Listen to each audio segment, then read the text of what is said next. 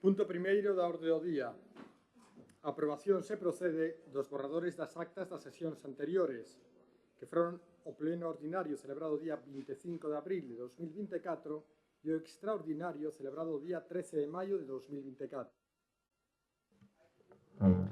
Procedemos a la votación. No sé si faltaba alguno. Bueno, ¿faltaba alguien en alguno de los plenos? ¿Es 25 de abril?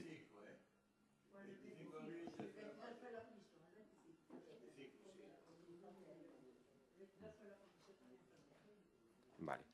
Pues procedemos a la votación de las dos actas. ¿Votos a favor?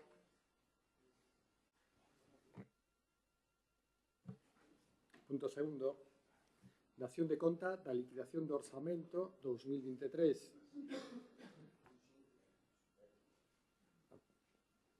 Perdón, este foi o punto terceiro. Punto segundo, dación de conta do informe anual de todas as resolucións adoptadas contrarias aos reparos efectuados pola intervención municipal no ano 2023.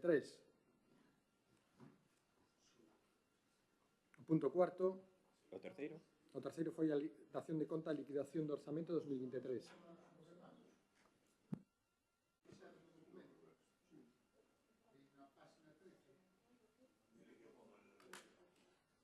Na páxina 13, onde pon, despois de facer a numeración dos reparos, fala que o total o número de reparos é 188 e 198.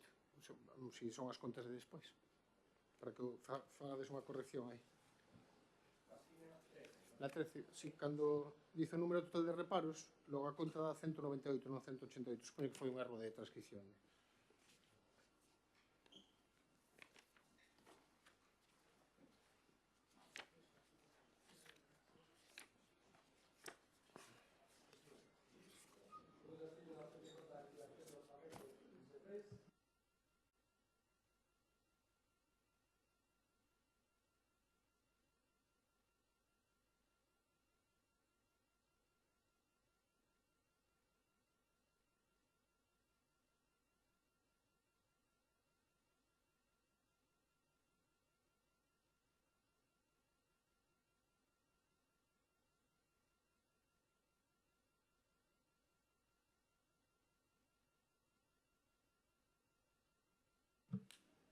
Punto sexto, recoñecemento extrajudicial de créditos, 1/2024.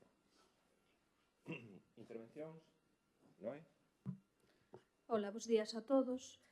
O noso grupo votará a favor deste punto, xa que entendemos que hai que abonar as facturas que se anexan.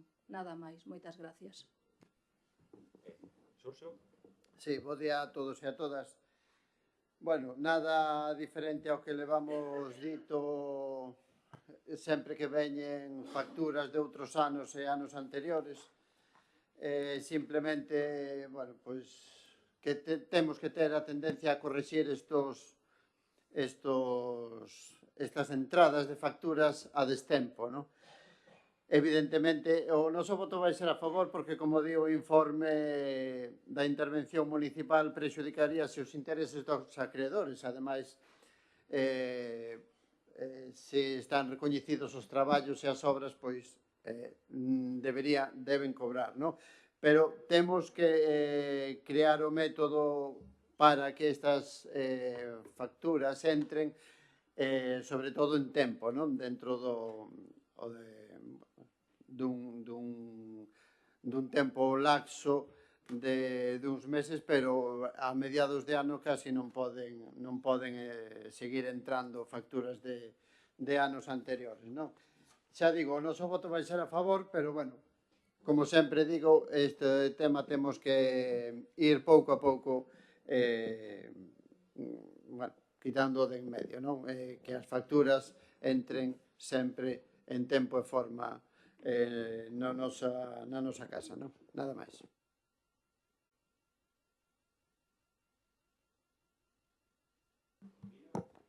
Ola, bos días a todos e a todos. Pois ben, como ben expuxemos outro día na Comisión de Asuntos Económicos, trátase de facturas do 2023 que son abonadas agora no 2024. Parte do que decía o compañeiro Xurxo, teño aquí o listado, moitas delas pertenecen á última quincena do mes de decembro. O Departamento de Intervención non lle dou tempo a facer o pago desas facturas. Non é porque...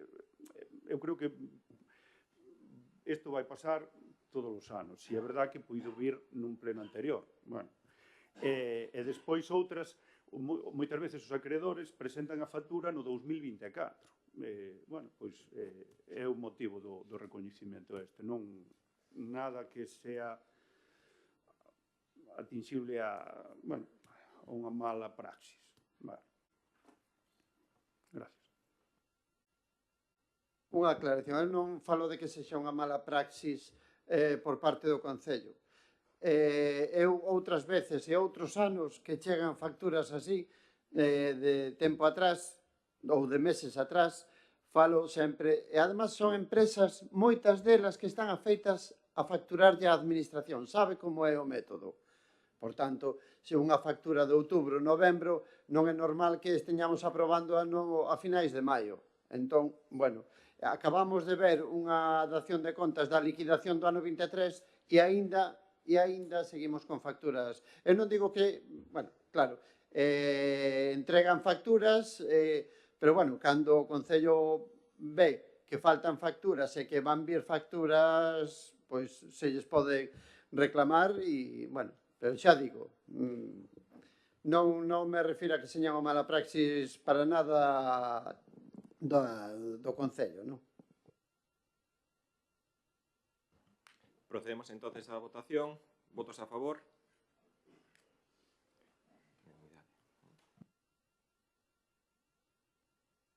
Punto séptimo da orde do día.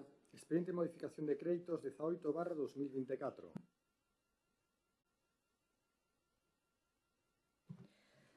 O noso voto vai ser favorable. Entendemos que se modifica crédito dunhas partidas que non o necesitan para outras que si son necesarias e inaprazables, e pola nosa parte, despois de revisar o expediente que presenta o concelleiro donde se expoñen as causas e razóns, non vemos nada malo nesta modificación. Moitas gracias.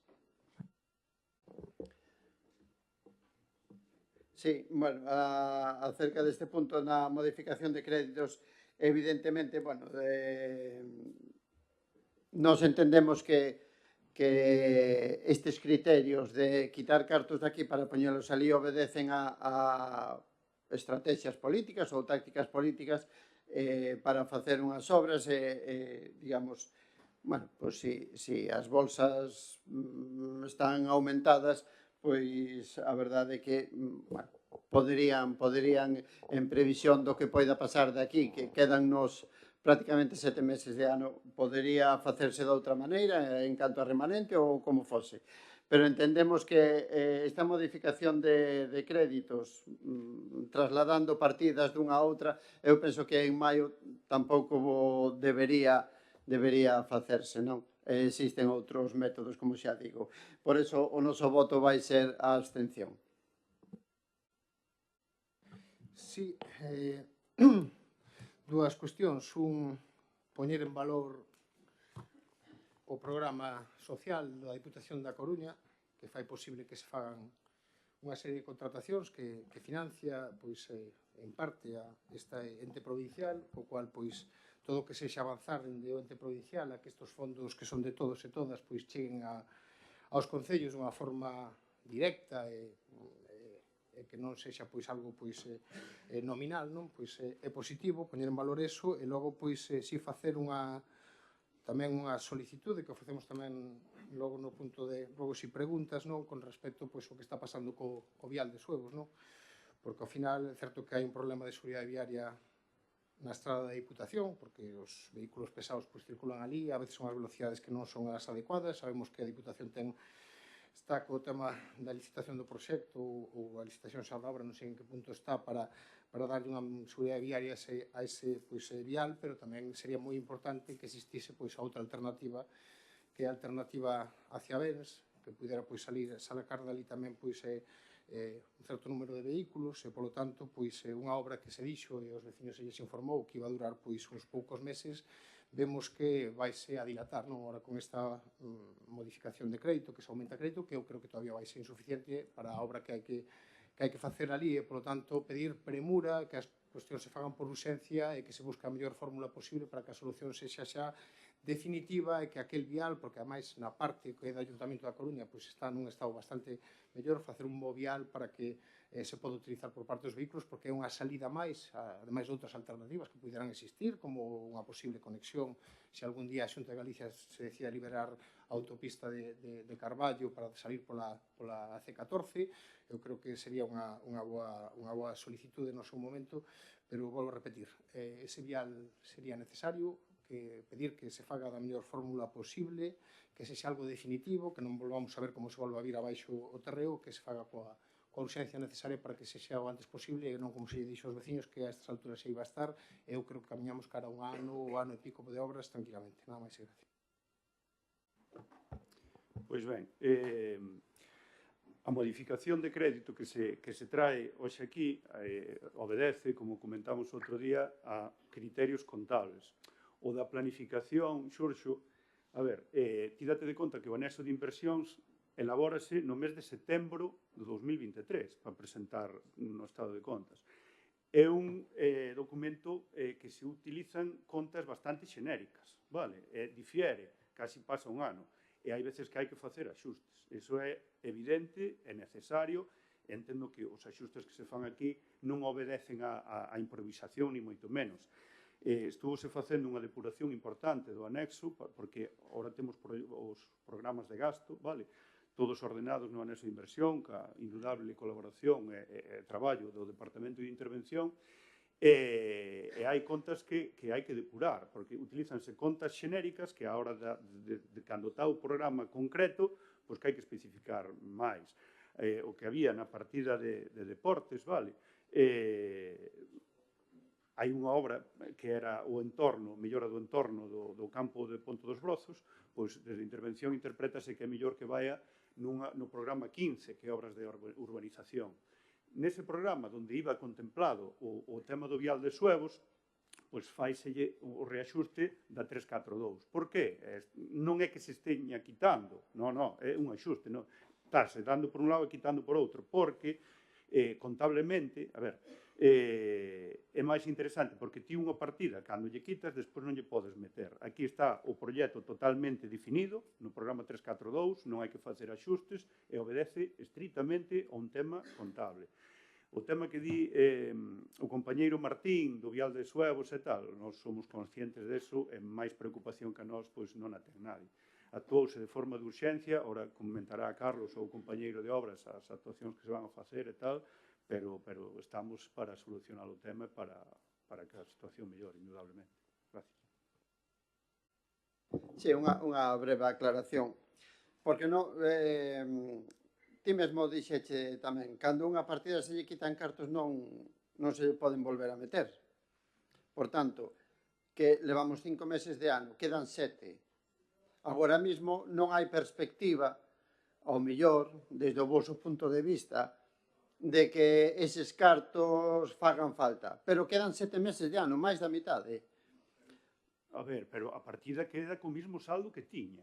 É dicir, No, aquí hai unhas partidas que se lle quitan cartos. no, Raúl, a partida de deportes, vale, o que estaba contemplado na 342, que é deportes, vale, úsase a 151.609, que é obras de urbanización. O que nós tiñamos previsto na 342, vale, úsase da 151. E non se minora nesa por un tema contable, nada máis. O sea, que eu non Claro, vexo... a ver, a modificación de créditos é o que é. Se pasan cartos dun lado para outro, dunha bolsa para outra, Claro, non? porque Claro, a contabilidade claro. ten que reflexar a imaxe infiel do patrimonio. E a eso me refiro, que quedan, o sea, levamos 5 meses de ano.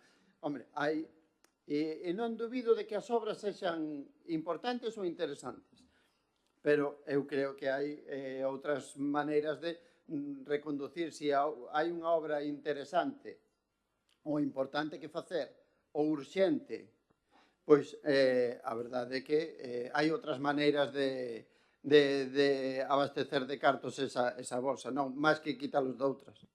Pero que, a ver, eu creo que ou non me sei explicar ou non se está entendendo ben o tema. Non se está quitando para que a contabilidade reflexe a imaxe fiel do patrimonio, o que nós tiñamos no programa de deportes, vale? Pois procede máis poñelo na 151, porque son obras ordinarias de urbanización, para que a contabilidade reflexe a imaxe fiel. É dicir, se nós lle quitamos a outra cartos que estaban destinados desa, o sea, é que non, o debate é inerte, que non facemos nada. Quero dicir, non estamos quitando da partida, quitando dunha partida. Se lo concreto yo más. Las obras de urbanización exterior del campo de fútbol son obras de deportes, que se entiende que deberían estar en obras de urbanización. Entonces, la planificación nuestra, que estaba al crédito en deportes para hacer esa obra, lo único que se hace se transfiere para hacerlo contablemente desde el tema de obras ordinarias de urbanización. El dinero es el mismo, el proyecto es el mismo, la organización es el mismo, lo único que en vez de estar en una 430 está en una 152. Es ese. Que dotar a 453, que nós tiñamos nunha partida máis xenérica, que é carreteras. E por eso se pasa. Pero é que é un... Ese vial non estaba previsto porque non existía, o sea, non houbera problema. Xa, pero non estaba... É dicir, é un axuste contable que podemos estar falando esta mañá, pero que non aporta nada. É o mismo, é a mesma cantidad. ¿Martín? No. José, ¿quieres decir algo o lo dejamos para después? No, deixamos para o turno de robos e preguntas. Gracias. Yo lo único decir aquí que es importante, esta modificación presupuestaria del vial de Suevo son 350.000, pero es una obra plurianual. El coste total son 900.000, ¿vale? Que irá en los presupuestos también del 25 con las tramitaciones. No tiene sentido dotarla de crédito completo cuando lo vamos a ejecutar completamente este año. Y sí que es verdad que aquí se han juntado dos problemas. Es el problema de la situación del estado de inseguridad de la ADP, la 503, de la carretera de Suevos, que lleva muchos años sin abordarse y que, bueno, se junta ahora con, en este caso, la situación de la carretera cortada que va hacia Coruña. Una carretera que, lo vuelvo a decir, igual que la carretera de la Diputación es una carretera estructural y existente y principal, la carretera de Suevos fue creada de manera artificial cuando se hizo el polígono de Mafriesa. Y la situación y lo que ha pasado, primero declarando una obra de emergencia, es que la situación completa del vial está en una situación más crítica.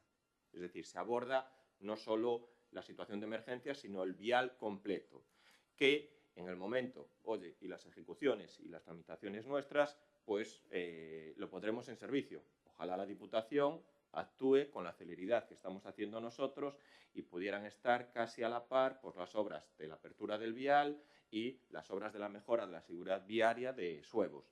Y en el enlace, que la conexión de Suevos, que nosotros llevamos desde el 2012 pidiéndolo, exigiéndolo, el enlace de Suevos en la autovía del puerto exterior, lo volvemos a reiterar cuando se hizo lo que es el proyecto de la autovía al puerto exterior. Desde el anterior grupo de gobierno nunca pensaron, ni planificaron, ni pidieron las conexiones ni en Suevos ni en el enlace de la 415, el enlace de Meicende. Nosotros en el 2012 hemos hecho un proyecto y solicitado al Ministerio la conexión en ese vial, depende única y exclusivamente del Ministerio de Fomento. ¿Qué pasa? Llevamos años y años peleando por la ejecución, que viene después una moción, por eso no alargo el debate, es por el enlace de Meicende, que el enlace de Meicende es una obra con proyecto existente, con el expediente de expropiaciones iniciado y no avanzan, pues mucho nos tememos o nos suponemos que el enlace en Suevos pues probablemente pues tampoco será dentro de las prioridades. Vale, procedemos entonces a la votación. ¿Votos a favor?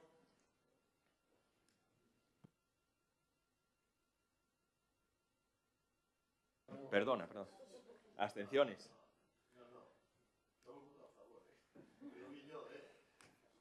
No, luego cuando nos pasa a nosotros protestamos también. Claro, por eso. No pasa nada, Raúl. Es abstención, sí. Punto oitavo. Modificación da ordenanza fiscal número 4, reguladora do imposto sobre construccións, instalacións e obras.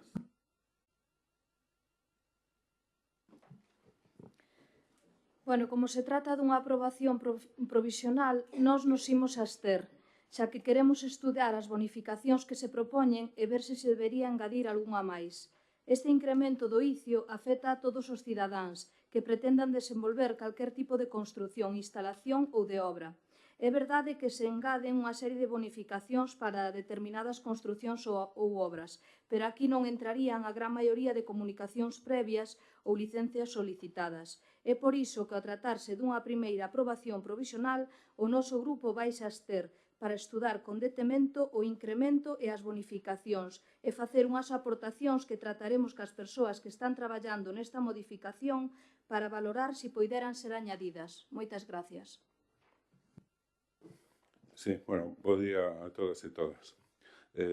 Decir que fomos moi críticos co tema do Doing Business, no que a Xunta vendía como súa iniciativa e logo residía nos concellos os gastos porque deixaban de percibir aqueles impostos polas bonificacións, non? Ademais, eses cartos son de todos, non? Bueno, se viu que este Doing Business no que os concellos se vían obligados a incorporarse porque senón non podían acceder a determinadas subvencións, o sea, que outros concellos que estaban dentro, que sí, no? Co cual tergiversaba todo. Bueno, pois isto se demostrou que era un bluff e, de feito, o propio Concello de Arteixo se saliu deste convenio, non? E estamos así. Pero de aí, de isto de non cobrar nada ou cobrar prácticamente nada, unha parte pequena, a subir a unos impostos que son ou pasan a ser, xa eran, os máis caros de todo o contorno, non? Temos que lembrar, por exemplo, que en Carballo, xa que sempre se gusta poñer como exemplo, no urbano está ao 2,5% e no rural está ao 2%, ¿no? Con certas bonificacións tamén. Bueno, aquí, eso se comparamos co 3,1 que na actualidade ten o Concello de Arteixo e que se quere subir ao 3,5, pois resulta rechamante esta subida, porque ademais afecta, como decía a compañeira Noelia, a toda a xente, non só as grandes empresas que teñen unha grande capacidade económica para poder afrontar sin ningún problema ese tipo de incrementos. Bueno, decía que nos parecen excesivos, ¿no? Parece que se calcula que o incremento nos ingresos vai a ser de €500,000 de euros, se non me equivoco, por esta subida que se quere aprobar, ¿no? Pero insisto que esa capacidade que os veciños non teñen, pois, non nos convence. Leídas as bonificacións, bueno, este documento é un pouco tamén corte e pega, está sacado de outros sitios, as bonificacións son bastante extensas, parece que habría que logo contemplar, estudiarlas máis por menudo, pero parece que contemplan todos aqueles casos nos que é preciso facer esa bonificación, que afecte tamén aos particulares en determinados casos, tamén como nas instalacións fotoeléctricas, que tamén as hai que promocionar, non? Entonces, en principio, ainda que hai que estudiarlo máis a menudo, parecen correctas. Por eso tampouco imos votar en contra, non? Preguntarnos ao final se ese incremento non vai a supor como se comentaba no Doing Business, un elemento disuasorio a que determinadas empresas se podan instalar, porque ese ICIO pode ser tremendamente elevado cando alguna empresa pretende instalarse en Arteixo e igual o valora e busca outra ubicación, cando sería interesante que se pudieran quedar aquí. Bueno, por todo elo, nos imos abster, porque, aínda que consideramos que a subida é excesiva e ten estes inconvenientes que comentamos, por eso non votamos a favor. Sí que nos parecen axeitadas as bonificacións, insisto, dependendo de que surca algunha outra necesidade que habería que estudiar e adaptalas no tempo, pero, bueno, estas ordenanzas fiscales non son inamovibles, se poderían adaptar no tempo. Gracias. Sí, gracias.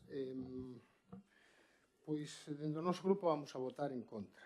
E vamos a votar en contra, eu creo que por unha explicación, eu creo que obxectiva, no sentido de que se o Concello de Arteixo se atopase nunha situación contable ou financiera complicada, no cual pois tuéramos pois necesidade de ter máis recaudación, pois poderíamos entender que existise unha subida impositiva, porque é certo que o ICIO afecta en maior medida as grandes obras, as grandes empresas, porque isto é un porcentaxe dos orzamentos que se aplica pois no propio orzamento de cada obra, pero tamén estou seguro de que 300.000 euros que pasan a 340.000 ou que sexa para unha empresa grande, tipo pois, o Inditex, o Estrella Galicia, o Gevaso, unha empresa que teña solvencia, seguramente que non é tanto como para un particular que se pasa de pagar, pois imaginemos, pois, por unha obra pois 3.000 euros, pasar a pagar 3.400. Por lo tanto, é certo que lle afecta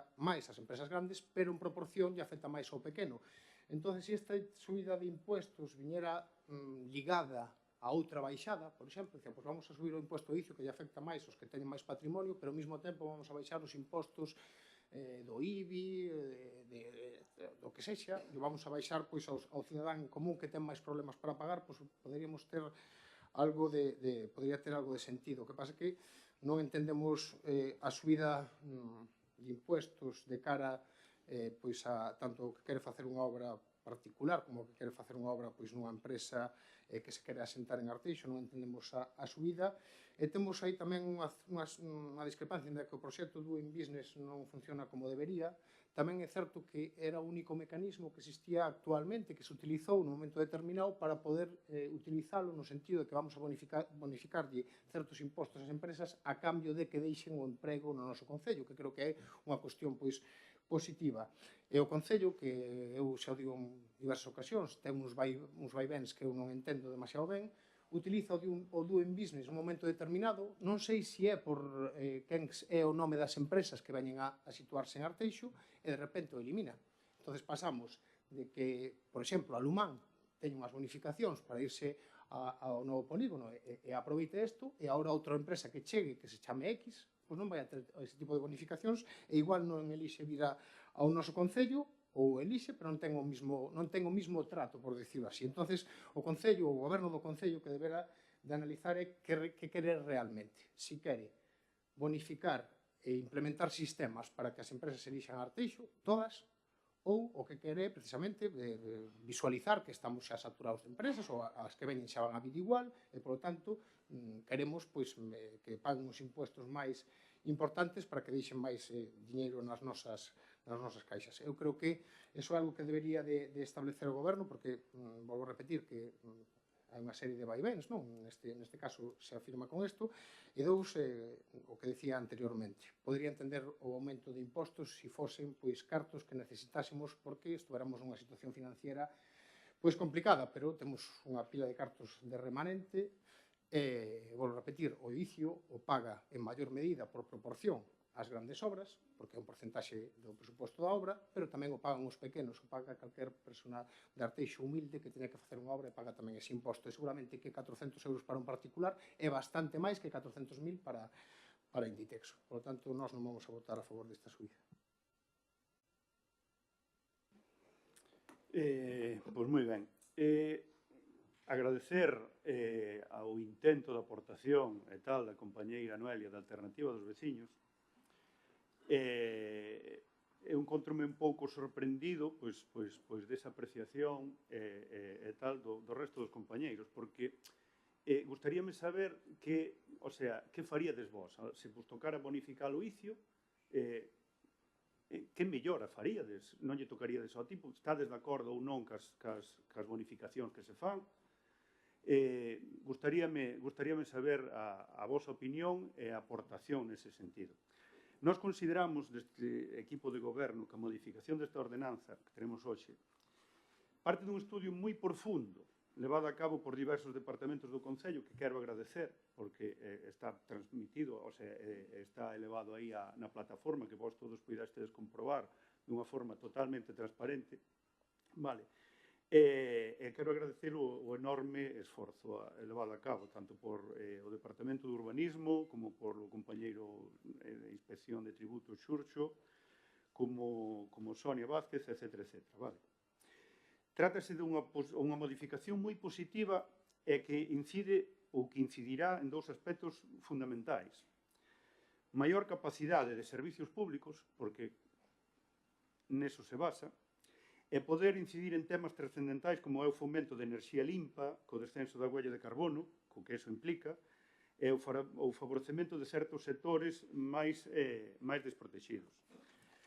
Pasamos a actualizar o tipo impositivo, vale, ao 3,5%, especificar que a media do ICIO en España está no 3,53%, que a Coruña ten o 4%, que concellos como Ares, que é o do PSOE, o 3,50%, Culleredo tamén ten o 3,50%, Moeche, que é do BNG, ten o 4%,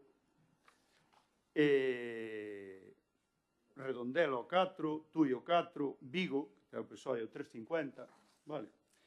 Que dato nos reflexa isto? Pois que todos aqueles concellos que teñen zona industrial tenden máis ao 4%, ca aqueles que non.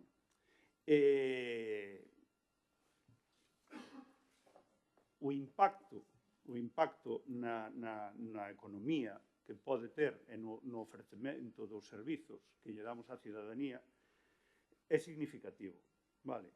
Trátase dunha decisión tomada con moitos datos, vale, e que considero que como decimos, pois é positiva. Que se trata de bonificar? Pois bonificamos construcións de explotacións agrícolas, gandeiras e forestais, como establos, fosas sépticas, silos, almacéns ou calquera outra que serva a tales fins, cun 70%. Antes isto non estaba recollido. Bonificamos tamén aquelas obras realizadas en zonas ARI, áreas de rehabilitación integral, sempre que se destinen exclusivamente a vivenda, cunha bonificación do 50%. Bonifícanse tamén os edificios histórico-artísticos, catalogados como tales no planeamento xeral. Esta bonificación xa estaba vixente na ordenanza actual.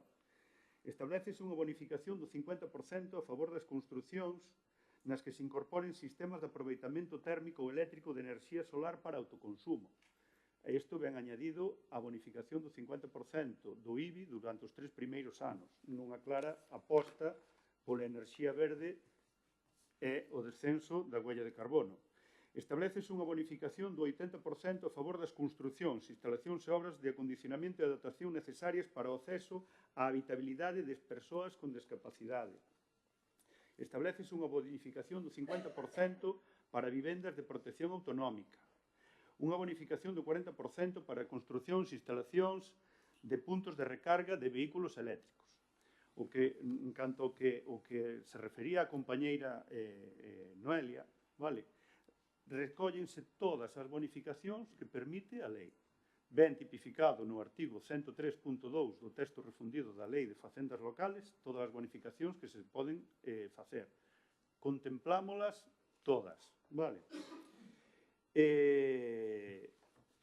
O dato significativo, vale, porque podemos vender aquí que lle subimos ao particular, que non. O dato significativo é que o 95% da recadación do imposto, vale, basado nun estudio de 3 anos, o 95% atribúyese ás empresas, vale? Esas empresas que se establecen aquí no polígono, que nós, estamos encantados de que veñan porque producen riqueza, producen traballo, pero si é verdade que en algúns casos generan certas molestias ao cidadano. Esos impostos revirten na mellora dos servicios ou na sustentación dos que estamos a ofrecer. Hai dous pilares moi básicos e importantes na xestión económica dunha entidade local, que é a sostenibilidade financiera e a estabilidade presupuestaria. Está moi ben dar bonificacións, vale? Pero se damos bonificacións e non orientamos hacia outro lado, pois estaríamos atentando contra a estabilidade, vale? Gustaríame, gárdome cousas para o segundo turno, gustaríame saber cal sería o voso aporte que faríades vos co ICIO, que non me quedou claro. Gracias.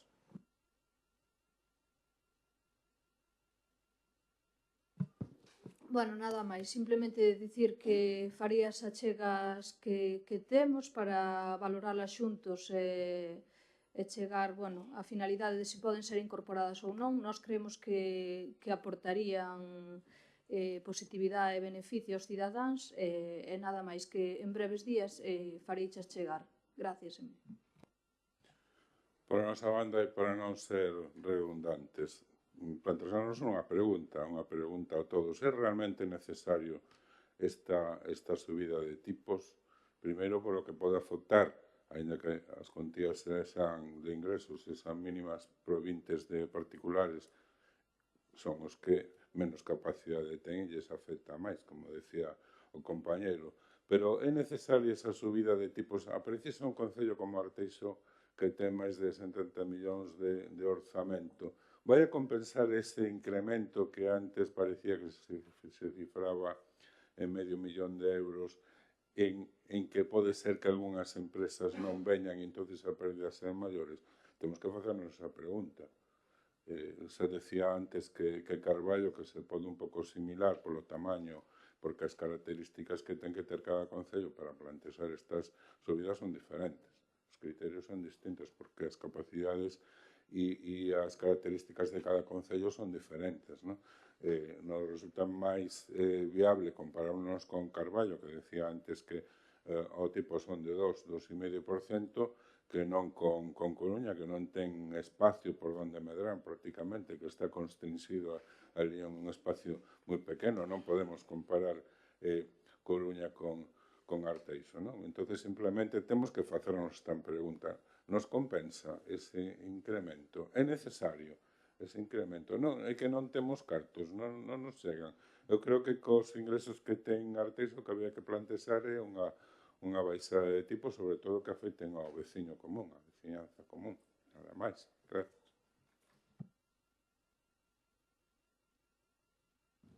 Sí, gracias. Ben, eu, aproveitando a invitación do concelleiro de Servicios Económicos para aportar, eu quería incluso facerlle un recorrido e recordo moi gratamente unha época non moi lonxana deste concello, no cual empezamos incluso con bonificacións nalgúns impostos cando estaba aquí o compañeiro finado, o Baldomero, co cual pois, tamén facer un recordo hacia ele e a súa capacidade de diálogo. Falábamos moito destas cousas, precisamente para bonificar algún tipo de cuestións. Algúnas modificacións que se fixeron en continuo diálogo coa oposición, o cual se agradece, e pedir pois, que ese diálogo exista non na salón de pleno, sino tamén previo a este tipo de cuestións, non para poder pois, debatir e falar e poder chegar a acordos. Con respecto ás bonificacións, como ben puido observar, nós non estivemos en contra, nin estamos en contra, nos parecen ben as bonificacións que pretende pois, introducir o Concello. E logo que sirvan para algo tamén, claro, porque está ben primar a vivenda, os impuestos as vivendas de protección autonómica, se existen vivendas de protección autonómica, por lo tanto, sería moi interesante que en Arteixo se fixese vivenda protegida para os cidadáns e logo a bonificación xa viría despois. Creo que sería interesante. Está ben tamén facer un recorrido, pero cando se fai un recorrido polos concellos, os tipos, non só utilizar aqueles que teñen a tipoloxía ou tipo máis elevado ou próximo ao que nós queremos adoptar, porque hai outros que o teñen máis baixo, tamén é certo. O sea, hai nos que os teñen máis elevados, tamén pode ser que outros concellos teñan menos presión pois, de construcción que outros, e, por tanto, teñen máis alto. Bueno, dependendo un poquinho do que sexa cada unha das situacións de cada un dos concellos. O que sí que está claro que é certo que se fan bonificacións, pero é certo que se aumenta o tipo. E o tipo se aumenta a todos os cidadáns. Aqueles empresas grandes que queren facer unha obra de 10 millóns de euros, que van a contribuir máis, pero tamén o pequeno vecino que vai facer unha obra ten que pagar un inicio máis pequeno, pero que para un pequeno vecino 300 euros son máis que 300.000 para unha empresa grande. Eso é unha realidade. Eso temos que telo claros. E, por tanto, eu comparto, e xa o decía antes, o que decía Xurxo, no sentido de que para que supimos tipoloxía? Que se pretende facer con eso? Hai outra baixada que para os cidadáns que acompase eso? Hai algún proxecto de algún servicio novo que necesita unha nova financiación porque non temos no Concello? Cale, porque decir en global que para dar servicios, home, o Concello que ofrece servicios, evidentemente, pero en global, para que? Subir a tipoloxía dos impostos aos cidadáns, un Concello que está con remanente que non dá gastado ano tras ano o orzamento que ten, pois a mí me resulta pois un pouco chocante. Eso, evidentemente, o que había que facer é planificación, creo, eu volvo a repetir, que está ben que se diga que o 95%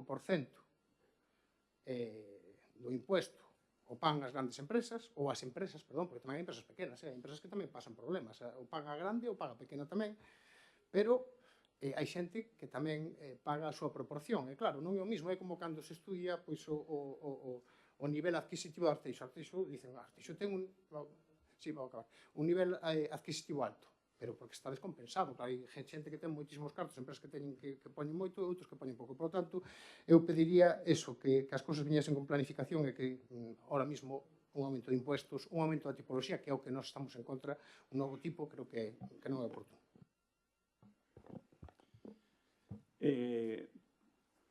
Quedou vos claro que somos un concello meramente industrial, e que a aportación do 95% provén do sector industrial. Eso espero que quedara claro no estudio que se fixo aí e que está claramente dotado. O impuesto do ICIO é un impuesto indirecto que grava o consumo. Todos os impostos indirectos que gravan o consumo tenden unha repartición de riqueza. O Concello de Arteixo ofrece moitos servizos e moitos servizos dos que non ten competencia. Esta decisión estratégica que afecta total, o sea, na parte casi total o eido empresarial é unha decisión estratégica porque temos por pendiente de desarrollo o polígono de Morás, temos pendiente de desarrollo o porto exterior, e todos eses fondos que consiga o Concello serán revertidos, evidentemente, como é o normal, e como decía Martín, no pobo. Consideramos que esta medida é moi interesante e sí que é necesaria para seguir mantendo esos servicios, vale, porque non podemos, e para non atentar contra a estabilidade presupuestaria, entendemos que é unha decisión axeitada. En canto ao que comentaba Martín, que non somos capaces de gastar o que temos, o remanente de tesorería e tal, oye, pois non sei se será boa noticia decirlle que o remanente a día de hoxe é prácticamente nulo, vale? Que o Concello invertiu todos eses cartos dos cidadáns, vale? E que estamos nunha situación pois boa, e que a intención deste equipo de goberno é seguir tendo esa situación boa, seguir gozando de estabilidade e sostenibilidade. Esta decisión vai incrementar a sostenibilidade e pouco máis.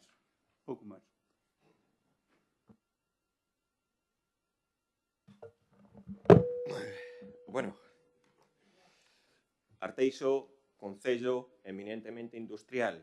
El 90-95% de la recaudación de licio proviene de las industrias. Y creemos que la previsión de futuro, de incorporación y bueno, pues implantación de empresas aquí va a ser muy importante en el entorno del puerto exterior, en el entorno de Morás. Decías, Raúl, que a lo mejor esta subida puede repercutir, que haya alguna empresa que no venga. Pues que no venga. Porque aquí muchas veces estamos hablando de implantaciones de empresas de un ámbito industrial, empresas que el ámbito industrial muchas veces tiene su parte positiva, pero también por su parte negativa, y si hay una empresa que por subir décimas un impuesto no se implanta aquí, quiere decir que su implantación y la colaboración, y en este caso el trabajo con el Concello, pues también sería nula. Porque aquí estamos muchas veces hablando, hay empresas, hay industrias, pero también tiene que haber una colaboración y una participación, una responsabilidad social corporativa, una actuación con el entorno, todo este tipo de cuestiones, ¿no? Martín, oye, pues se hablaba del Doing Business, pues nombró a Lumán, yo nombro a Estrella Galicia. Probablemente, si el Concello de Arteixo en ese momento que decidió acogerse al Doing Business, no tuviera el Doing Business, pues Estrella Galicia no estaría aquí. Nombra a Lumán, yo nombro a Estrella. ¿Por qué? Ha pasado el plazo, los tiempos programados para el Doing Business. Oye, podía la gente o las empresas implantarse y más empresas acogerse a ella, no se acogieron, nosotros pues hemos decidido, ya hemos tenido esas bonificaciones y hemos decidido ahora quitarlo. ¿Qué significaría tenerlo? Oiga, pues significaría tenerlo, le voy a poner un ejemplo, una empresa como Repsol, que usted conoce, imagínese que quiere hacer Repsol otra refinería en Arteixo. Pues nada, pues habría que bonificarle el 95% de litio. Pues estamos bien, una refinería, otra refinería con su parte buena y su parte mala, y nada, el Concello tendría que bonificarle el 95% de litio, el 95% del IBI y el 95% del IAI. Una refinería. Yo creo que es lógico la previsión, una empresa que se instale en el puerto exterior, se está hablando de empresas de hidrógeno. Oye, pues que a lo mejor hacen una inversión de 100 millones y que repercute en un inicio de 3.100.000, que tengan que pagar 3.500.000, pues no me parece, en este caso, pues una cuestión excesiva. Y sobre todo porque ese ingreso sirve para repercutir, lo que decía en este caso mi compañero, en la mejora, optimización e incluso la ampliación de los servicios para los vecinos de Arteixo. 95% de los ingresos la empresa. Si me dicen los particulares, nosotros nos hubiera gustado poder distinguir el coeficiente, en este caso de particulares y de empresas, pero no lo permite la ley. No lo permite la ley. No lo subimos, ¿vale? Fíjese, la repercusión al vecino. Un vecino que quiera cambiar las ventanas de su casa, pues mira, a lo mejor en vez de pagar 150 euros va a pagar 165 y una ventana, por el incremento de precios en los últimos años, ha pasado de 700 a 1000. Y es así. Una ventana sola, ¿eh? Cualquier vecino que esté aquí o que esté en Arteixo que quiera cambiar sus ventanas, hace 2 años o 3 años, una ventana le valía 700 euros. Ahora, una ventana sola le vale 1000 o más de 1000 euros. Y nosotros lo único que pasamos de 150 a 165 y el problema es del concello que sube. Hombre, no, yo creo que tiene que ser una cuestión muy equilibrada. O pongo el ejemplo de cualquier vecino que quiera hacer un baño, la reforma de un baño. Una reforma de un baño que antes, oye, pues estaba en un precio medio de 3.000, 3.500 euros. Ahora, cualquier baño que se reforme en una vivienda, 6.000. 6.000, y si alguien lo encuentra más barato, que lo diga. Y que pasaba de pagar una tasa de 93 euros a pasa ahora a 95, 12 euros. 12 euros de incremento de litio frente a 3.000 de coste y sobrecoste de hacerla. Hombre, yo creo que teniendo, y lo vuelvo a repetir, el 95% del ingreso es de la industria. Pues aprovechemos el ingreso de la industria, el ingreso de los polígonos, y lo vuelvo a decir, eso al final va a repercutir en el beneficio de todos aumentando los servicios. Procedemos a la votación. ¿Votos a favor? ¿Abstenciones? En contra.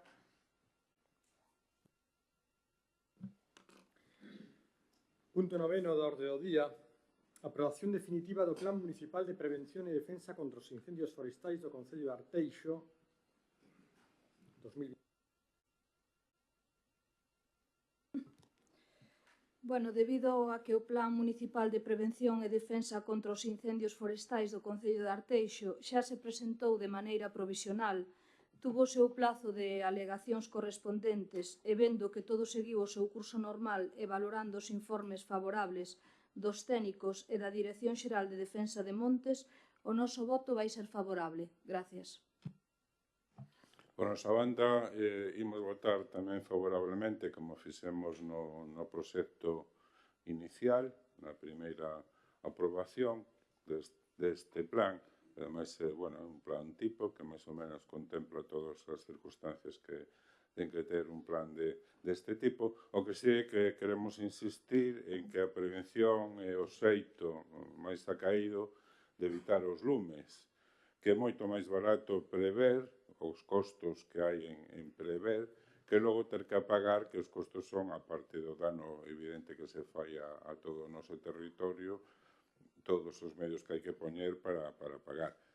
Hai que ser, en este caso, proactivos, o sea, actuar antes de que suceda, que reactivos, que quere decir reaccionar cando o lume xa está queimando o noso territorio, non?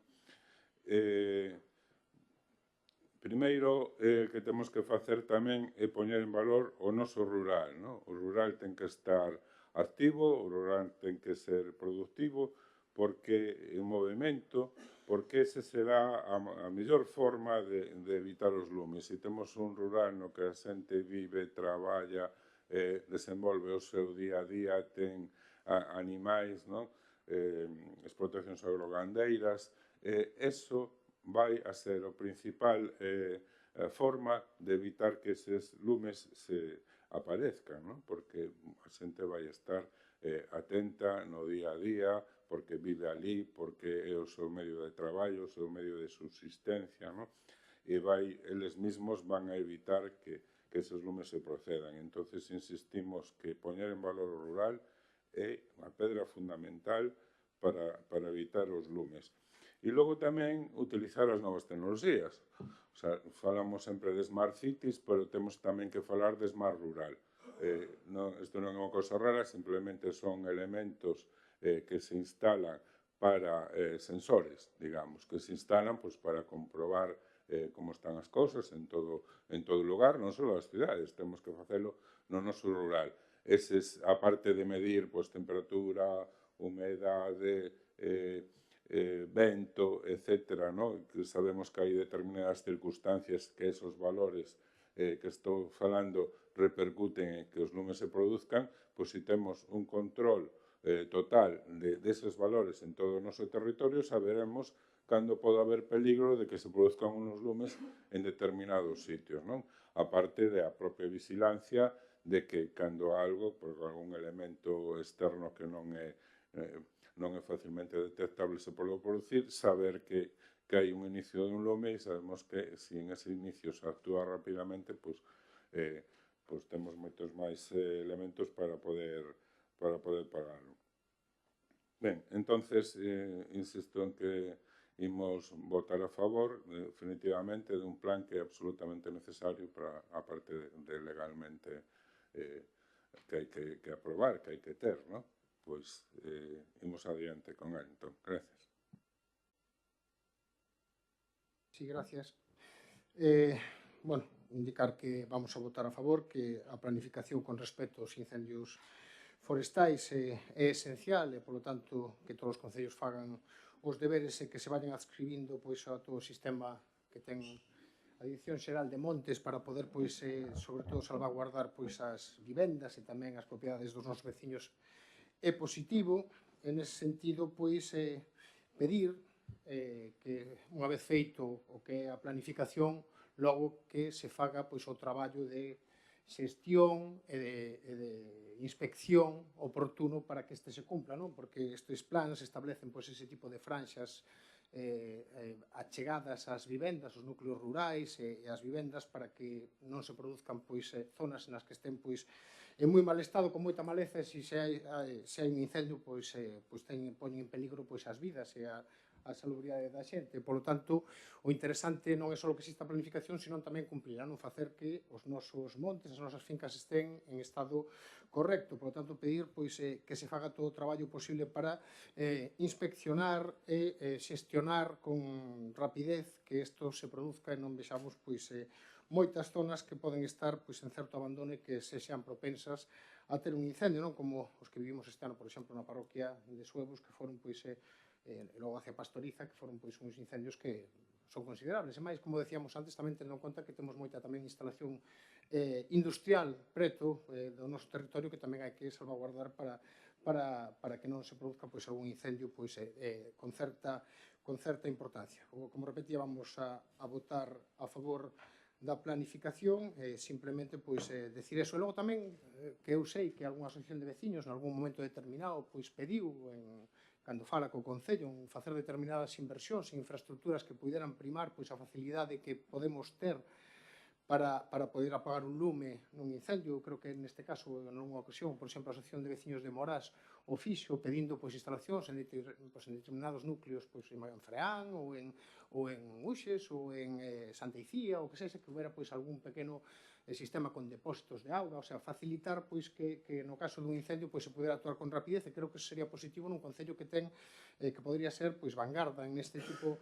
de cuestións e ter esta infraestructura pois adaptada para que os nosos núcleos pois rurais estuveran máis e mellor protegidos do que están actualmente. Logo ter moi bo estado, que tamén é importante, as nosas vías e as nosas comunicacións e os nosos camiños. Non? Eu recordo fai uns anos un incendio que fora pois aí no entorno de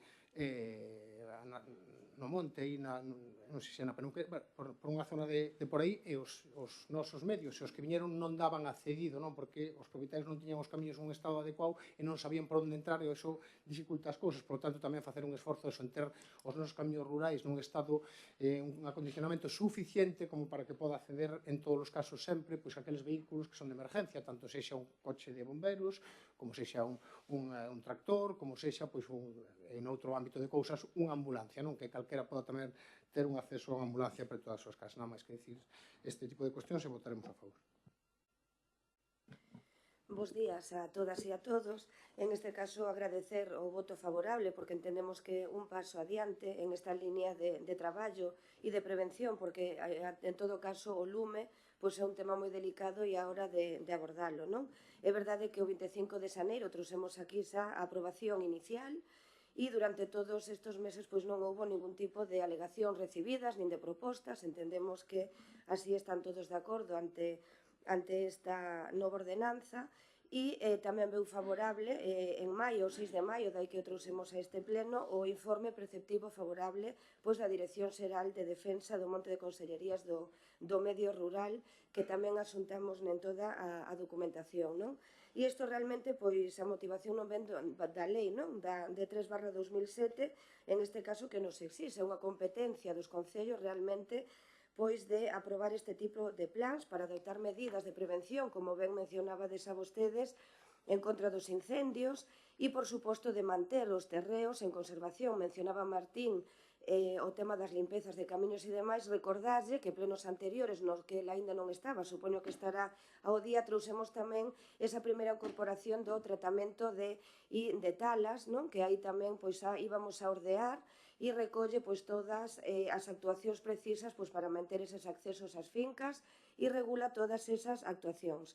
Polo tanto, a idea de todo isto pois é manter a conservación e a biomasa vegetal pois nas condicións precisas para evitar esos incendios, atribuir a ordenación e execución subsidiaria da xestión de biomasa, así como deber de xestionar as redes secundarias tamén de faixas da xestión de biomasa e as faixas laterais tamén das vías das redes viarias de toda a titularidade. Vale, un pouco a modo recordatorio. Esperamos que a partir destos meses, que van a ser os máis críticos, pois que non teñamos ningún incidente. Moitas gracias. Sí, bueno, como lembraba Inés ahora mismo, na aprobación inicial fixemos fincapé na necesidade do perfecto mantenimiento desas vías forestais, ¿no? E como estas quedaban destrozadas cando se realizaban labores de saca de madeira, ¿no? Polo cual pedíamos que se redactara unha ordenanza de saca que evitara estes problemas, ¿no? E que requerían as propias empresas que realizaban esas sacas que deterioraban eses camiños a carga de deixalos como estaban, ¿no? Que era o que se pretendía. Efectivamente, esa ordenanza se levou a pleno e a aprobamos. Entón, aproveitamos para facer a pregunta de como está sendo o desenvolvemento desta ordenanza, está funcionando, porque é unha ordenanza que vai a requerir moitos asustes, non? Hai unha problemática enorme a respecto destas empresas, que son unha especie de lobbies que además non se levan moi ben entre eles, non? E entonces sei que é unha cousa difícil de asustar, pero, bueno, a pregunta é como está indo o resultado desta ordenanza que aprobamos. Funciona? Hai que facer asustes? Nada máis.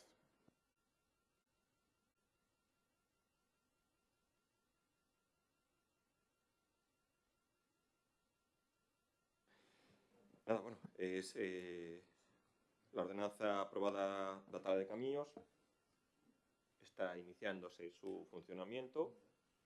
Por lo de ahora no hay ninguna incidencia. No quiere decir que no las haya más adelante, y bueno, vamos a ir pues observando y pues un poco viendo cómo va evolucionando. Es verdad que tanto en la ordenanza de tala de camiños como esta ordenanza de plan de incendios forestais nadie hizo ninguna aportación, nadie, ningún grupo, nadie. Bueno, es una pena, ahora aparecen aportaciones. ¿Eh? No, lo que pasa es que me parece extraño que las aportaciones sean ahora. Yo estoy en mi turno de intervención, no interrumpí a nadie. Me gustaría que, oye, que sí que hubiera en el plazo de exposición pública que se pudieran hacer aportaciones. Y a veces que se hagan aportaciones no quiere decir que la aprobación inicial sea mala, sino que es enriquecedora. Pero bueno, no hemos tenido esa suerte de que pues, se pudiera enriquecer la ordenanza, no hemos tenido suerte. Y bueno, pues decir que sí que es verdad que en el tema del incendio de Suevos también es importante resaltar que a veces estos incendios son intencionados. En el caso de Suevos, hoy sale la noticia de que pues, se ha cogido a una persona, vecino también de Suevos, que es el que provocó el incendio el 12 de mayo. Entonces, la prevención de incendios, la concienciación de todos, la aportación de todos, incluso aportación de actuaciones novedosas, pues yo creo que también enriquece a lo que es la actuación de todo este tipo de procedimientos. Procedemos entonces a la votación. ¿Votos a favor?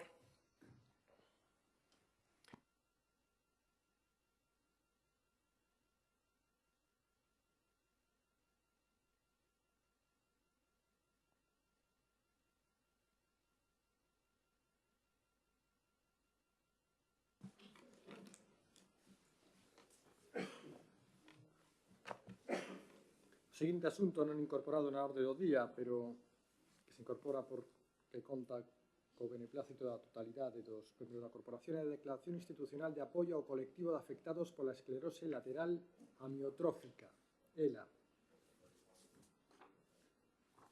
O pasado 12 de marzo, o Congreso dos Deputados aprobou por unanimidade de todas as forzas políticas representadas no arco parlamentario estatal admitir a trámite a proposición da lei ELA. Dita aprobación supón que os lexítimos representantes da soberanía nacional da que emanan os poderes do noso Estado, tal como recolle o artigo 1.2 da Constitución Española, asumen como propia a necesidade de que os afectados por esta cruel doenza, os seus familiares e coidadores, sexan amparados en igualdade de trato co resto dos enfermos de calquer patoloxía, coa cobertura sociosanitaria que precisan para poder vivir coa dignidade que merecemos nun Estado, xa que na súa norma fundamental recolle a obriga dos poderes públicos de garantir un sistema de atención ás persoas con discapacidade. Ou na Lei 39 de 2006 de promoción da autonomía persoal e atención ás persoas en situación de dependencia, cando regula as condicións básicas de promoción de dita autonomía e atención mediante a creación dun sistema para a autonomía e atención da dependencia, coa colaboración e participación de todas as administracións públicas, ou na Lei Xeral de Saúde Pública, que dentro dos seus principios xerais especifica que as administracións públicas estarán suxeitas ao principio de equidade, de xeito que as políticas, plans e programas que teñan impacto na saúde da poboación promoverán a diminución das desigualdades sociais en saúde, prestando atención específica ás necesidades das persoas con discapacidade. O 12 de marzo foi, sen ninguna dúbida, un día para o recoñecemento e gratuidade polo traballo realizado dende hai tempo polas asociacións de afectados e entidades colaboradoras, que, coñecedoras de primeira man da dura realidade desta enfermidade, non teñen deixado de loitar arreo para garantir algo tan básico como a vida, dereitos en local, no noso estado social, no noso estado de dereito e no noso estado de benestar, vense abaixo sen remedio. Como galegos, é un orgullo para todos nós que a Asociación AGAELA, Asociación Galega de Afectados pola Esclerose Lateral Amiotrófica, declarada de utilidade pública pola Xunta de Galicia no ano 2023, fora unha das que encabezou esta loita e que estivese representada na xornada de presentación da proposta de lei levada a cabo no Congreso dos Deputados o pasado 20 de febreiro. O 12 de marzo tamén foi un día para a renovación da esperanza dos afectados directa ou indirectamente por unha patoloxía neurodegenerativa, sen cura e sen tratamento hospitalario, que que fai recaer toda a carga do coidado do enfermo na súa rede persoal de apoio, familia, amigos, coidadores, sen esquecer que a nosa actual configuración social e demográfica fai que moitos deles carezan incluso deste recurso básico imprescindible para a súa vida. Dende esa data, 2 proposicións máis foron aprobadas de xeito unánime polo Congreso dos Deputados, aínda que ditas aprobacións reflicten en sí mesma a concienciación da clase política coa situación de afectados pola ELA, non poden supoñer unha loita entre as diferentes forzas que presentaron cada súa proposta. Ao contrario, dita concienciación debe implicar que se traballe coordinando esforzos e recoñecemento de cada proposta o máis axeitado para a defensa dos máis que entendibles intereses do colectivo ao que se dirixirá a norma final. Desgraciadamente, un enfermo de ELA non só precisa unha estrutura forte e comprometida de apoio humano, que ten que deixar todo atrás para a atención 24 horas que precisa o afectado, senón a carga económica que implica a dependencia enerxética, a tipoloxía e duración dos coidados necesarios, os produtos de apoio básicos para a vida diaria, a reforma e adaptación dos fogares para facer fronte a unha realidade tan inesperada como devastadora e inevitable. Isto fai imposible afrontar os custos mínimos non xa para mantener unha vida de calidade, senón simplemente e desgraciadamente para a vida mesma. Precisamente por todo o exposto, ata o de agora, a xusta reivindicación social non pode volver a ser anulada por trámites burocráticos, por deixamento legislativo ou por establecemento de outras prioridades. Todos os mortos, dende a paralización e posterior decaimento da anterior proposición de lei presentada en novembro de 2021 e aprobada por unanimidade en marzo de 2022, interpélanos de xeito directo. As administracións deben dar resposta de xeito inmediato aos que xa non están con nós e a todos os que día a día incrementan a cruenta lista de novos diagnosticados, persoas que non teñen nin color nin ideoloxía política. O sistema legislativo español é claro respecto ás competencias sanitarias e as diversas leis que identifican ditas competencias e as atribúen ben ao Estado español, ben ás comunidades autónomas, e non deixan dúbida da importancia que este eido competencial ten no día a día da nosa veciñanza. É certo que a Lei 785 reguladora as bases do réxime local non recoñece competencias sanitarias aos concellos, como este Concello de Arteixo que me honro en presidir, diría o alcalde. Pero esta corporación entende que os municipios, como as entidades públicas máis achegadas á realidade cotiá da súa poboación, non podemos, non debemos e non queremos darlle as costas a aqueles que máis precisan do noso compromiso público para superar o seu día a día. Con esta visión como punto de referencia, este Concello quere empregar a súa voz oficial, que sempre debería ser a súa voz máis humana, para facer chegar unha petición alta e clara ás Cortes Xerais españolas. Recaen vostedes un mandato que debe ser entendido como un privilexio e ser exercido con eficacia e eficiencia, que debe rexer o funcionamento xeral das administracións públicas. O seu privilexio, outorgado por todos os cidadáns españois, é legislar para salvar vidas. Non existe norma, sexa o contido que sexa, que poida ser considerada prioritaria fronte a aquelas que, como esta proposición de lei, buscan únicamente evitar a morte innecesaria e injusta dos enfermos, o esgotamento dos recursos propios e familiares na súa atención e a desesperación dos afectados que se senten culpables dos estragos que a súa doencia causa naqueles que están a dar a vida por eles día tras día. Existe alguna causa máis nobre que encabezar a loita contra esta injustiza? Existe alguna consideración legal, procedimental ou administrativa que non só non apoie esta causa, senón que na sustente e impulse como a condición básica para que o exercicio da política cobre o seu máis verdadeiro, puro e inestimable significado? Por todo isto, elévase ao Pleno para o seu debate e aprobación os seguintes acordos. Primeiro, o Concello instará por escrito nos próximos 30 días ao Poder Legislativo Estatal para que proceda a tramitación de xeito preferente, urxente e prioritario dunha proposición de lei que recolla as mellores achegas de cada unha das normas aprobadas unanimemente e non esqueza que a garantía dos coidados 24/7 ten constituir a base fundamental da futura lei. Segundo, o Concello instará por escrito nos próximos 30 días a Deputación Provincial de A Coruña e a Xunta de Galicia para que dentro dos ámbitos das súas competencias sociosanitarias teñan en conta as necesidades do colectivo de doentes e familiares a hora de deseñar, implementar e aplicar políticas que poidan incidir na mellora da calidade de vida dos afectados. Cuarto, o Concello comprométese a continuar prestando apoio público á reivindicación legal contida nesta moción ata o momento en que a norma sexa publicada e entre en vigor. Quinto, o Concello comprométese, como forma de colaboración directa desta administración local cos afectados pola ELA, a poñer a súa disposición o asesoramento técnico dos servicios sociais municipais a hora de tramitar todas aquelas axudas ou prestacións establecidas para a mellora da calidade de vida dos enfermos e as súas familias, sexan de ámbito municipal, autonómico, estatal ou europeo. Sexto, o Concello comprométese, dentro das posibilidades técnicas, orzamentarias e logísticas municipais, a colaborar coa Asociación Aguela naquelas accións que esta asociación leve a cabo para dar visibilidade e concienciar sobre a realidade desta tipoloxía. O Concello, mediante a aprobación desta moción, invita a todos os municipios galegos a que se unan a esta necesaria reivindicación e amosen públicamente o seu apoio colectivo afectados pola ELA, os enfermos, as súas familias, as súas asociacións e entidades colaboradoras teñen feito un exercizo exemplar de dignidade, de superación e de valoración da vida e a hora de que os poderes públicos nos poñamos a súa altura.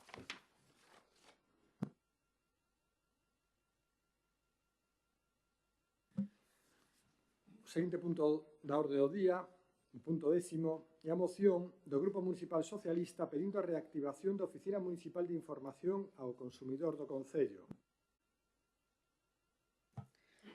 Ben, bo día a todas e a todos. Paso a ler a exposición de motivos. O Concello de Arteixo tiña en funcionamento unha oficina municipal de información ao consumidor que facía unha labor importante de información e defensa da veciñanza do noso Concello, pero os continuos cambios na súa localización, a falla de posta en marcha de novos proxectos e actividades que foron propostas e a posterior baixa laboral da traballadora responsable fai que o noso Concello teña en precario este servicio tan importante para a cidadanía, nun momento no que as estafas e fraudes invaden os nosos fogares e existen importantes dificultades nos servicios que utiliza a veciñanza, sobre todo aquela que ten un deficiente coñecemento digital. O servicio xa sufrira un empeoramento derivado da falla de aposta do goberno local por incorporar novas actividades para este servicio. Os continuos cambios de localización da traballadora que viña desenvolvendo un magnífico traballo na xestión destas consultas e reclamacións dende a oficina que se situaba nun despacho do edificio de servicios sociais, posteriormente no edificio Arteixo Innovación e o Muiño de Minoco, para facelo finalmente no mostrador de información, rexistro ou atención ao público da Casa Consistorial, lugar donde non existe o mínimo de intimidade necesaria para tal fin e con as instalacións desaconsellables para un traballo destas características.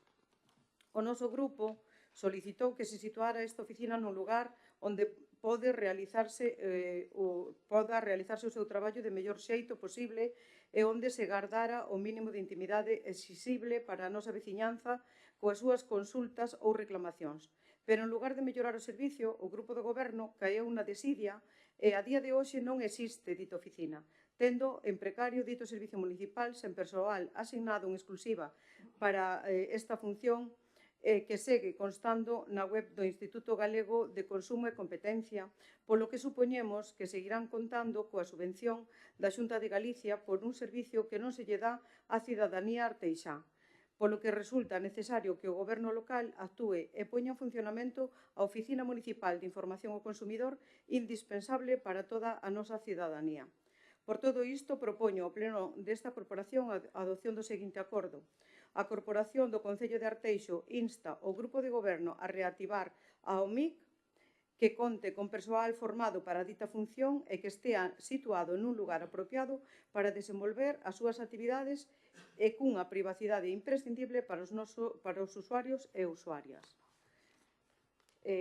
Decir que a OMIC é un servicio importantísimo para os veciños, que a finalidade dun OMIC é axudar, asesorar, incluso acompañalos durante todo o proceso dunha reclamación, que desde a preparación do propio documento da reclamación hasta o rexistro da mesma.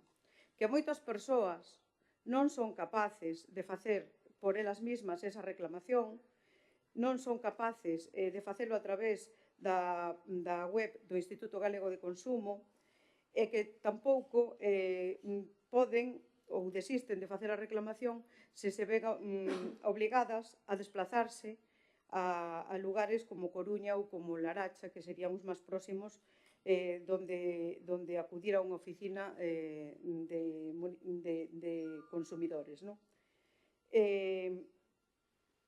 Deixo outra parte para o segundo turno que me toca. Vale.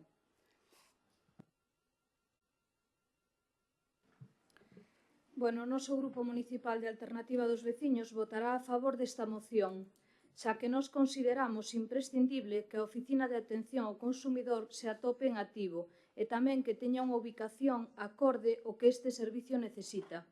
Como toda oficina donde se presta unha atención ao público, ten que estar nun espacio donde se poidan realizar as xestións necesarias e respetando a protección de datos. A baixa laboral da persoa que desempeñaba esta labor non pode ser un motivo para facer desaparecer un servicio que, como ben expón a moción, na actualidade é imprescindible para o día a día. O noso voto, como dixen anteriormente, será favorable e esperamos que se restablezca o antes posible para garantir unha protección aos nosos veciños e veciñas. Moitas gracias.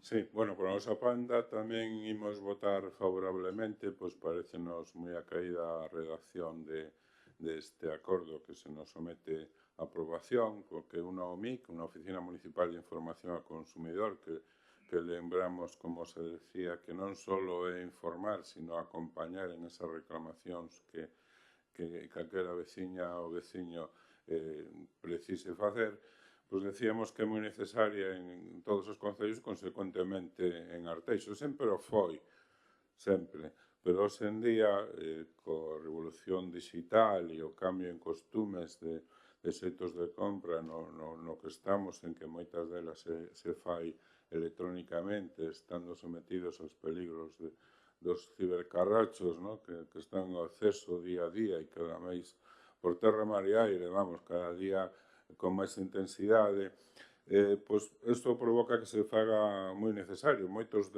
destes consumidores quedan indefensos diante deses novos xeitos de consumo e esos novos xeitos de atacalos en canto precisen consumir algo. Esta proliferación de estafas se está convertendo en unha amenaza cada vez máis grande e todos os medios que podamos poñer para solucionalo, para proteger a nosa vecinanza, serán poucos. Insisto que esa MIC ten que estar adaptada ás novas tecnoloxías. Por lo tanto, votaremos favorablemente. Gracias. Sí, bo día a todos e a todas. Respecto á moción que presentades, sí que me sorprende certas afirmacións que facedes aquí, que a veces eu creo que vivimos en dous arteixos paralelos, porque decirvos que a Oficina de Información ao Consumidor solamente estuvo na Oficina de Servicios Sociales e despois pasamos a ter unha oficina no edificio Arteixo Innovación, donde é unha oficina cerrada. Ana, sí? No, nin está ahora aquí, cousa que estás dicindo, non é así. Son os dous sitios onde estuve ubicada. Desde 2011 pasouse á oficina de Arteixo Innovación. Nalgún momento estuvo a persona que a levaba, neste caso Salud García, estuvo ubicada, mentras non se lle preparaba a oficina, donde está a día de hoxe rexistro. Pero pasouse a ter unha oficina privada no edificio Arteixo Innovación. Fora desa aclaración, o Concello neste intre non ten persoal formado na materia, a única persona que está é Salud García, que a día de hoxe ten unha baixa. Polo tanto, o Concello de Arteixo, como ben sabedes, respetamos as baixas do persoal municipal porque é así como debe ser. Non hai ningún tipo de subvención da oficina, que tamén comentades aí, que hai desde o Instituto Galego ten unha subvención da Xunta de Galicia, pois xa me diredes calé, porque desde logo neste Concello non entra ningún tipo de subvención por ese tema. E a maiores, as reclamacións ou as denuncias pódense presentar todas por vía telemática, a través dun formulario normalizado que hai na sede electrónica da Xunta de Galicia. É moi sinxelo e pode concubrilo e enviálo e xa estaría.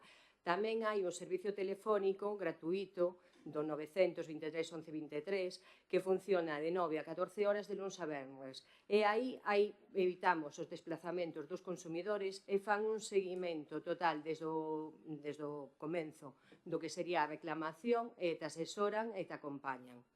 Nada máis para esta primeira intervención. Gracias.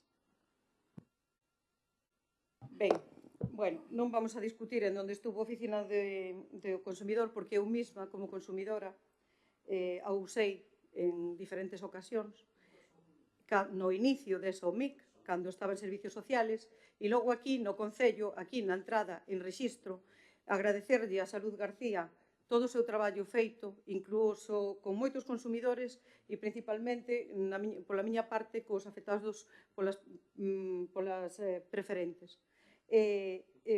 Por tanto, son moi conocedora de como funciona o MIC e de como fixo o traballo a funcionaria que estaba levando este servicio no Concello de Arteixo.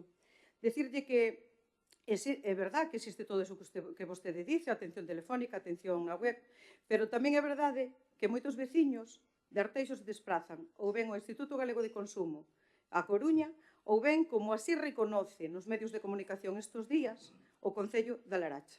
O Concello da Laracha, eu pregúntome por que un concello como a Laracha, que é un concello máis pequeno que o noso, ten un OMIC que funciona, que é unha maravilla o seu traballo, e por que os veciños de Arteixo se teñen que desplazar a Laracha a utilizar este servicio.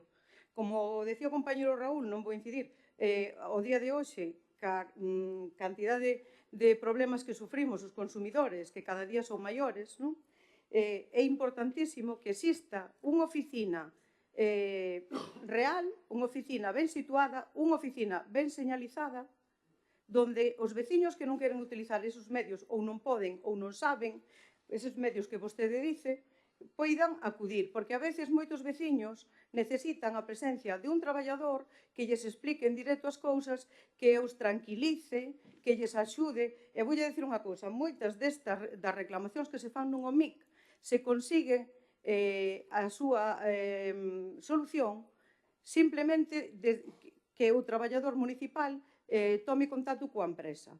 De feito, no Concello da Laracha, no ano 2022,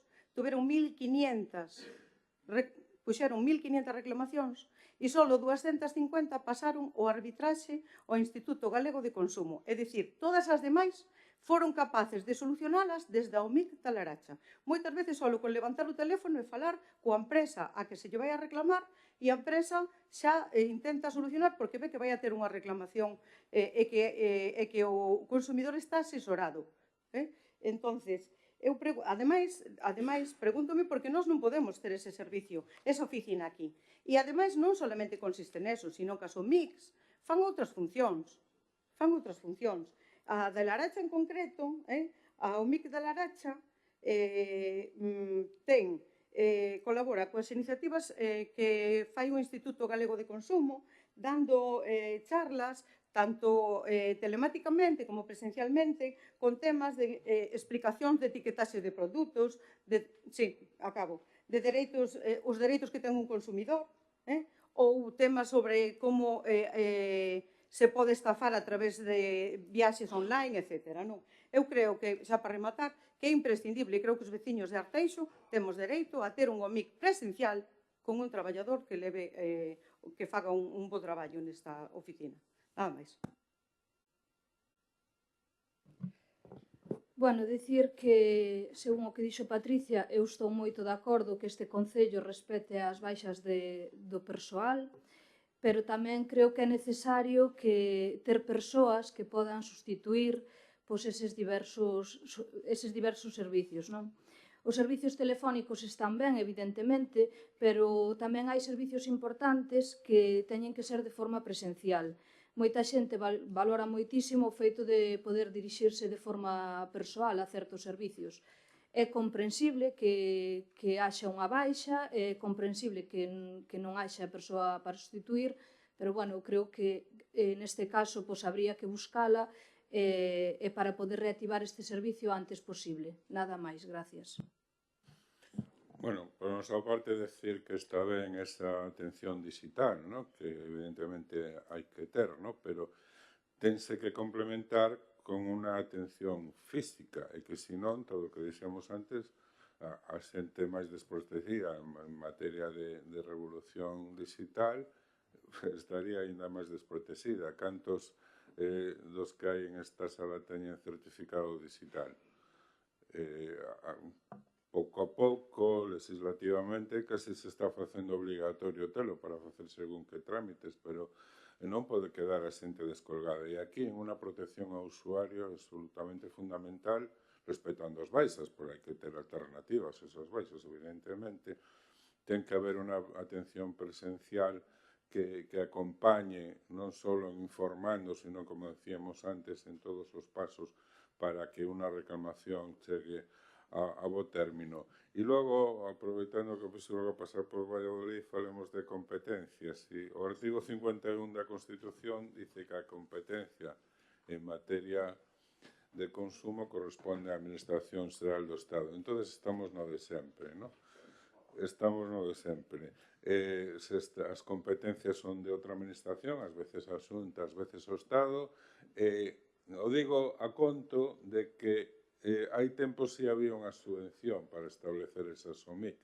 Ti estableces o servicio, te damos unha subvención, vale, perfecto, pero ao cabo dun tempo esas subvencións se van minorizando hasta ser inexistentes, co cual o Concello ten que asumir pola súa propia responsabilidade, porque coñece os veciños e sabe as súas necesidades, entón ten que asumir os costos que provoca esa oficina municipal de información ao consumidor para mantela, e ten que mantela por responsabilidade, non? E nós estamos a favor, pero claro, eso non evita que protestemos porque a competencia é de outra administración, que é a que ten que, vale, o Concello é a administración máis próxima, entón é a administración que pode prestar mellor ese servicio, porque os veciños poden ir presencialmente ao seu Concello, carón da súa casa, a resolver esas dúbidas e a presentar determinadas denuncias, pero o orzamento ten que corresponder á administración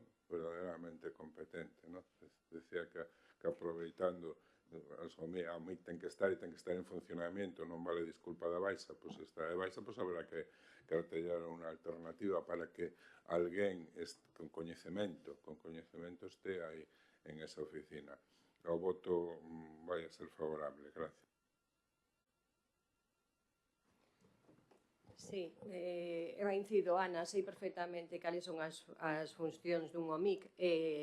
Mentras esta persoa, este funcionario da casa, funcionario do Concello de Arteixo, prestaba todos eses servicios, non solamente o de atención, senón que tamén se impartían charlas. A día de hoxe, incluso digitalmente, todos os venres hai unha charla de consumo que se pode adherir calquera simplemente con un correo electrónico, e aí se siguen impartindo.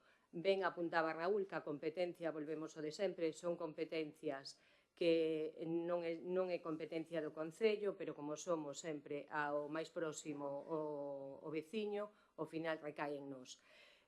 Pola nosa parte, nada máis que decir, incido, necesitamos respetar esa baixa dun traballador, non sabemos se en breve se incorporará ou non, temos que esperar. Ten unha oficina que reúne todas as condicións de privacidade para atender os veciños e incluso cando podían facer a reserva para a súa atención mediante chamada telefónica. Siga habendo na páxina do Concello a línea de que poidan ser atendidos mediante chamada telefónica ou mediante a sede, que é por onde se vai a canalizar de momento.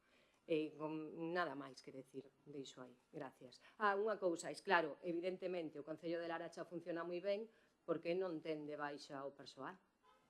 Gracias.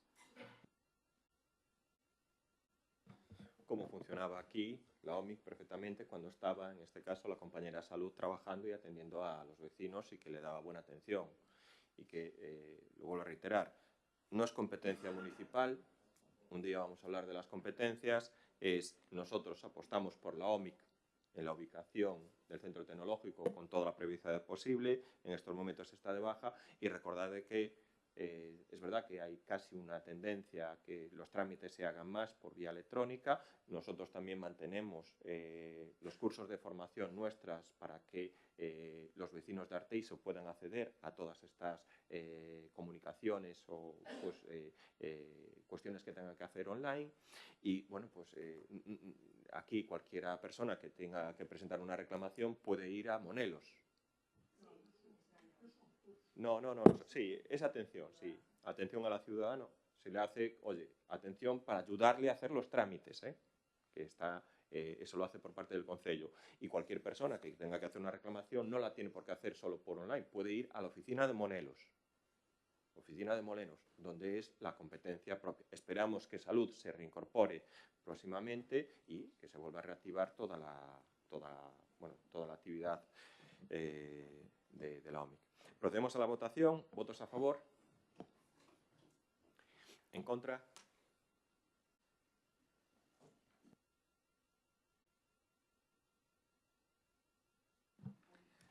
Punto 11º. Moción do Grupo Municipal Socialista pedindo seguridade peonil na AC 552 ao seu paso por Arteixo. Ben, quería facer un inciso solamente moi rápido. Todo a miña consideración con Salud, espero que se mellore pronto, pero non podo entender que un servicio se paralice nunha administración porque unha persoa, un funcionario este de baixa. Na empresa privada non se poden paralizar porque un traballador este de baixa, e a administración tampouco. Paso a ler a exposición de motivos. O PSDG-PSOE de Arteixo leva anos pedindo actuacións á Xunta de Galicia na estrada autonómica AC 552 para darlle seguridade peonil á veciñanza do noso concello e aos rapaces e maiores que utilizan as paradas de buses en lugares como Candame e parroquias como Lañas e Larín. Estas solicitudes foron realizadas con iniciativas no Pleno do Concello e tamén no Parlamento de Galicia sen moito éxito, pese a ser un tema esencial para moita da nosa veciñanza. A instalación de camiños seguros para os nosos maiores, para aqueles con problemas de mobilidade, a nosa rapazada debe de ser unha prioridade para as administracións e o goberno local. O goberno local debe exixirlle ao goberno galego que as faga realidade nunha estrada que é da súa titularidade. En Candame, as rapazas e rapaces que utilizan o transporte escolar teñen que camiñar varios centos de metros para chegar á parada do bus, afastada do núcleo residencial, pola marxe da estrada AC 552 que vai a Carballo. Trátase de unha vía pola que circula diariamente miles de vehículos con frecuencia a unha velocidade excesiva, sen beirarrúas nin pasos peonís. A dificultade para cruzar a pé neste punto é evidente e a beiravía, ademais, está visiblemente descoidada e cuberta de lixo. Pese a que o noso grupo presentou no Rexistro Municipal unha proposta para mellorar a seguridade viaria coa construción dunha beirarrúa dende o núcleo urbano en dirección a Laracha, a dotación de novas marquesiñas a ambos lados da estrada e a creación dun paso peonil resaltado, seguimos esperando por ditas solucións. En Lañas, deberían de finalizarse as beirarrúas ata o núcleo de Arteixo e buscar fórmulas para darlle seguridade ás entradas e saídas das vivendas situadas á marxen dereita en dirección a Laracha. En Larín, o propio goberno local prometeu unha actuación na estrada en Casas Novas ante as queixas da veciñanza cuns cambios que ata saíron publicados nos medios de comunicación, pero posteriormente o anuncio e desmovilización da cidadanía nada fixeron. Por todo isto, propoño ao Pleno desta Corporación a adopción do seguinte acordo. A Corporación do Concello de Arteixo insta a Xunta de Galicia a levar a cabo as actuacións necesarias na AC 552 que garantan a seguridade peonil da veciñanza no barrio de Candame e nas parroquias de Lañas e Larín.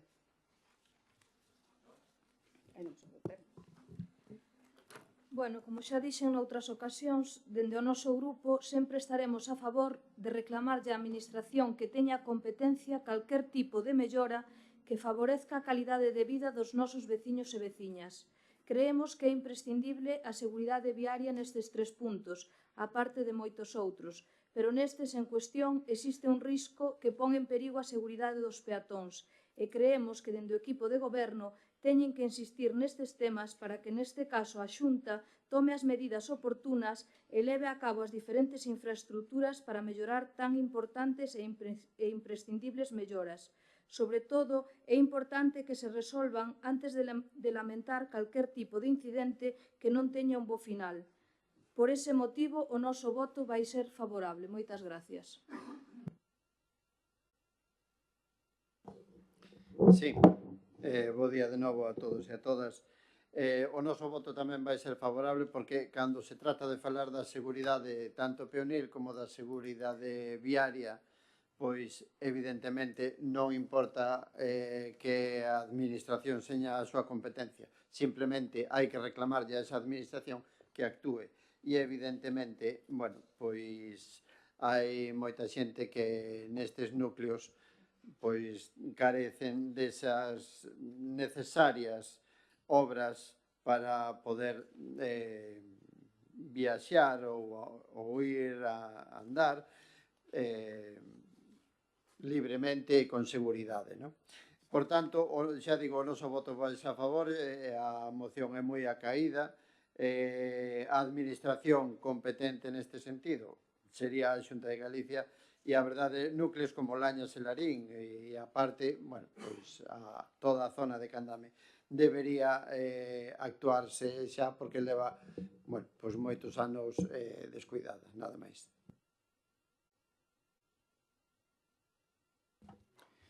Moi bons días a todos. Ante esta moción presentada polo Grupo Municipal Socialista, pois atender a tres consideracións que queremos poñer de manifesto. A primeira delas é o compromiso do Goberno galego ca mellora da seguridade vial e peonil. Eso é un feito. Cando apelo a palabra compromiso, non apelo a verbas, non apelo a escritos, non apelo, digamos, a promesas. Apelo a feitos e realidades. A construción da glorieta elevada de Sabón, que supuxo unha inversión de 11,5 millóns de euros, é unha realidade. A transformación da avenida de Diputación dentro do polígono de Sabón, que supuxo unha inversión de 6 millóns de euros, é unha realidade. A mellora do tramo de concentración de accidentes na AC 552, chegando a Coruña, que supuxo unha inversión de 2 millóns de euros, é unha realidade. As melloras nos paquetes de firmes nas carreteras, competencia do goberno galego, e que fixeron as inversións nestes últimos anos por un valor de 2,6 millóns de euros, é unha realidade. Estas obras, xunto con outras de menor calado, supoñen unha inversión nestes últimos anos de máis de 23 millóns de euros aquí no Concello de Arteixo. Máis de 23 millóns de euros aquí no Concello de Arteixo, en materia de mellora de seguridade vial e peonil. Frente a estas políticas, evidentemente, existen outras. Non sei se leron a noticia de prensa desta mañán. O goberno estatal, en vez de facer unhas labores preventivas e de mantemento, de conservación da A6, o que fai é reducir a velocidade nos tramos que están moi deteriorados para garantir a seguridade, digamos, neste caso, da circulación dos vehículos. O sea, xa me dirán vostedes se isto é unha planificación, se isto é planificar, e se isto son unhas políticas pois correctas. Ca consecuencia que iso ten para o ámbito, para o polo industrial deste Concello e tamén para os seus veciños. Esta é a primeira consideración. A segunda consideración xa é unha consideración máis de actualidade. Unha consideración acerca da mellora da seguridade vial e peonil que está afrontando o goberno autonómico neste momento no Concello de Arteixo. E aquí atopámonos con dúas realidades. Por un lado, está a realidade do Grupo Municipal Socialista que, atendendo, digamos, o postulado da súa moción, pois indica que prácticamente o goberno autonómico non invirte, digamos, en materia de seguridade vial aquí en Arteixo, non saca proxectos, non atende as necesidades dos veciños. Esa é a realidade que plantexa o Grupo Municipal Socialista e a realidade que todos vostedes poden comprobar a día de hoxe, agora mesmo, poden ir dun extremo do Concello a outro extremo do Concello. Poden circular polo AC 552 e verán como o goberno autonómico está desarrollando un proxecto de mellora das paradas de autobuses, vale, en todo o ámbito da carretera. Proxecto que na súa primeira fase xa concluiu a execución de 4 paradas de autobuses e que nesta segunda fase, que xa está en execución, xa é unha realidade, pois vai mellorar outras 26. Vale? E isto non é, cando decimos de modificar unha parada dun autobús, non é mellorar as condicións de resgardo, digamos, dos usuarios das paradas, senón é tamén facer as aceras, as beirarrúas necesarias para garantir a seguridade peonil e tamén é facer estas obras atendendo os criterios de accesibilidade para que todas aquelas persoas que non teñan ou que teñan algún tipo de discapacidade, pois poidan acceder ao transporte público. Bien, complementando estas actuacións, tamén existe o compromiso, e xa se está traballando nel, de actuar na zona de Candame, de modificar tamén a parada a que pelan vostedes e construir as beirarrúas que conecten esa zona co núcleo, digamos, de Arteixo. Outras obras que tamén se están promovendo, que xa están en redacción de proxecto, é a senda de Lañas a Barrañán. A senda de Lañas a Barrañán vai ser unha realidade moi pronto. Bueno, Arteixo a Lañas, aí se me pasou Barrañán, perdón. Arteixo a Lañas. Vai ser, digamos, unha actuación tamén moi notoria que comunicará Lañas co núcleo urbano de Arteixo e a través desa senda peonil e que ten unha inversión superior, moi superior, ao €500.000. Vale? A terceira consideración que queremos citar é, digamos, xa unha reflexión. Se, ante os datos que acabo de dar, é dicir, hasta o compromiso do goberno galego en canto a inversión e o compromiso do goberno galego na actualidade que sigue facendo, digamos, proxectos, sigue facendo inversións aquí no Concello de Arteixo, vostedes presentan esta moción, vale, eu lles digo que mocións van a presentar a futuro para demandarlle á Deputación que solvente os problemas dos veciños de Suevos e de Barrañán. Se lle presentan isto ao goberno de galego despois de invertir máis de 23 millóns de euros nestes últimos anos e despois de acometer todas estas obras que se están executando ahora mesmo e que son unha realidade, que lle van a exixir á Diputación, vale? Que moción van a presentar para que actúe e solvente os problemas derivados en Suevos e en Barrañán. E xa concluyo que, fruto do que acabo de citar, non podemos ofrecer o noso voto positivo ao acordo que expoñen, pero sempre cunha actitud constructiva e tendendo a man, sempre creemos que o que está feito está moi ben, pero se está feito é importante o que queda por facer. Entonces, estamos dispostos a, se modifican este acordo, vale, modificando, pois din que a Corporación do Concello de Arteixo insta a Xunta de Galicia a seguir promovendo actuacións que garantan a seguridade peonil no Concello ou na estrada AC552, se vostedes acceden a esta modificación, pois nós con moito gusto, porque así o creemos que falta moito por facer e falta moito por mellorar, pois promoveremos e apoiaremos a súa moción. Nada máis pola miña parte. Mirana, es lo que dice, estamos dispuestos a apoyar el contenido de la moción, es cambiar lo de levar a cabo a seguir levando. No. Bueno, entonces, nada. Non vai haber ningún cambio e creo que debería vostede volver a ler a moción, porque aquí, nesta moción, non se dice en absoluto que a Xunta de Galicia non haxa feito ningunha inversión en Arteixo. Só le faltaría, que os anos que leva gobernando o PP na Xunta de Galicia, que non houbera feito en todos estes anos ningunha inversión en temas de seguridade en Arteixo. Entón sería para correlos a paus, vamos. Non dice nada deso. Esta moción se limita única e exclusivamente a parroquia de Lañas, Larín e a zona de Candame. Non estamos falando nin de Sabón, nin de Meicende, nin de outro sitio. Lea usted a moción. E logo, pero cambiar que? Estamos nos referindo a estas zonas en concreto. En estas zonas en concreto non se fixo ninguna actuación. Por lo tanto, vostede está anunciando de que se vai facer, perfecto, pero eu vou dicir unha cousa, mire, no ano 2019 contestan vostedes as preguntas do Partido Socialista para solucionar a mellora de seguridade nestas zonas. Na zona de Larín, en concreto, publican vostedes en prensa, e eu me pregunto a día de hoxe se é verdade que vostedes lle pasaron o proxecto, porque desde o 2019 estamos no 2024, se é verdade que vostedes, como dicen en prensa, lle pasaron o proxecto á Xunta de Galicia, o señor alcalde poderá responderme, ou non, eu xa teño a miña dúbida, donde na zona de Casas Novas iba a facer unha rotonda, que era o proxecto que vostedes propoñían, facer unha rotonda con paso de peóns, está recollido en prensa, podemos buscalo aí, con paso de peóns, con semáforo no que se lle puidera pulsar para que os peóns puideran pasar, eso, incluso dicía o señor alcalde que axudaría a limitar a velocidade dos vehículos, que ahora mesmo está marcada a 90 km por hora, e que se podería rebaixar a velocidade nesa zona. É unha demanda que nós traemos aquí, pero é unha demanda veciñal. Creo que incluso os veciños se manifestaron ali fai uns anos, nese ano, e saliron empresa pedindo que se mellore pola seguridade de todos e principalmente pola seguridade dos escolares, vale? En canto a Lañas, pois mire, hai un carril de adiantamento que fai anos se lle quitou terreo a casas desa zona do marxen dereito de dirección Carballo, hai un carril de adiantamento que eu podo entender que noutra época en Lañas non había o crecemento que hai hoxe de vivendas á beira desa carretera, pero hoxe Lañas creciu, gracias a Dios creciu.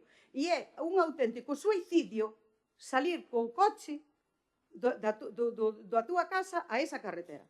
Porque vai vostede de ali e probe, ou pregúntelle aos veciños, intente salir a pé ou en coche. É un auténtico suicidio. E o único que pedimos é que eso se poida mellorar, tamén que se poida mellorar a petición veciñal, que supoño que a vostedes tamén o transmitirían, que en Lañas de Abaixo non hai un paso de peóns ni unha maneira de cruzar a carretera cando os veciños baixan do autobús, e principalmente, volvo a repetir, os escolares, baixan do autobús. Sabe que fan os veciños de Lañas de Baixo? Os seus nenos non paran ali, van arriba á seguinte parada, e os seus pais ou avós vanos a recoller con un vehículo particular, porque é un suicidio poder cruzar esa carretera. É imposible, que ademais hai unha curva, se vostede a conoce como a min, hai unha curva. Entón, está mal situada a parada de bus na zona de Lañas de Baixo? Pois posiblemente. Non hai seguridade? Ninguna. Eu non me atrevería a cruzar esa carretera aí, porque quedaría debaixo das rodas dun coche. E en Candame pasa o mesmo. Si, vou a contarme o meu minuto e medio que recolleu o seu... Ou non interven máis, ou me conto o meu a melo sobrante, que me sobraron 2 minutos. Solo lle pedimos eso, señor concelleiro, entenda a moción. Mira, termina la intervención, fuiste tú misma que en el inicio de la intervención perdiste 1 minuto sobre este tema. Termina la intervención, Vale, termino a intervención. Pero si o concelleiro do PP se sobrepasou 1 minuto e medio... No se sobrepasou 1 minuto e medio. Sí. En fin, termino a miña intervención. Un segundo, solo necesito un segundo. Ben, creo que limítese a contestarme a moción. Os núcleos aos que nos referimos na moción. Está moi bonito todo eso que vostede me conta, pero esta moción non ven por aí. Por lo tanto, ese acordo está feito para estes núcleos en concreto. Non vamos a modificar unha coma dese acordo. Vale?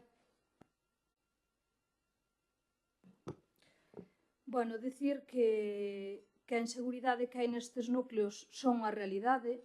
Evidentemente, como ben dixo o concelleiro do Partido Popular e tamén recoñeciu Ana, fixéronse moitas melloras de seguridade viaria, pero que é o normal que se fagan, tamén quero recalcar eso.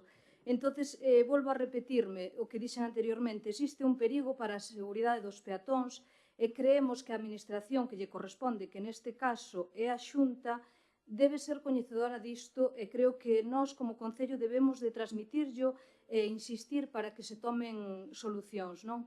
Creo que as solucións van evitar moitos incidentes lamentables que poden ser no seu día, esperemos que non, irreversibles, entonces creo que é algo importante.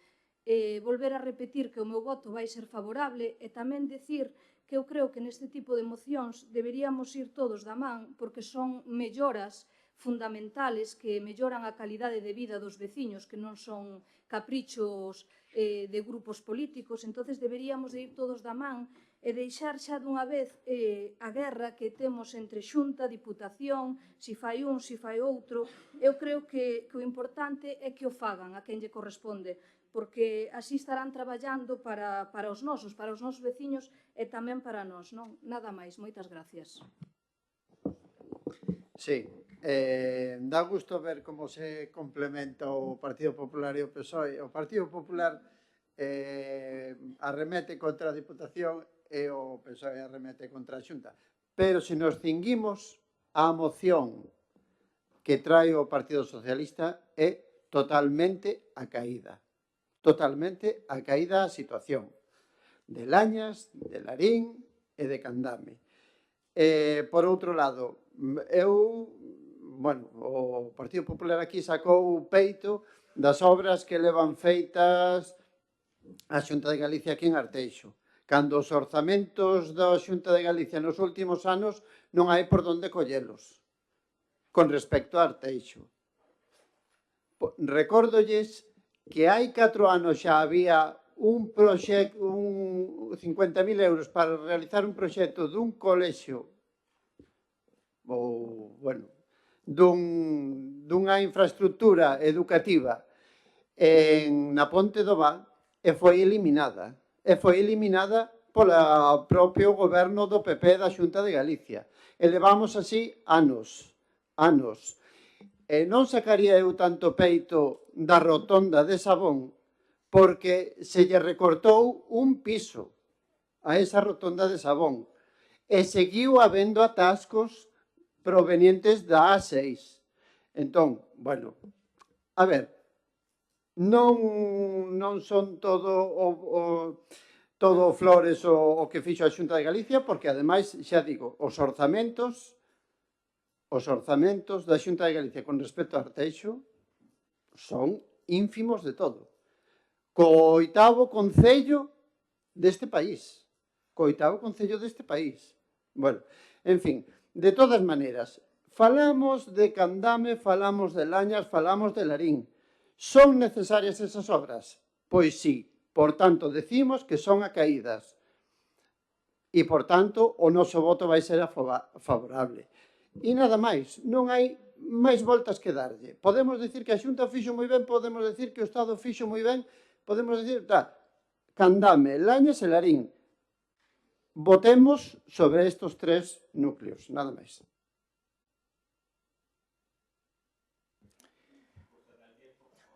Sí, nada, non vos preocupedes. Mira, eu volvo a reiterar que o importante sempre é o que está por facer, porque o que está feito xa está feito, pero evidentemente vostedes instan a que se actúe nestes núcleos, pero non sei se foron estes días por ali, porque en Larín acometéronse obras, están instaladas as paradas de autobús garantindo esa mellora na seguridade peonil.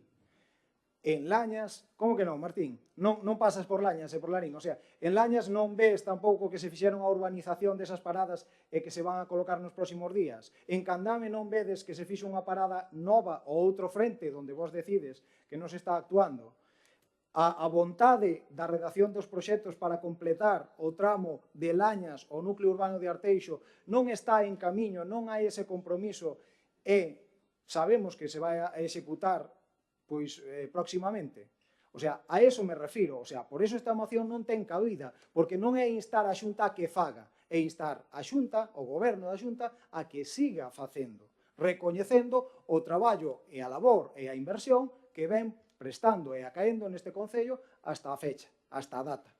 E, evidentemente, se eu, Ana, me dis que non lin a moción, claro que lin a moción, pero tamén te invito a ti a que collas, vais dar unha volta no coche, por Larín, por Lañas, por Candame, e que vexas a progresión das obras, dos compromisos, e non só hoxe, tamén te invito a que vais dentro dunha temporada e que vexas a transformación e as melloras na seguridade vial e peonil.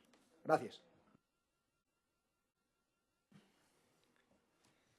Bueno, oye, me preocupa también unas palabras que acaba de decir en este sentido la portavoz Ana, la portavoz del PSOE, diciendo que, oye, si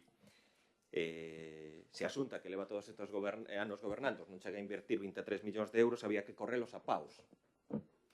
Pois que hai que hacer con Pedro Sánchez, que tiene la 6 hecha un destrozo? 6 años gobernando y está, vamos, oye, hecha una piltrafa.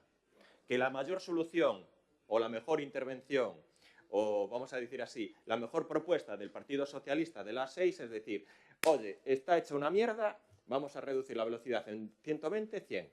Perdón por lo de mierda. pero es literal. Claro, con el compromiso de arreglarla. No. Nosotros, oye, vamos a traer una moción el próximo pleno pidiendo al Partido Socialista que arregle la A6 y que no la ponga a... Oye, a mí me parece una... Yo mira que he visto burradas en estos años. Claro, es la situación, reducir la velocidad de 120 a 100. Terrible, terrible. Oye, y también tenemos que había, cuando hablamos de presupuestos, la inversión del Estado, del Gobierno central aquí en Arteixo es brutal. Te lo puedo decir yo en los últimos años. Mira, cero. Cero que beneficia a los vecinos de Arteixo. Otra cosa es que se haga un puerto exterior, se haga un ferrocarril, se haga una carretera que se beneficien a todo el mundo menos a nosotros. Y no, oye, por no decir, es que si en este caso a la Xunta hay que correrlos a palos, ¿qué hay que hacer con la Diputación que el 2015-2024 invirtió en sus carreteras 484.000 euros? Y el Concello de Arteixo, de sus propios recursos, invirtió 3.600.000 euros en sus carreteras. Sí, yo regulo el tiempo, ¿entiendes? Claro, yo respeto a los demás, entiendo que respetáis lo mismo. Y donde el Concello ha hecho siete sendas en carreteras de la Diputación, siete aceras para mejorar la seguridad vial, y la Diputación hizo una en su carretera. Si a la Xunta hay que correrlos a palos, yo ya no sé qué hay que hacer con la Diputación, ni con la A6. Nosotros, oye, que estamos dispuestos a votar la moción, oye, lo único que te pedimos es cambiar, en vez de llevar a cabo, seguir llevando. Porque sí que se están haciendo las actuaciones en la AC552. Por favor, pasar por allí y ver las actuaciones de las paradas. Es que es una evidencia. Es una evidencia. Yo no sé, bueno, lo entiendo, son 13 años que llevamos aquí gobernando y sabemos la intención que tiene cada uno.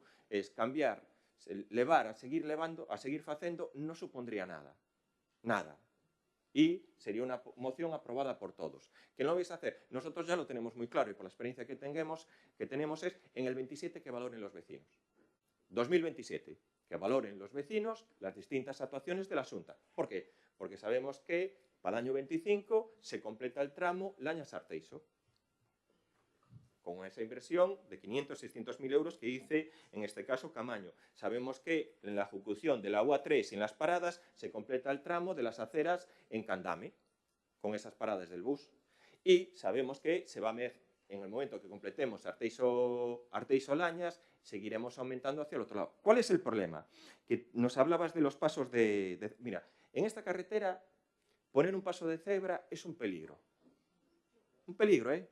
Y esta situación le pasará seguramente en zonas de Laracha, en zonas de Carballo, en distintas zonas, porque donde puede haber la regulación de pasos de cebra, en Laracha, por ejemplo, es en los núcleos urbanos. Ahora, en Larín, ¿dónde había la petición de poner un paso de cebra en Larín? En la escuela.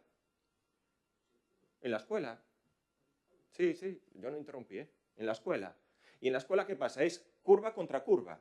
Es el sitio más peligroso para colocar un paso de cebra. Que había la demanda. Es lo que dices, se había la petición de la rotonda de hacer una rotonda en Casas Novas, es un proyecto que nosotros no descartamos. Es verdad que hay vecinos que no la quieren allí. Hay vecinos de ese entorno que no la quieren, que no la solicitan.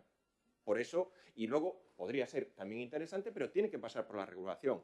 El paso de cebra de Candame, donde está quizá aquí en el núcleo urbano, un paso de cebra en las paradas, en el propio Candame, pues mira, y yo sí que lo anuncio, y lo anuncio, pues creo que me parece una actuación muy importante, es la Xunta y el Concello de Arteixo están colaborando con lo que es un estudio para el calmado de tráfico y la mejora de la funcionalidad de la AC552 aquí en el centro de Arteixo.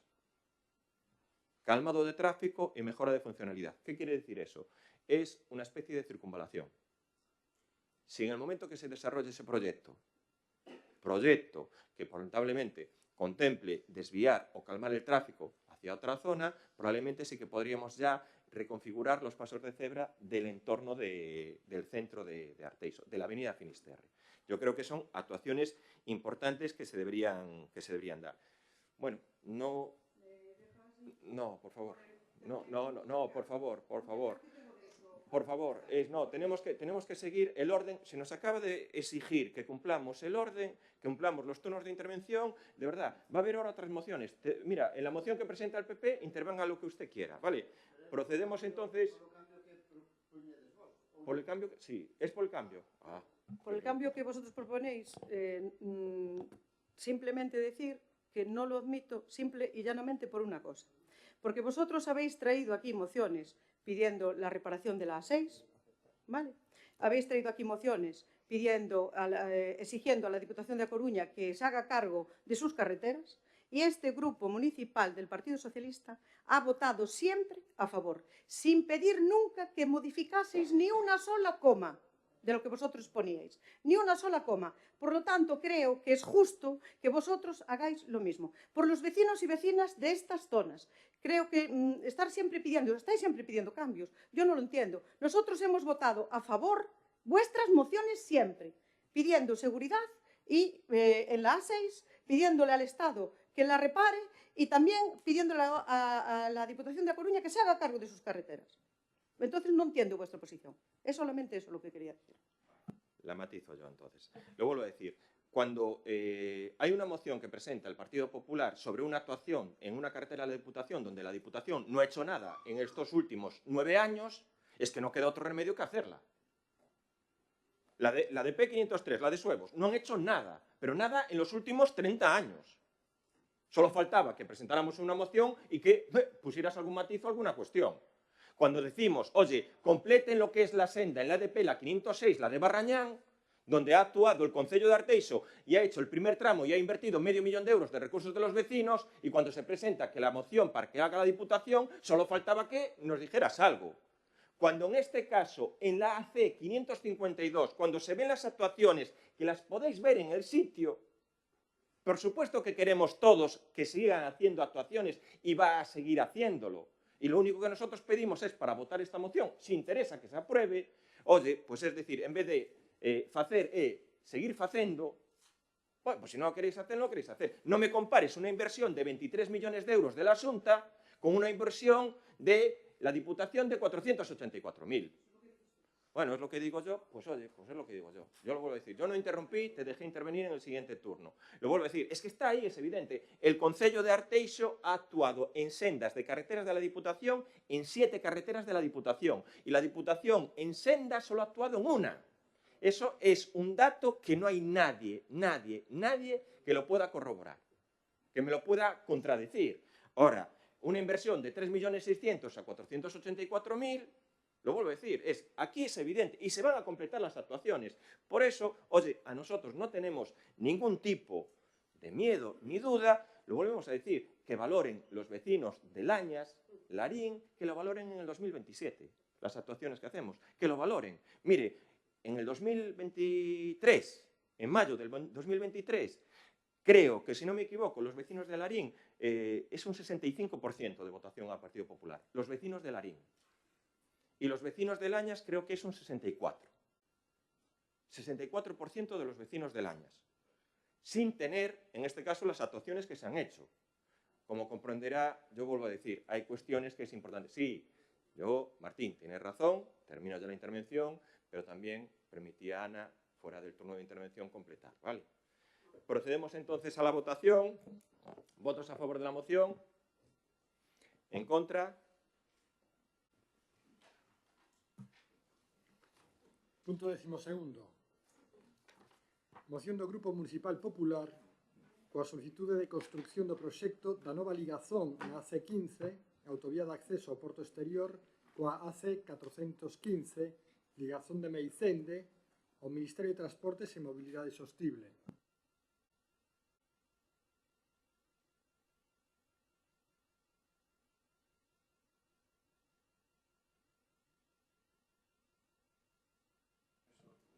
Porque el orden del día, en este caso, lo marca el alcalde.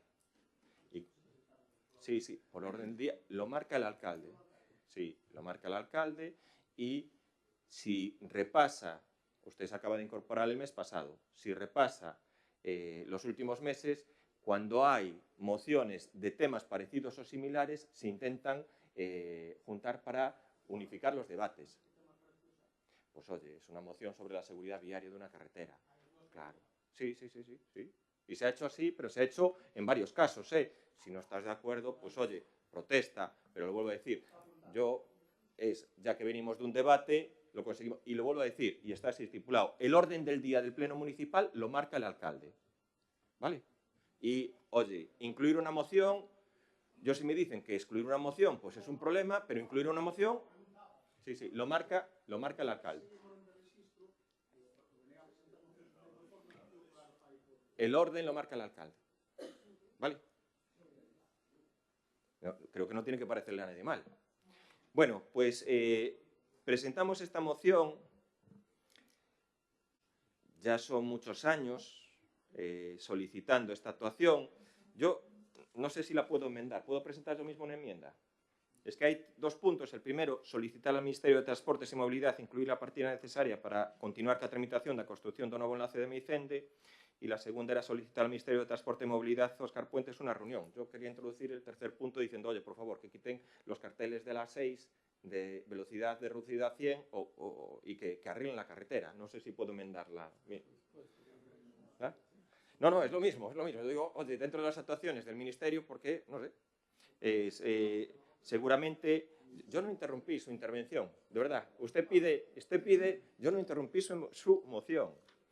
Mire, y me voy a ajustar al tiempo de los 5 minutos, nosotros desde que entramos aquí en el 2012 hemos solicitado a lo que es el Ministerio que la construcción de una autovía de acceso al puerto exterior, una de las mayores inversiones que se ha hecho el Ministerio de Fomento, el Estado, aquí en el concello de Arteixo, con un coste superior a 80 millones de euros, que esa autovía sirviera para darle servicio a los vecinos de Arteixo. A día de hoy, esa autovía va del puerto a la autopista. No hay ningún tipo de enlace, en este caso, que pueda ser usado por los vecinos. En el 2012 presentamos el primer proyecto, que era el enlace de Meicende. Ustedes antes hablaban en la AC 552 la seguridad del tráfico de los vecinos de allí, de Larín y de Lañas. Nosotros aquí estamos hablando de la seguridad de los vecinos de Meicende. Y la seguridad de los vecinos de Meicende basados a que existe una refinería y que lo que solicitamos con este enlace es construir un vial que elimine el tráfico pesado del centro urbano de Meicende. Centro urbano de Meicende, que a día de hoy pasan camiones de butano, camiones de air liquid, que es hidrógeno o nitrógeno. Bueno, es nitrógeno, hidrógeno y distintos transportes de materiales pesados por el centro de Meicende que, oye, hay un colegio, hay viviendas, hay locales y, bueno, pues hemos tenido respuesta positiva del Gobierno del Estado ya hace muchos años. Esta obra, el proyecto está presentado, el proyecto de ejecución, con una inversión de cerca de 6,7 millones de euros. El proyecto está presentado, se iniciaron también las primeras fases de la expropiación de los afectados, ya está también comunicado a los afectados quién se iba a hacer y desde que entró el gobierno del Partido Socialista, pues en este caso esta petición pues se eliminó la inversión. Llegaron a estar presupuestados en el 2016 3 millones de euros para hacerla en 2 años, 3 y 3. Nosotros volvemos a insistir, incluso la última reunión que hemos tenido en el Ministerio, que creo que fue en noviembre del 22, cuando estaba Isabel Pardo de Vera, y le trasladamos esta posición, pues bueno, pues en este caso Isabel Pardo de Vera dijo que la petición que había hecho el Concello de Arteixo era totalmente lógica, razonable y que respondía al sentido común. Y ella se comprometió en ese momento a agilizar la tramitación para realizar esta construcción. ¿Qué es lo que ha pasado? Que la han cesado por unos túneles en los que ella no intervenía y bueno, pues ahora han nombrado otro y ahora tenemos que volver a hacer las mismas solicitudes. Que en ese sentido, esta, como ya está más avanzada y tenemos el proyecto, la vamos a pedir. En los próximos meses vamos a solicitar y reiterar también el segundo proyecto que nosotros presentamos en el 2012, que es la conexión de la autovía en Suevos. Por lo menos, ¿para qué? Para que esa inversión de 80 millones de euros sirva para algo para los vecinos de Arteixo. Porque además, esa autovía que costó 80 millones de euros tiene a día de hoy un tráfico o una intensidad de tráfico actualmente de 500 vehículos diarios. La CE, la 415, la carretera de Meicende, Pastoriza, Glorieta soporta un tráfico diario de 12.000. Es decir, una es la autovacía y la otra necesita esa conexión para eliminar el tráfico pesado. Me ajusté al tiempo, ¿vale? ¿Noé? ¿Y Noé se fue? Ah, vale. Bueno, le dejamos después el turno de intervención. Vale, empieza tú, Sí, pois da mesma maneira que na moción anterior creíamos moi acaído que se fixeran todos esos plans de seguridade vial e peonil. A verdade é que entendemos perfectamente, nós tamén levamos anos pedindo, na medida que nós podemos, no Congreso dos Diputados e nas negociacións co Goberno do Estado, nós tamén levamos anos pedindo que se faga ese enlace para evitar esos vehículos pesados e perigosos do núcleo de Meicende.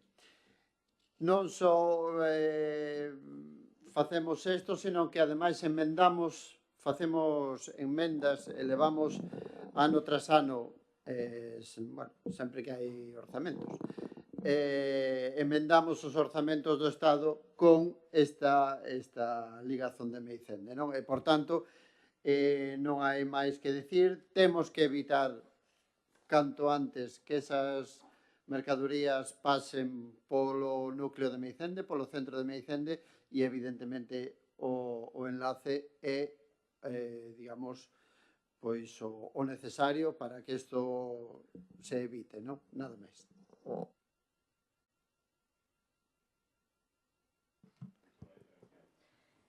Vale, adelantar que o noso voto vai ser favorable a esta moción é algo que nós tamén levábamos no noso programa electoral, é algo que seguimos pensando que alguén lle debería dar prioridade a un tema tan importante como é o de sacar o transporte pesado e de mercancías perigosas do medio do centro urbano.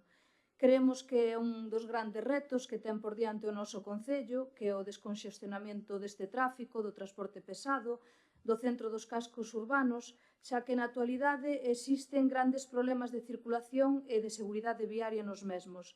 Apoiaremos as propostas que presenta esta moción, xa que é algo prioritario para o noso municipio e para os nosos veciños e veciñas. Nada máis, gracias. O decía antes a miña compañeira, e agora é cando as cousas non é dicilas, é practicalas. O Grupo Socialista vai a votar a favor desta moción tal como ven, como fai sempre, porque a reivindicación é xusta. E non vamos a poñerlle pedras, como fixeron vostedes, para intentar non meterlle o dedo no ollo da Xunta de Galicia porque vostedes teñen medo e os seus jefes lles dicen o que teñen que facer. Esa é a diferencia. Nós entendemos que o enlace de Meicende é necesario e, por lo tanto, vamos a votar a favor, sen cambiar nada nin decir nada. Se poderían decir outras cousas ou engadir cousas a esta moción que son necesarias e que vostede sabe. Porque vostede tamén sabe, o dixo aquí, que en orzamentos do Estado no ano 2016 existía partida. E creo recordar, expoño que a xente o recorda, que ata o ano 2018 gobernou Rajoy. E por que non se ejecutaron no 2016, ni no 17, ni no 18? Por que non se ejecutaron, señor alcalde? Diga a verdade. Porque vostede sabe que mentres non se libera a peaxe da G55 que ten que facelo a Xunta de Galicia porque é da súa propiedade, o enlace de Meicende, se un veciño ou unha empresa ou un camión o quere coller, ten que pagar un peaxe. Porque a única salida que ten é hacia a G55, que é propiedade da Xunta de Galicia. E claro, vostede, no Partido Popular, e o señor Mariano Rajoy, que gobernaba, sabían que iba de ser de pouca utilidade decir aos veciños que iban a poñer un enlace, pero había que pasar por caixa. Eso sabe vostede. Entonces, entendemos que é así, pero o lóxico e o normal era exixirlle a Xunta de Galicia que libera a peaxe da G55 polo seu entorno urbano, pola conexión que temos ca Coruña, porque outros entes como outras cidades como Santiago teñen a súa área periurbana conectada gratuitamente, ese tipo de cuestións. Pero vostede se perdeu en denuncias hacia o Estado, que, por certo, perdeu cos cartos de todos. Perdeu as denuncias que fixo vostede para un estudio, para que se analizara un estudio para que daquela o Estado utilizase eso como vía de conexión entre os portos, pero se perdeu. E tuvo apoio dos grupos da oposición. Levou nos tribunais, dixo que iba a defender o que estaba todo feito, e perdeu, chegou e perdeu. E a licitación se vai facer por outro lado. Agora, é a Xunta de Galicia quen ten que liberar a G55 e os enlaces, tanto ese de Meicende que é necesario ou non, moi necesario, e tamén a posibilidade de que se pudera facer en Suevos, sabe vostede que ven moi derivada, e o Partido Popular así o demostrou dentro do 16 ou 18, a que se libere ese peaxe. Pero iso non o quere dicir, por certo, non só aceptaría a seguridade de Meicende, que sí, tamén a de Pastoriza. E tampouco sei, porque aquel proxecto que vostedes presentaban de solicitar aquel enlace na AC14, ou como se chame, vostedes planificaban un vial que conectaba casi coa entrada de Nostián, ali para a Serie de Butano. Que se fixo con ese proxecto? O Concello fixo algo para avanzar, para ter un vial de chegada, dende, supoño que a parte máis importante de vehículos pesados, que como vostede decía, líquide, butano, o carbón da refinería, todas as cosas. Vostedes fixeron o traballo tamén previo de conectar esa salida de Nostián, tanto de Borroa, no sentido da air líquide. Vostedes conectaron eso, teñen planificado algo, meteron un orzamento, fixeron algo para conectarlo despois para salir por outro sitio que non sexa o centro de Meicende? Tampouco fixeron. Entón, entendemos que a moción está ben, é necesaria, pero vostede sabe que hai moitos deberes pendentes e que isto utiliza única e exclusivamente, como sempre, por certo, unha vez máis, porque a máis presenta as mesmas mocións repetitivas, cando xa están aprobadas por todos e chegan ao Ministerio, pois, evidentemente, xa o teñen ali, e ojalá tomen nota, utiliza única e exclusivamente para facer traballo político. Única e exclusivamente para facer utilizar e facer cuña política, non para dar solucións aos veciños. Os veciños os que necesitan é que a Xunta de Galicia se lle pida a liberación da peaxe, e estou seguro, como estaban nos orzamentos, que un momento que este o enlace cando este a peaxe liberada, estou seguro de que o Estado vai facer o enlace. Porque vostede sabe que senón vai ser moi complicado que se faga porque non o fixo Mariano Rajoy dentro do 16 ou 18, co silencio cómplice do señor alcalde.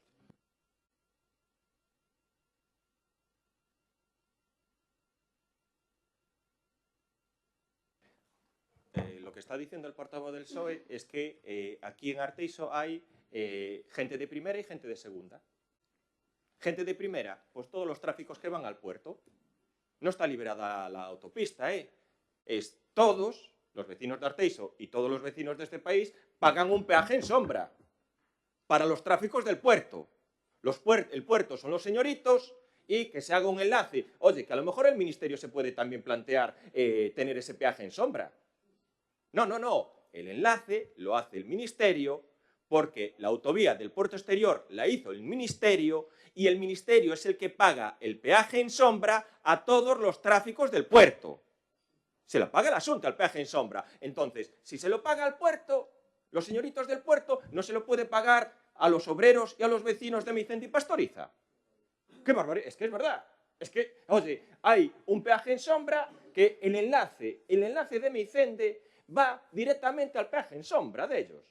Es que es el mismo, es pasar el mismo tráfico. Lo que pasa que, claro, habrá matrículas de primero, la que le interesa al Ministerio de Fomento. Yo no te estuve interrumpiendo absolutamente nada, Martín. Luego después hablas de respeto. Oye, no te lo estuve diciendo, de verdad. Mira, no vale esa argumentación. El enlace de Meicende se puede hacer indistintamente si se quita el peaje o no, porque está actualmente con un peaje en sombra.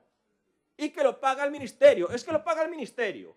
Usted nos dice, oiga, ¿han hecho ustedes algo con el vial que va desde la avenida Lobutano a lo que es el enlace? ¿Y qué lo hacemos? ¿Dónde lo colocamos? ¿Dónde lo terminamos? ¿Dónde lo enganchamos? ¿Dónde es la interconexión? Si no tenemos la aceptación, en este caso, por parte del Ministerio, del proyecto. Y si se va a hacer nosotros y la realidad y la ejecución nuestra, en el momento que se inicie verdaderamente el trámite de las expropiaciones para iniciar el proyecto, pues nos hacemos lo que es un plan especial de infraestructura viaria que tarda un año en tramitarse para conseguir y correlacionar lo que son los tiempos. Ahora, me parece un poco un cinismo y una hipocresía de su parte que sí, que no le importe que los señoritos del Ministerio de Fomento a los ricos del puerto sí que les pague el peaje gratis, y que ahora encima a los vecinos y a los trabajadores y a la gente de Meicende y Pastoriza, pues no. Eso es un cinismo y una hipocresía dentro de lo que es el ámbito político. Lo vuelvo a decir, es tan fácil como hacer un vial, un enlace que ya tiene en el proyecto. Y es tan fácil como después, en ese sentido, poner la partida presupuestaria para ejecutarlo. Yo lo único que pido es liberar el peaje de la autopista, lo digo aquí. Mire, de cuando iniciamos lo que es el procedimiento y la lucha nuestra, tenía un coste de 18 millones de euros. A día de hoy, liberar el peaje cuesta 12 millones de euros. Y se ha trasladado al Ministerio de Fomento el convenio para, en este caso, proceder a la eliminación de ese peaje. Es que pagan peaje en sombra, Martín. Es que están pagando por detrás. Estamos con el tema de la autopista. El bloque, cuando gobierna... No, fue el PSOE quien hizo la propuesta de liberar el peaje de la P8 a la P9. Lo hizo el PSOE en campaña. Besteiro dijo que iba a eliminar el peaje de la autopista, la más cara de España. Y llega ahora el ministro Óscar Sánchez y dice que cuesta 4.000 millones de euros y que no se lo pueden permitir. Hombre, por favor, ¿quién habla de política aquí? Y me pasé 30 segundos. Martín, 3 minutos, ¿eh? Ah, sí, perdón, Noelia. Claro.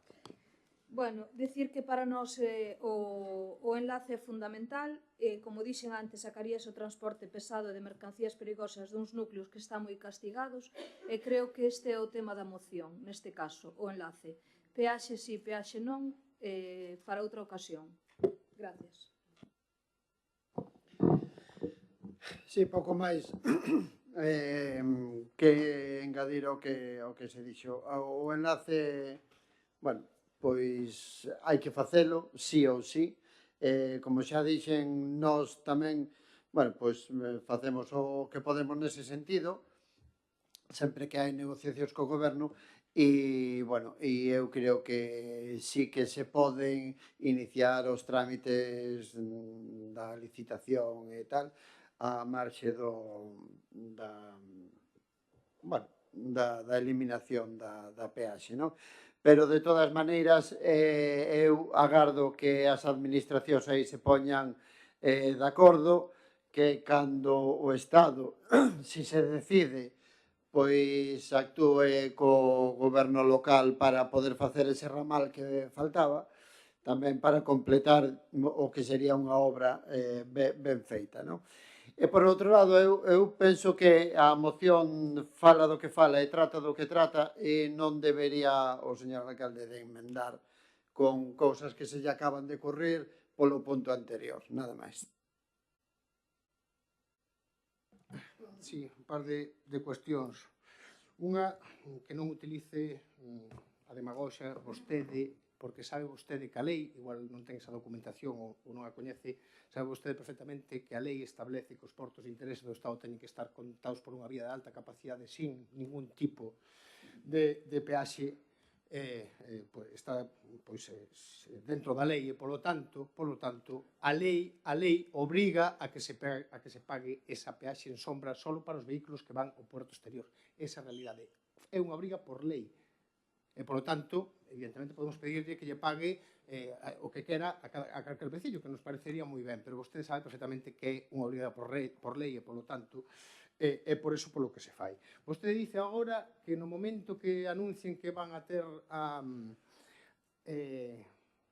o proxecto, que volva que se poña en funcionamento o tema do enlace, vostede dice que un ano vai a ter o plan especial e que vai a facer o vial que conectaría Nostián con ese enlace. Nos está tomando pelo, non? O sea, acabamos de ver o que vimos con Suevos, non? Que se prometía que aquela modificación da obra iba a ir en 5 meses, ahora vai ir para casi 2 anos. Vostede me di que vostedes van a redactar un proxecto, licitalo, dalo, facer a obra nun ano. Mire, as cousas serias. Vostede sabe perfectamente que eso é un brindis ao sol. O que está claro, eu neso difiro coa voceira da Alternativa aos Veciños, no sentido de que si estou de acordo en que vamos a votar a favor da moción, pero es que está íntimamente ligado. Está íntimamente ligado o tema de que esté paralizado eso, porque volvo a repetir que estuvo dentro de 2016 ou 2018 tamén paralizado con Mariano Rajoy porque non se quere poñer ali unha cabina de peaxe. Esa é a realidade. E ten que haber unha cabina de peaxe porque hai que pagalo. Hai que pagalo en sombra ou como sexa ou contabilizando. Pero claro, vostede quere facer a trampa de decirlle o deixamos aberto que sexa en sombra que podan circular os vehículos dos particulares. E sabe que non o poden facer. porque eso sería ilegal, eso sería pagarlle algo, sería prevaricar, señor alcalde, sería prevaricar, pagarlle o peaxe en sombra a alguén que non utiliza o puerto. O sabe perfectamente que non se pode utilizar os cartos así como así. Entón, as cuestións hai que facelas ben, hai que facelas ben. Que pasa ahora mismo cando vostede dixo, eu, mentras sexo alcalde, cando vaya, cada vez que veña de Meicén de Arteixo vou a ir pola autopista ao Porto, non a volver a pisar nunca máis, porque nin o veu por ali. Ven pola carretera como o resto dos cidadáns. Porque sabe vostede que que un coche particular non pode ir ali a dar a volta. De feito, se se dá a volta, se dá de forma irregular, porque non hai forma de dar a volta. Porque non é regular eso. A peaxe en sombra é unha fórmula para pagar o que establece a lei dos vehículos pesados, que nos pode parecer mellor ou peor, pero é así. E, por tanto, vou repetir, é esencial pedir a Xunta de Galicia como vostede, que xa só costa 12 millóns de euros, que pague a súa propiedade, porque ata o de agora, os cuarteles da Guardia Civil os paga o Estado, e os hospitales os paga a Xunta de Galicia, cada un ten que pagar o que está baixo a súa propiedade. E quen estableceu no seu día que a G55 tiña que ser privada contra os veciños que lles prometeu que iba a ser pública e lle puxo unha peaxe foi o Partido Popular. É a propiedade da Xunta de Galicia. É a quen lle hai que reclamar esa liberación que facilitaría precisamente este tipo de cuestións. Que non ven na moción que vamos a votar a favor igual, nin vamos a incluir nada, pero digo que ven íntimamente ligado, e vostede o sabe, porque evidentemente dentro de 2016 ou 2018 estuvo moi caladiño, porque non lle interesaba. Eu calado sobre este tema creo que poucas veces, Mira, hai que a veces escoitar burradas en este pleno que de verdad, e que, non sei, o volvo a dicir, menos mal que os veciños de Arteixo saben perfectamente distinguir o traballo feito, planificado, reivindicando moitos anos e, neste caso, pois, as conveniencias ou as burradas que se din nos momentos puntuais. O proxecto de execución do enlace de Meicende se fixo no 2015-16. Oe, non incumpliron ningunha lei. O proxecto de execución, alguén fai un proxecto de execución dicindo que despois, oye, despois non se pode hacer porque tenemos que poner un peaje. Por favor, lo que hai, sí que es verdad, hai un incumplimiento brutal de la ley por parte de Puertos del Estado, porque sí que dice la ley que se tiene que conectar un puerto de interés general con una carretera de titularidad del Estado. En este caso es la A6. Y aquí, por el morro o por el forro, hacen una cosa intermedia y meten un peaje en sombra. Telita, telita.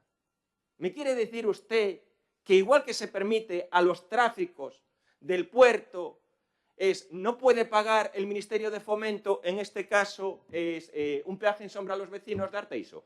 Ay, bueno, vale. Entonces, el Ministerio, vecinos de primero y vecinos de segundo. Pero si hay un montón de bonificaciones y de peajes en sombra en las... ¿Pero qué es el peaje de la P9? La zona de Cangas. ¿Qué es la Barcala? ¿Qué es la Barcala? ¿Qué la estamos pagando todos la Barcala? Prevaricando. Es una gran prevaricación. No, de verdad, que no interrumpimos nada. Hombre, lo vuelvo a decir, es una auténtica burrada lo que está diciendo, porque es una conveniencia. Mañana mismo el Ministerio, que hizo el Ministerio el proyecto, no lo hicimos nosotros, el proyecto del enlace de Meicende lo hizo el Ministerio. Y el Ministerio perfectamente dijo, esto se puede ejecutar. Y el Ministerio no puso ninguna traba ni dijo, es que es una prevaricación porque hay después que poner un peaje en sombra. No, señor, es lo que está claro, y es verdad que hay un cumplimiento flagrante por parte del puerto. Se hace una autovía que enlaza en una autopista, se le pone un peaje y ahora, cuando realmente se consiga la conexión, ¿qué pasa con ese tramo de autovía? Porque se va a cerrar. 70, 80 millones de euros mal invertidos porque después, cuando tengan la verdadera conexión, se va a cerrar. ¡Hala! Eso sí, cumplirá estrictamente la ley. Tirará el dinero de los vecinos, porque lo que es los carriles de la vergüenza del Quinto Pino costaron sobre unos 28 millones de euros. Dios mío, nosotros estamos pidiendo un enlace Meicende que vale 6, 7 millones de euros. Se tira el dinero, hombre, se podría reinvertir y de verdad se podría optimizar las infraestructuras. ¿Que el Ministerio no lo quiere hacer? Pues no lo quiere hacer. Oye, pues seamos realistas. Nosotros vamos a seguir, en este caso, peleando y defendiendo esta actuación y la actuación de Suevos. ¿Que dice que nosotros tenemos miedo a la Xunta? Lo vuelvo a decir, es el Concello de Arteixo, el Partido Popular de Arteixo, el alcalde de Arteixo del PP, le hizo una manifestación al gobierno del Estado gobernado por el PP. A ver si lo hacen ustedes. Muy dura. Bueno, pues estaban ustedes allí. Bueno, es que nada vale, hombre, nada vale. Bueno, lo volvemos a decir. Y en esto sí que quiero terminar porque probablemente dentro de un tiempo lo vamos a traer este tiempo. Yo estoy seguro que este enlace se va a hacer. Estoy seguro que se va a hacer. Estoy seguro que ninguno de los que está con responsabilidad en el Ministerio del Fomento va a venir aquí con el tema y la chorrada del peaje o el peaje del sombra. ¿Qué pasa? También lo digo, y llevo mucho tiempo advirtiéndolo, y además lo digo totalmente, un poco en ese sentido, con la máxima preocupación. El día que un camión de tráfico pesado reviente en medio de Meicende y mate a gente, al día siguiente tenemos garantizado lo que es el enlace de Meicende. Eso lo aseguro. Esperemos y deseemos que no se produzca esta actuación, porque entonces esto sí que sería totalmente lamentable. Y como siempre, actuar cuando realmente hay una desgracia. Lo vuelvo a decir, no estamos pidiendo ninguna cuestión que no sea en esta situación totalmente necesaria allí. Muy bien, procedemos entonces a la votación. ¿Votos a favor? Vale. Mira, hacemos un receso de 10 minutos. 10 minutos.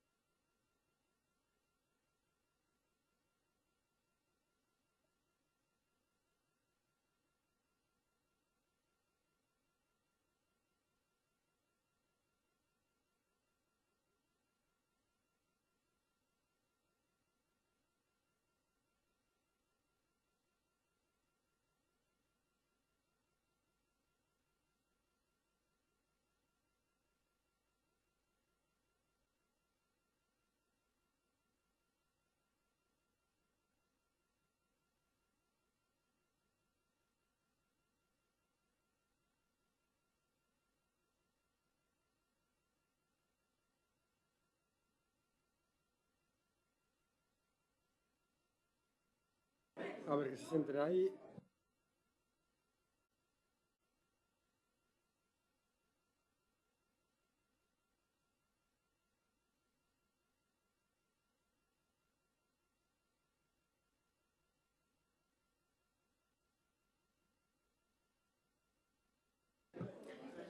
Seguinte punto da orde do día. Moción do Grupo Municipal do Bloque Nacionalista Galego para aprobar e poñer en marcha un plan de movimento da actividade deportiva. Ben, comenzo coa exposición de motivos. O deporte é un elemento fundamental para promover a saúde, o benestar e a cohesión social entre os habitantes do noso concello. É responsable da corporación local fomentar e promover a práctica deportiva entre todas as edades e segmentos de poboación. A práctica deportiva é o mellor aliado para unha caída formación da nosa mocidade, evitando que esta quede influenciada por ambientes pouco recomendables e incluso nocivos. Ademais, os beneficiosos efectos da práctica deportiva en equipo facilitarán a súa integración social e os preparará para un futuro máis saludable e beneficioso. Arteixo conta con gran potencial humano e de recursos naturais para desenvolver unha amplia variedade de actividades deportivas, tanto para o deporte considerado de elite como para o considerado como cerne dunha aceitada educación e dotación social da nosa rapazada e crianzas, así como tamén para unha saudable vida, ocio e integración de todas as idades e épocas de vida entre todos os veciños. Non só como espectadores de eventos deportivos que transmitan e inculquen un orgullo como pobo e aumenten a cohesión social do noso concello, sino tamén, e sobre todo, como integrantes dunha participación activa nunha actividade deportiva que, competitiva ou non, fortalezan a socialización de todas e todos e colaboren no desenvolvemento dunha vida máis san e saudable. Para acadármonos este escenario dun concello ideal onde a práctica deportiva sexa de dada accesibilidade, sexa cal sexa o deporte elexido, precisamos a redacción dun plan de fomento da actividade deportiva que contribuirá ao desenvolvemento integral da nosa cidadanía. Este plan non só ten que incluir un minucioso estudio das necesidades en canto a instalacións que se precisan a día de hoxe en todas as nosas parroquias, senón que ten que establecer as bases dunha promoción deportiva que as modifique e determine e prepare un aumento das mesmas no futuro. Convén que as actividades deportivas sexan múltiples e variadas, non só para atender a todas as preferencias, senón tamén para acadar novos participantes nas mesmas. Non debemos deixar de lado acoller a clubs de outras localidades, ofrecéndoles instalacións para que se establezcan no Concello, xa que elo redundará en aumento de licencias artexáns e que estes clubs, chamémoslle venideiros, acaben enraizándose no noso Concello. Por eses motivos, o BNG propón ao Pleno da Corporación Municipal a adopción dos seguintes acordos. Son 6. Primeiro, redactar un plan de formación de actividade deportiva, de fomento, da actividade deportiva en Arteixo que incluya medidas para promover a práctica deportiva en todas as edades e sectores da poboación. 2. Que o citado plan parta dun estudio das necesidades en infraestructuras actuais, contemplando un escenario futuro de ampliación de acordo cos resultados esperados da promoción. 3. Establecer acordos e convenios con clubs deportivos, centros educativos, empresas e outras institucións para desenvolver programas e actividades deportivas inclusivas e accesibles. 4. Mellorar e manter as instalacións deportivas municipais asegurando a súa adecuación e disponibilidade para toda a veciñanza. 5. Organizar eventos deportivos e recreativos que fomenten a participación e espírito comunitario no noso Concello. E sexto e último, promover a formación e capacitación de profesionais do deporte, así como a educación en valores a través do mesmo, especialmente entre a mocidade. Gracias. Bueno, o noso grupo de Alternativa dos Veciños está totalmente a favor desta moción. Para nós o deporte é imprescindible nun concello debido ás múltiples vantaxes que ofrece. Creemos que toda persoa vinculada ao deporte, sexa cal sexa, non só mellora a súa calidade de vida, senón a súa vida social e persoal. Para todas esas vantaxes que nos ofrece o deporte, o noso concello ten que ofrecer medios e instalacións para facer fronte a algo tan importante na vida das persoas como é o deporte. Nós estamos a favor de todos os puntos de acordo que se presentan nesta moción. Polo tanto, o noso voto vai ser favorable. Moitas gracias.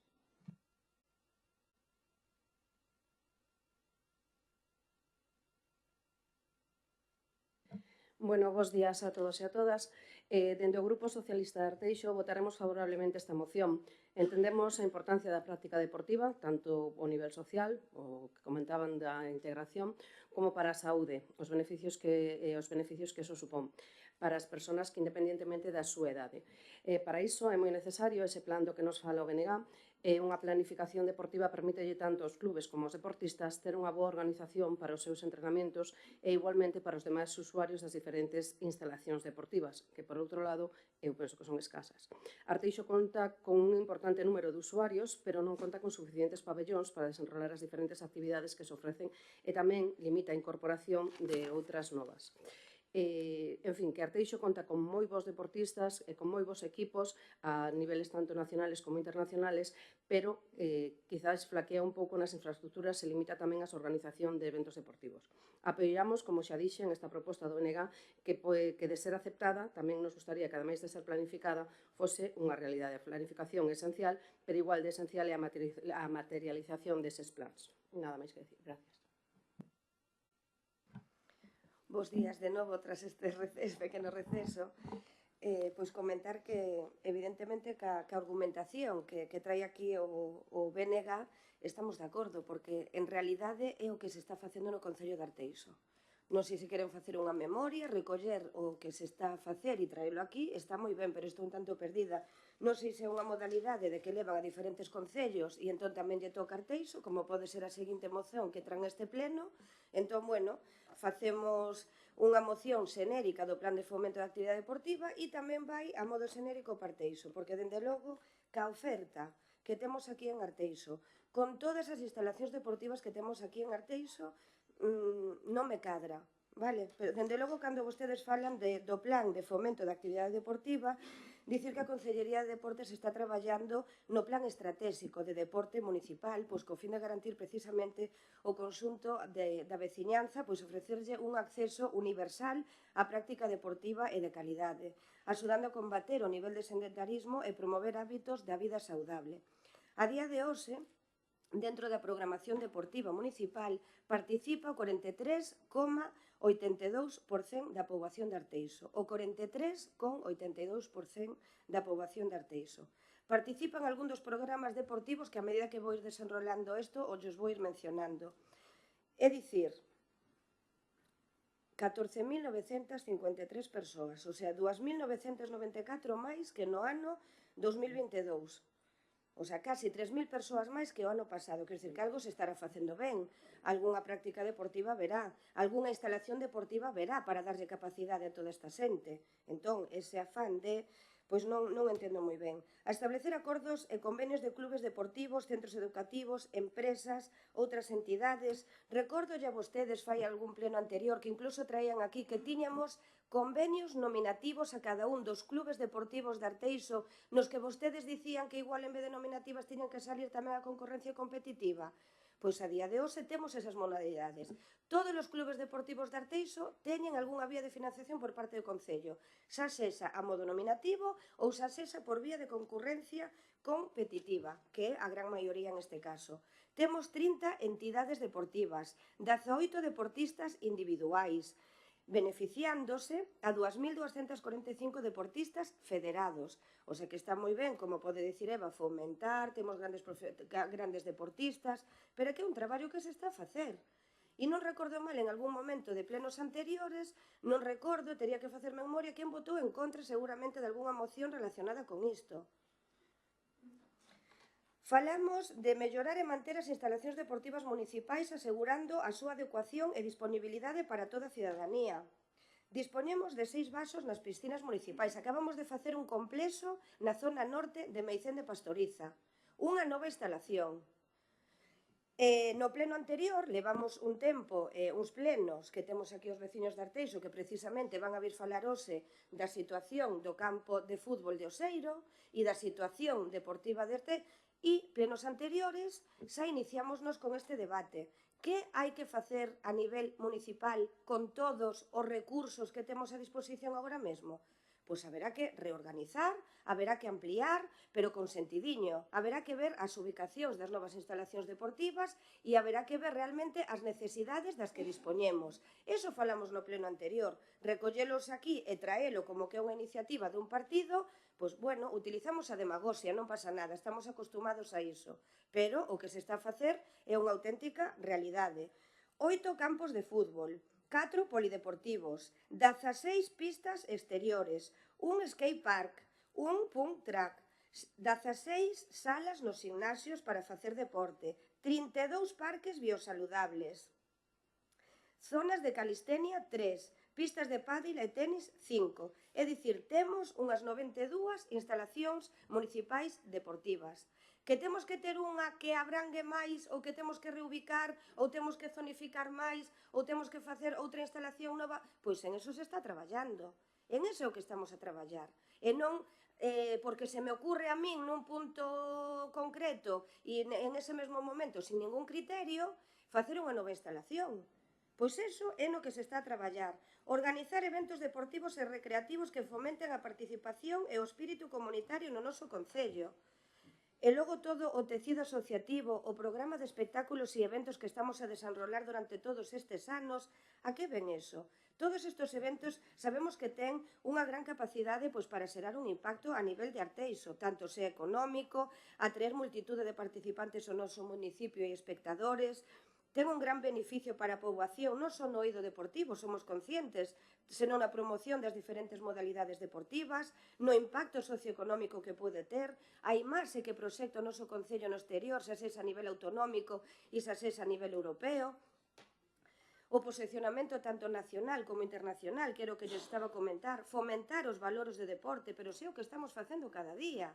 Si estamos dicindo que incluso hai instalacións que ao mellor non teñen a capacidade suficiente para abarcar a demanda que temos en algún caso. non se debe estar facendo tan mal. Ao longo do 2023 organizáronse 76 espectáculos, 2 campeonatos de España, 9 campeonatos galegos, 5 espectáculos deportivos de ámbito internacional, 10 espectáculos deportivos de ámbito autonómico. Promover a formación e a capacitación de profesionais. Temos unhas bases reguladoras para conceder as subvencións destinadas ás actividades deportivas en réximen de concurrencia competitiva. E en esas subvencións tamén se valora, en ese caso hai puntos de ponderación, que valoran a contratación de técnicos cualificados nas diferentes modalidades. E non quero acabar aquí, senón que lle quero mencionar, porque lendo esa moción, temos o programa de escolas deportivas municipais. Non só dispoñemos das instalacións municipais deportivas como tal, sino que facemos uso dos polideportivos dos centros educativos, en horario non lectivo cando non hai escola.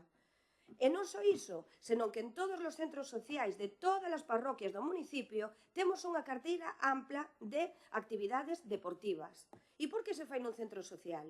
Porque, efectivamente, teremos, de alguna maneira, que optimizar os recursos que dispoñemos. E se un centro social dispón dunha sala amplia que se asusta a eso e por encima lle queda ao lado dun veciño, pois para que o vamos facer vir aquí a Arteixo Pazo de Deportes se o tengo ao lado da casa e non ten que coller o autobús nin ten que coller o seu coche particular? Pois é do que se trata. Programa de actividades deportivas extraescolares, programa de natación escolar que lle ofrecemos a todos os centros educativos, con bus tamén, programa de espectáculos e eventos deportivos, programa de apoio ao deporte federado, oferta do Complexo Deportivo Municipal de Arteixo, oferta do Complexo Deportivo Municipal Pastoriza Meicende, programa deportivo de verán, canta carteira de campamentos de verán para a vida de conciliación familiar temos ofertado agora que saiu fai uns días en prensa, o temos na página web. E hai prazas, non é que quedamos cortos, é que sigo mencionando, porque me estades limitando o tempo, cousa que o Partido Socialista sempre está a interrumpir e non o respeta, lo que na pasa seguinte. que empecé yo más tarde a contabilizar tu tiempo. Estás excedida de tiempo, ¿vale? Pues en la siguiente intervención continúo. Bueno, a ver por onde empezo. Primeiro, non é unha moción xenérica. A anunciamos no pleno pasado, dixemos, o pleno seguinte vamos a traer unha moción de promoción da actividade deportiva. Creo que todo o que ten oído se escoitou. Entonces, pero é unha idea, porque esta moción a vamos a levar a nacional para que todos os concellos deste país a presenten, porque é unha moción que nos parece moi acaída, como dicen o resto dos compañeros da oposición, aos que lle agradezo o seu voto, desde logo, como non podía ser de outro xeito. Esta moción foi redactada aquí, a man, e pensada para Arteixo, pero pode ser, efectivamente, trasladada a outros concellos. Unha vez que se aprueba aquí, se é que o Partido Popular pensa que así o debe facer, non? Porque o que fala esta moción é de planificación, e estábamos todos de acordo. O que hai que facer primeiro, e o di expresamente a moción, é estudiar as necesidades e instalacións deportivas que precisa o Concello, porque estaremos todos de acordo que algunha carencia hai, non? Non somos perfectos, non? O Partido Popular non é perfecto, entón o que hai que facer é estudiala. E logo, por outro lado, promover a actividade deportiva, para que esas necesidades que hai agora aínda se incrementen máis, non? Hai carencias. Outro día se nos queixaban de que os nenos que queren empezar a xogar a baloncesto non en canastas grandes, sino en canastas máis baixas non tiñan onde facelo en Arteixo, non? A xente que quere facer atletismo non atopa instalacións deportivas, bueno, e outras carencias. Haberá campos de fútbol, aínda que se poden precisar máis, pero tamén se necesitan de outras actividades deportivas, non? Polo que tampouco entendo que non se necesite facer un estudio, que é o que pide esta moción. A moción o que pide é un plan perfectamente estudiado no que se estude, por un lado, as instalacións deportivas e, por outro, o fomento desas actividades deportivas. Que se están facendo actuacións ahora, faltaría máis. O sea, que non se fixera ninguna. O sea, estarán facendo, e habrá que facer máis. Hai que estar en todos os lados, en todas as cidades, fomentar a práctica deportiva en todas as idades da nosa vida, sendo cativos, sendo a mocedade, ou mediana edad, os que xa temos unha edad certamente avanzada, aí hai que procurarlles instalacións. Entón, para eso habrá que estudiar, non ir ao show. Ora, como veñen eleccións de todo tipo, entón vou a prometer e prometo que faré un campo de fútbol non sei onde, unha piscina non sei que. Non, eso non pode ser o show. Senón que ten que ser estudiado perfectamente esas necesidades, atendendo as veciñanzas de cada parroquia e provocando que a xente se inicie no deporte non que nunca o fixe e que poda facer o que sempre o fixo. E nada máis que me pasei do tempo, creo.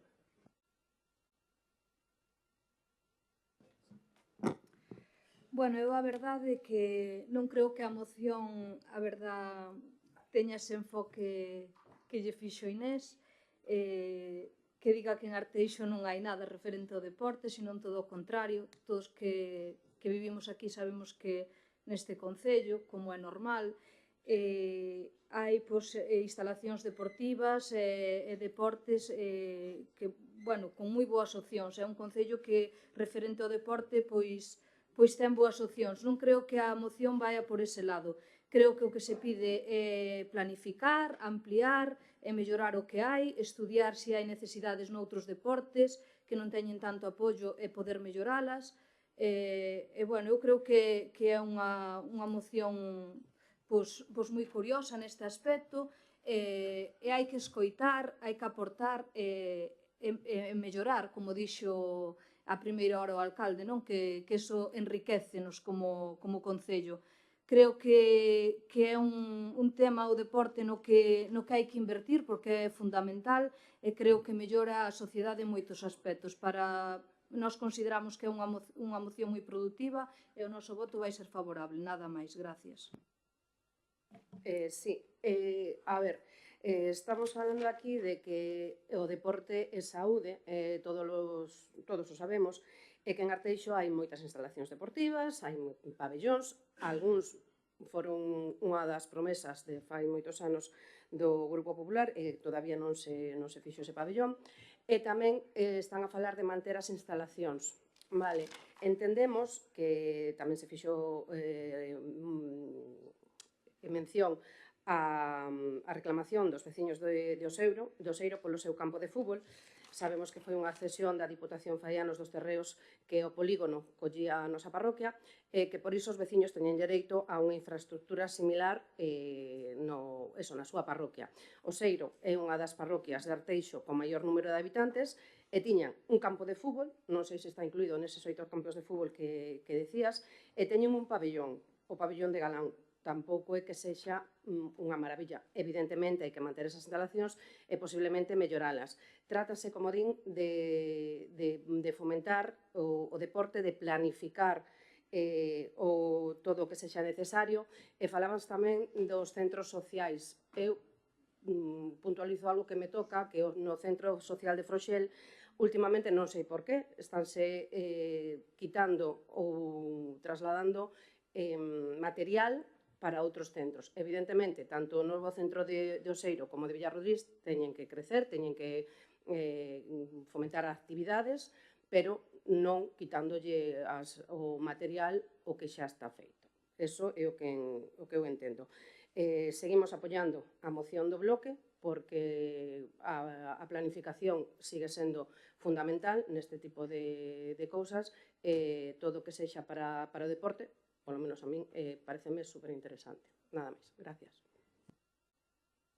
Bueno, me reitero e comparto as argumentacións que comentan vostedes, todos os grupos políticos, e en este caso estou de acordo plenamente porque é o que vemos facendo durante todos estes anos. E en algunha argumentación hasta me parece algo ofensivo que cando falo co equipo técnico e me trasladan o tipo de memorias, estudios, datos tan pormenorizado, tan planificado e tan asustado, se diga que fai falta planificación. Unha cousa é o tema de planificación de oferta, de servizos, de xestión de ocupación de espazos, e outra cousa é unha nova instalación. Entón, que temos que mellorar? Por suposto, creo que somos os autocríticos suficientes para intentar mellorar. Que temos cousas que avanzar? Por suposto que temos cousas que avanzar. pero que temos unha carteira moi ampla, e vostedes o acaban de decir, de deporte, de instalacións, é que iso é que é inevitable non poñelo en valor e decir que temos unha carteira moi ampla.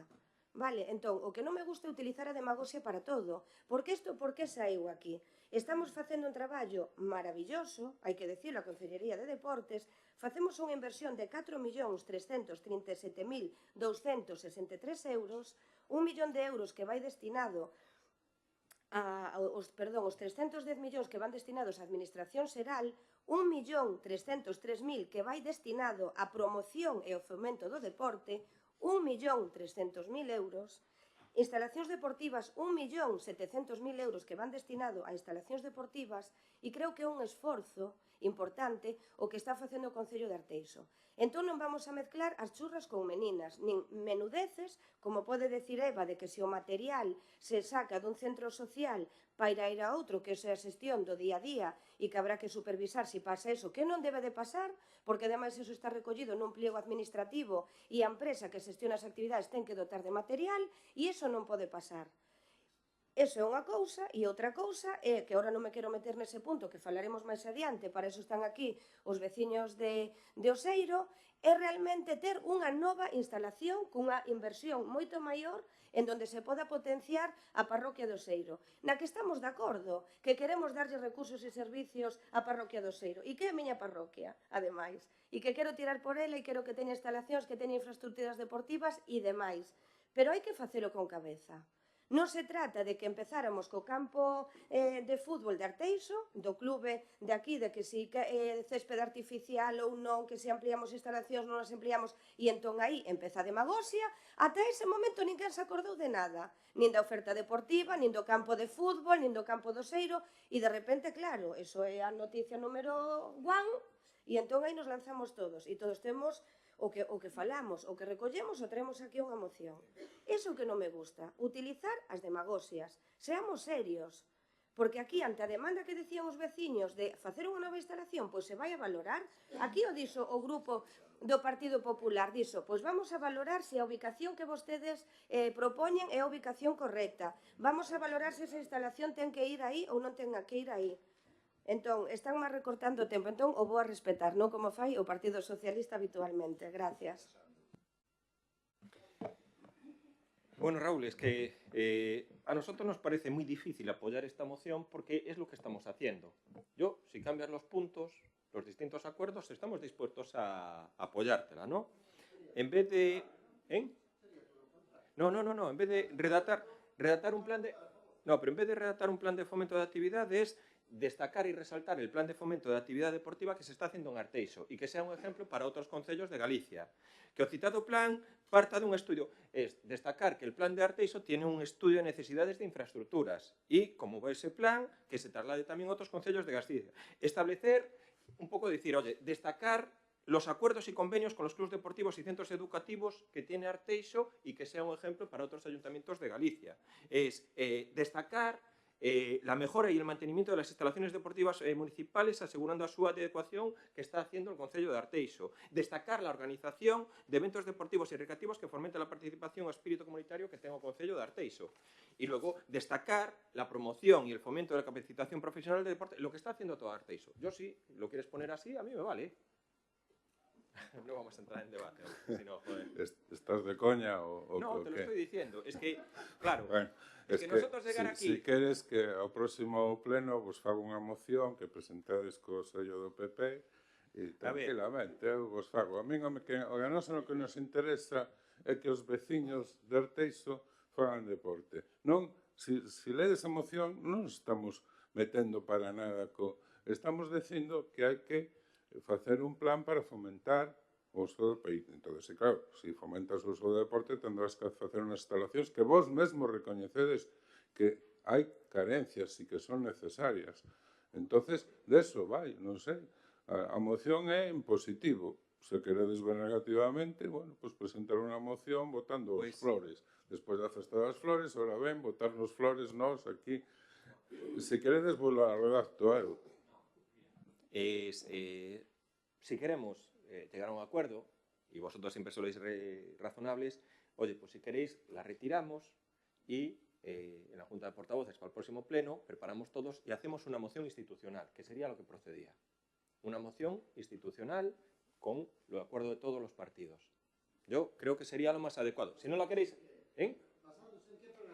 ¿Basándose en qué? Oye, nosotros vamos a pedir, incorporar parte de las actuaciones que se están haciendo en la memoria de gestión del 23 y, oye, pues lo que dices tú, oye, partiendo de lo que hay, mejorando lo que hai. Es que, por exemplo, Claro. unha puntualización, por facer o punto número 3, establecer acordos e convenios con clubes deportivos, centros educativos, tal, eso se está a facer, a que se refire? Se non chegan demanda, cando...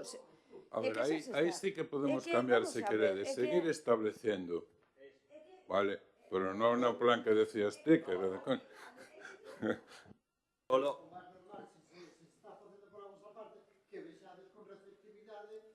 Home, e aprobamos o que se estamos facendo. Home, en todo caso, vostedes tenían que reforzar.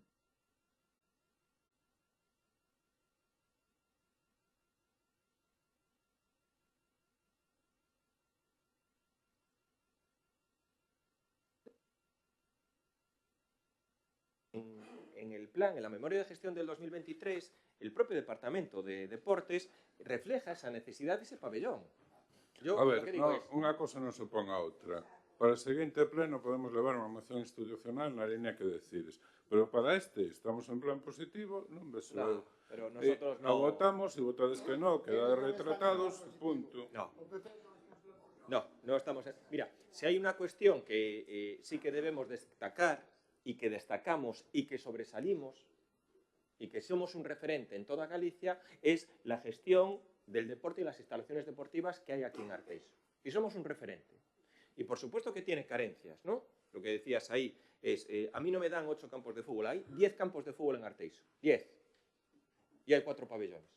Bueno, somos un referente, pero non nos conformamos, non nos queremos ser os máis mellores do mundo mundial. Bueno, hombre, pues yo de verdad, Claro. Seguimos mellorando, seguimos potenciando, seguimos traballando, pero... Yo reitero a oferta de redactarvos unha moción para que poñades o vosso cuños. No, hombre, no es eso, sino que, a ver, yo de verdad, esto es el debate, vosotros traéis una moción pidiendo unas cosas que nosotros ya estamos haciendo, y es más, y que destacamos y sobresalimos por eso, y que está todo el mundo de acuerdo. Además, una de las cuestiones mejor, más valoradas por los vecinos de Arteixo, es la gestión de las instalaciones y los deportes en el concello. Yo creo que es la más valorada por los vecinos de Arteixo, con una nota dentro de lo que son... Ninguno. No hay ningún concello de Galicia que tenga 10 campos de fútbol. Ninguno. Ya, por eso la tomamos. Por eso digo, es que faltan cuestiones. Sí, están incorporadas aquí en el plan de memoria. Yo creo que venir vosotros a decirnos ahí, establecer acuerdos con convenios con clubes deportivos. Los hay con todos. Es que estaríamos enmendándonos a la actuación que estamos haciendo nosotros. Que non hai problema en decir seguir estableciendo. Bueno, lo vuelvo a decir. Yo creo que es muy importante, sí, trabajar en esa planificación. Sí que es verdad, y nosotros lo anunciamos aquí, y ya lo anunciamos anteriormente, existen 10 campos de fútbol en Arteixo y existen 4 pabellones. Nosotros creemos que hay una necesidad urgente e imperiosa de tener un nuevo pabellón. Y eso yo creo que tenemos que estar todos de acuerdo dentro de la planificación. Y se está reformando el campo de césped artificial de Arteixo, una gran polémica que había, aceptado por todo el mundo, imperó el sentido común, porque imperó el sentido común. Ahí sí que imperó y se impuso el sentido común. Se tiene que reformar el segundo campo de Micende, y hay necesidades, igual que tienen, en este caso, el Club de Oseiro y los vecinos de Oseiro, tienen necesidades Arteixo. En la parroquia de Oseiro tenemos 2 campos de fútbol, en la parroquia de Oseiro. Dos. El de Rañobre existe. El de Rañobre, el campo de fútbol, existe. No, tampoco está, Dios mío, tampoco está federado. Entramos después en el debate. No vamos a entrar. Sí. Vale. Sí, pero se pueden hacer... No, me estoy refiriendo al campo de fútbol de Rañobre, que está al lado de Ferrol Atlántica, que tiene la dimensión para hacer un campo de fútbol federado. Y está en la parroquia de Oseiro. Una opción. Y luego tenemos los campos de fútbol de Pastoriza, tenemos los campos de fútbol de Micende, tenemos los campos de fútbol de Arteixo, tenemos Freán, tenemos La necesidad de Arteixo no es un campo de fútbol, es un pabellón. Y lo sabemos de manera totalmente realista. Lo vuelvo a decir, es la situación de la renovación del césped natural al césped artificial en Arteixo, el club de Arteixo, imperó la lógica y el sentido común y la necesidad de adaptar. ¿Necesidades de instalaciones deportivas en la parroquia de Oseiro? Sí, yo no sé, siendo una parroquia tan amplia, sí se necesitan más instalaciones deportivas en Solimar, que hay un campo de césped artificial en Solimar, si tiene que ser en Oseiro centro, si tiene que ser en Villarrodrís o tiene que ser en otra actuación. Y luego, lo decimos, sí, lo vuelvo a decir, lo decimos, sí, y a mí me parece que era una acción que puede ser posible, debajo, en el entorno de Solimar, hacer posible. Lo que no es posible es hacer una inversión en una infraestructura de 12, 14, 16 millones de euros. Y puede ser una acción posible, pero también puede ser una acción posible hacer una instalación deportiva en Villarrodrís. O hacer una instalación deportiva en el otro lado. Pero dentro, hacer una piscina, un estadio de atletismo, un pabellón, hacer una piscina, un estadio de atletismo, un pabellón, unas pistas de pádel, eso vale más de 14 millones de euros. Más de 14 millones de euros. Dejamos Perdón, después. ¿no estamos en la moción del BNG? Estamos en la moción, Estamos en la moción. Después se te puede dejar intervenir, Claro. Y lo vuelvo a decir, mirar, la necesidad, muchas veces nos estamos olvidando y estamos hablando de instalaciones y pabellones, sí, pero eso acabó, instalaciones y pabellones, campos de fútbol y pabellones para equipos que solo pueden usarlos la gente que está en esos equipos. Es decir, la práctica del deporte de los vecinos de Oseiro libre que quieran ir a jugar, nadie se preocupa por ella. A lo mejor un grupo de chavales de Solimar quieren ir a jugar a un campo de fútbol, o quieren tener una pista deportiva exterior, o quieren ir a un pabellón que no esté siempre con actividades y que pueda ser usado también los vecinos. Claro, sí, mira, pero ya lo están haciendo. Ya lo están haciendo. Claro, vamos, continuamos. Procedemos entonces a la votación de la moción. ¿Votos a favor? ¿En contra?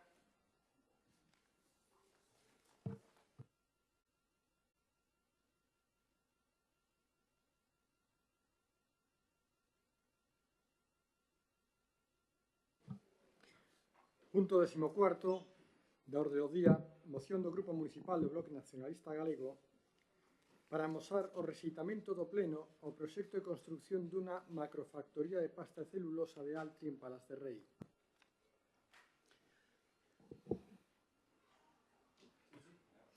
Ben, traemos esta moción aquí porque pensamos que isto afecta a Arteixo como afecta a todo o país, non? A exposición de motivos di así. A Xunta do PP e a empresa portuguesa Altri promoven a construción dunha macrofactoría de produción de pasta de celulosa no concello de Palas de Rei. Este proxecto tramitouse con absoluta falta de transparencia e con enganos, xa que durante máis de 2 anos publicitouse unha factoría circular de fibras textiles e finalmente soubose que o obxectivo principal será a produción de pasta de celulosa soluble, destinada preferentemente á exportación.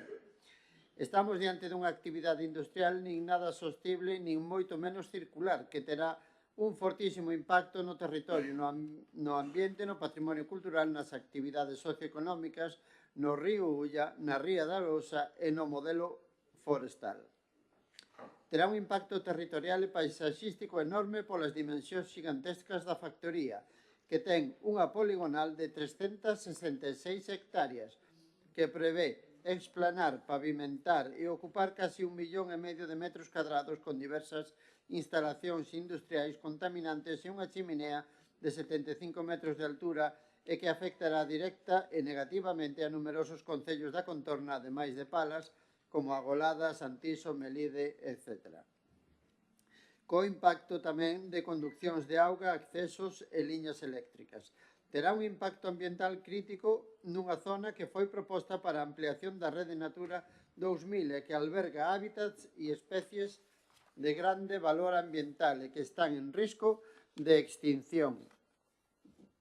As emisións de gases contaminantes tamén terá unha incidencia prexudicial na saúde, no uso residencial e na calidade e aproveitamento dos solos nunha ampla zona circundante. Terá un impacto fortísimo no ámbito de protección do Vic Camiño de Santiago e noutros bens culturais da contorna. Prevé un consumo de grandes cantidades de auga procedentes do río Ulla e o vertido dun voluminoso caudal de augas sometidas á depuración industrial máis contaminantes que incidirán negativamente na calidade das augas, na biodiversidade e na productividade tanto do río Ulla como da ría da Arousa.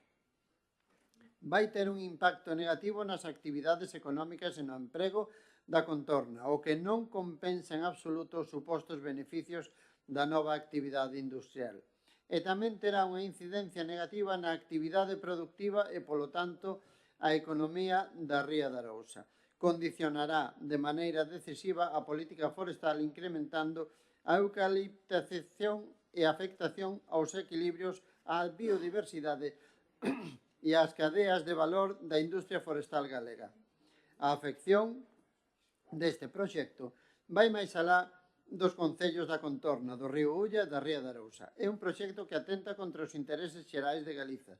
Estamos diante dun exemplo de libro de industria de enclave e de expolio colonial dos recursos naturais do noso país, na repetición do modelo de implantación da celulosa de Ence na ría de Pontevedra. Disponibilidade de solo barato, disponibilidade de eucalipto a grande escala e a prezos baixos, a primeira transformación con escaso valor engadido e destino principal á exportación sen peche de ciclos. En realidade, a orixe e implantación deste proxecto ten que ver coa moratoria ao eucalipto en Portugal, ao interese da empresa promotora por dispoñer de grandes cantidades de madeira de eucalipto e entrar no lucrativo mercado da produción e comercialización de pasta de celulosa destinada á produción de fibras textiles. Tanto a Xunta como a empresa actuaron de maneira escurantista e con enganos publicitando unha planta circular e de produción de fibras textiles, cando en realidade estamos diante dun macro complexo industrial equivalente a unha planta clásica de produción de celulosa. Por estes motivos, o BNG propón ao Pleno da Corporación Municipal a adopción dos seguintes acordos. Primeiro, manifestar o rexeitamento ao macro complexo industrial contaminante de Altri porque supón a consolidación dun modelo de dependencia e expolio o incremento do proceso eucaliptizador e porque terá múltiples afeccións negativas ao conxunto do país, ás comarcas veciñas da megafactoría, ao río Ulla e á ría da Arousa. 2.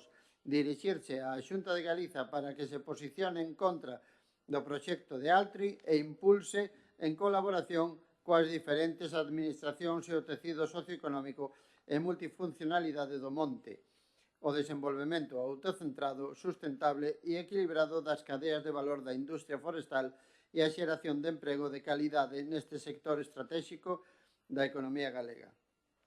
E 3. Exixir ao Goberno galego a aprobación dunha alternativa para a dinamización socioeconómica da Ulloa, a terra de Melide, o Alto Ulla, co obxectivo de fomentar actividades sustentables que xeren emprego e que fixen e traigan poboación, así como o desenvolvemento dun plan para a mellora integral de calidade da auga e da biodiversidade da vacío do río Ulla e para a rexeneración e a reactivación productiva da ría da Arousa. Ademais da moción e todo o que se di na moción, temos que incluir os 250 millóns de euros que a Xunta pretende darlle por implantarse aí nesta terra.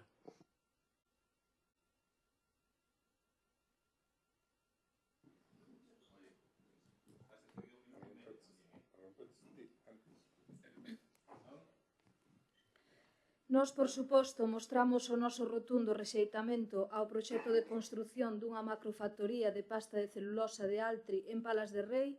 Creemos que terá uns efectos negativos tanto para o municipio como para a contorna en xeral, provocará importantes impactos negativos a todos os niveis, tanto paisaxísticos, saudables, forestais, etc., e, dende logo, que a Xunta de Galicia ten que recapacitar sobre un tema tan importante como este e non permitir que unha empresa prexudique tan negativamente unha zona privilexiada en moitos aspectos e quede totalmente castigada só por pensar en intereses partidistas. O noso voto vai ser favorable. Gracias.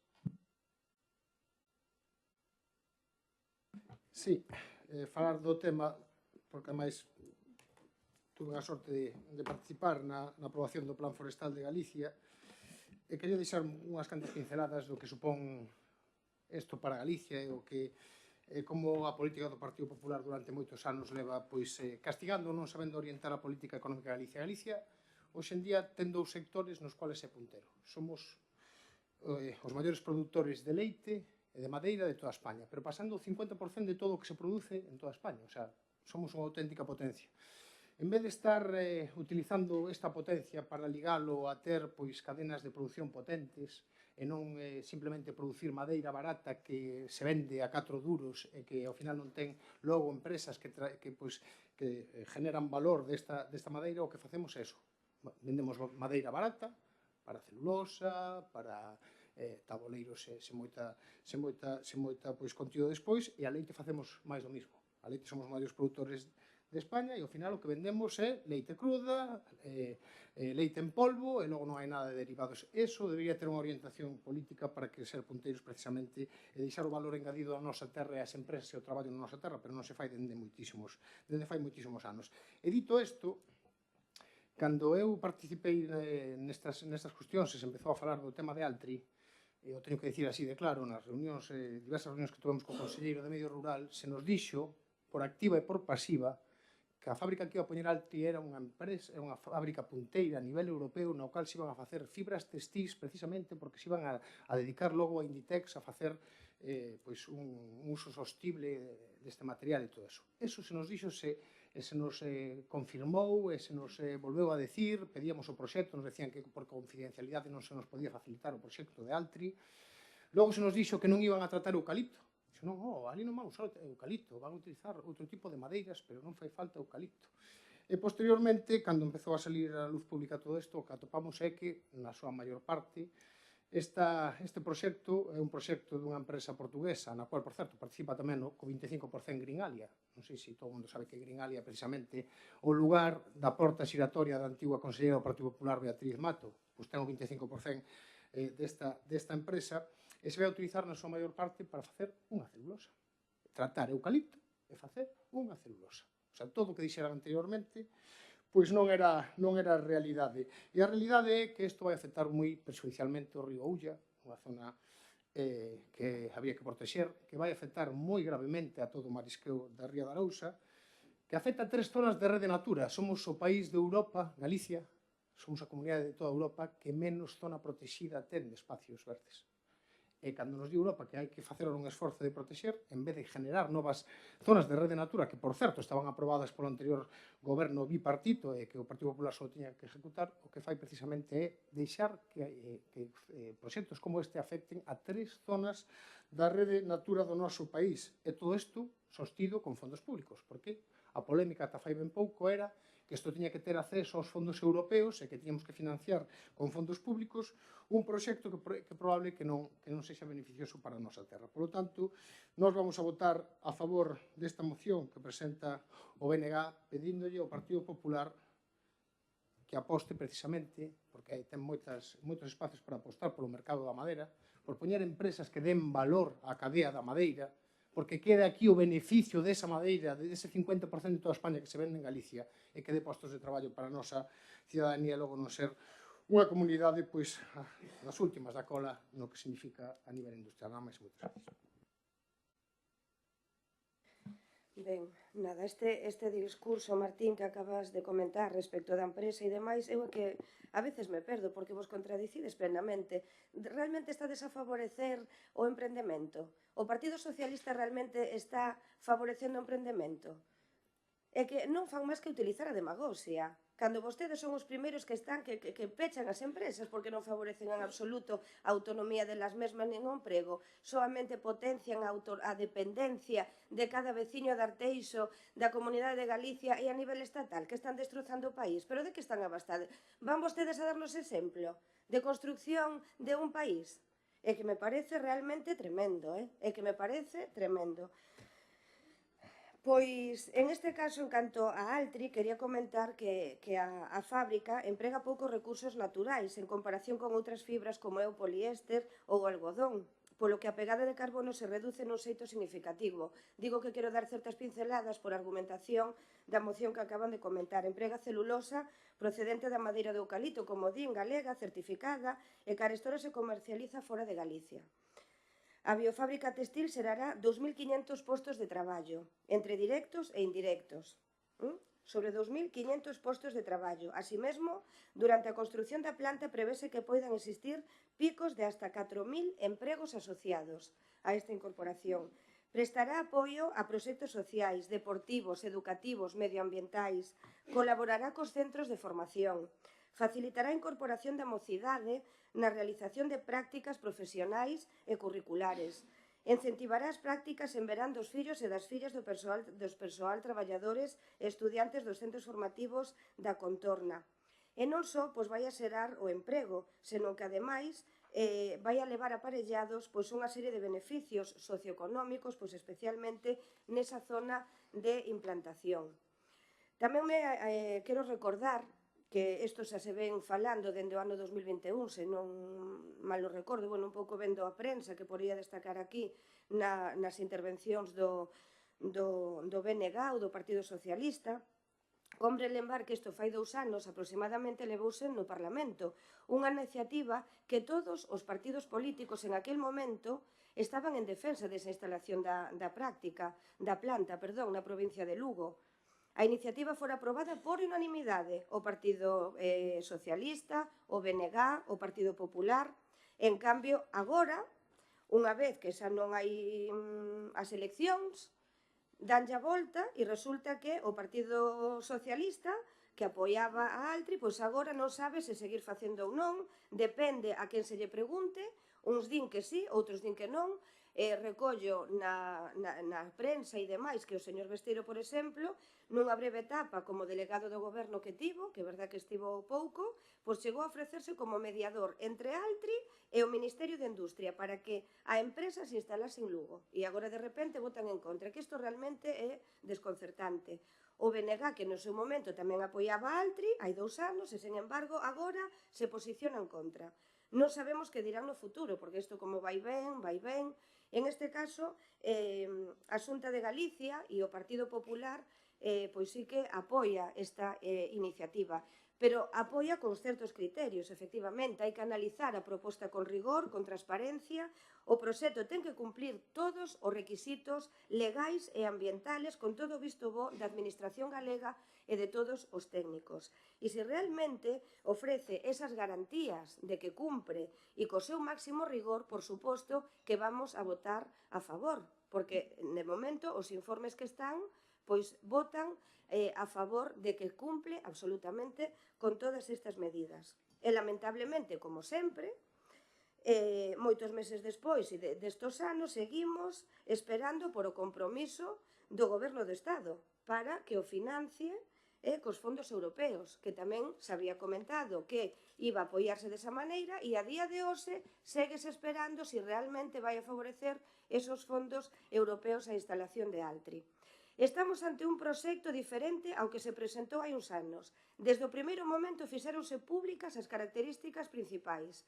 Chega con ir á hemeroteca para comprobar que as características son as mesmas e que sempre se trasladaron con total transparencia. Por iso que votaron a favor e agora están en contra. Estamos ante un proxecto 3 veces máis grande que a fábrica de Ence en Pontevedra. A planta de Ence ten máis do dobre de toneladas da capacidade de produción de pasta soluble do proxecto de Green Fiber na súa primeira fase e dun 25% máis incluso na fase final do proxecto.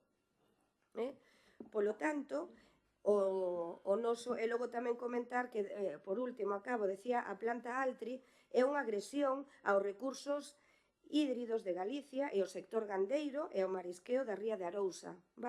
Pois dicir que o proxecto incorpora tecnoloxías que tamén o mencionaban e decías que tiñan que ter en conta, innovadoras para o aproveitamento eficiente da auga captada.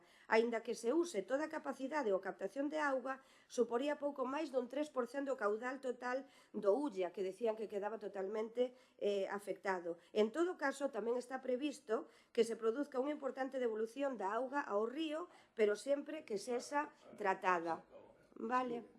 Non poñan malas caras que eu son a única que casi cumplo o tempo, Así que, vamos a ver.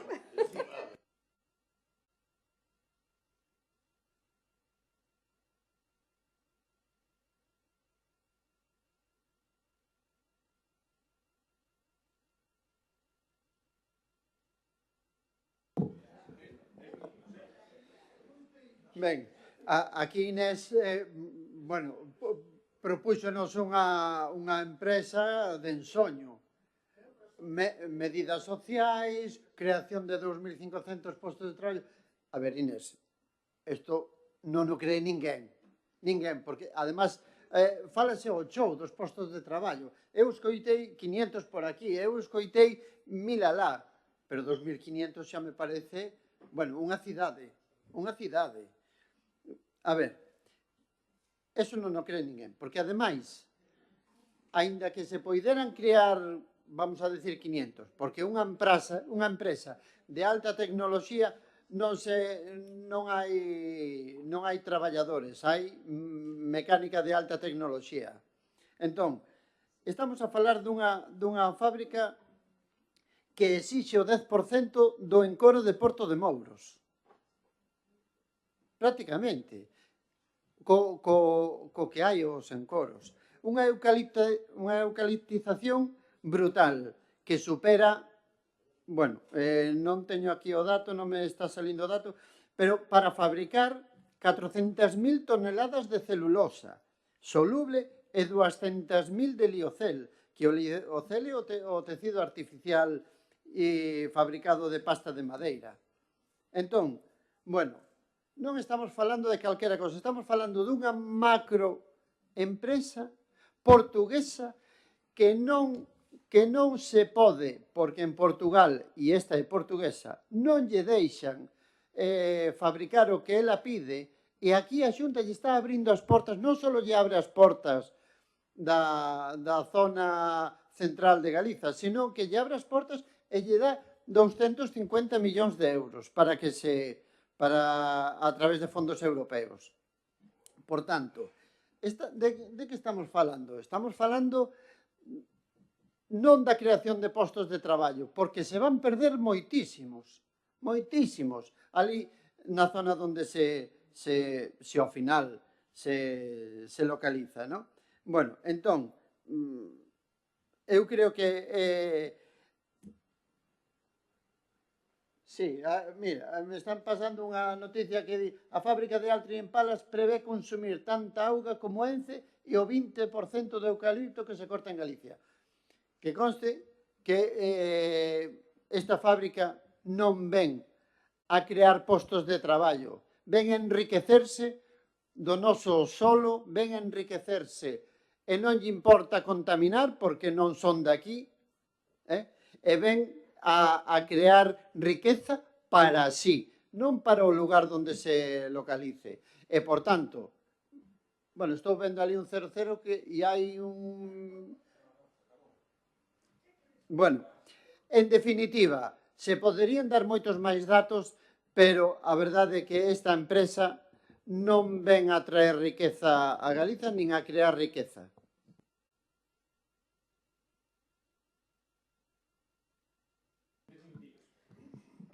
Bueno, referente ao emprego, dicir que evidentemente está moi ben, que nos apoiamos o emprego, pero que non vale todo, que non por conseguir postos de traballo se vai permitir que se atente contra o medio ambiente, contra a saúde en sí e contra moitas cousas máis. Eu, a verdade, non sei se antes uns partidos apoiaban isto, agora non, e o único que sei é que a alternativa nunca vai apoiar algo que teña impactos negativos a todos os niveis por moitos postos de traballo que xenere.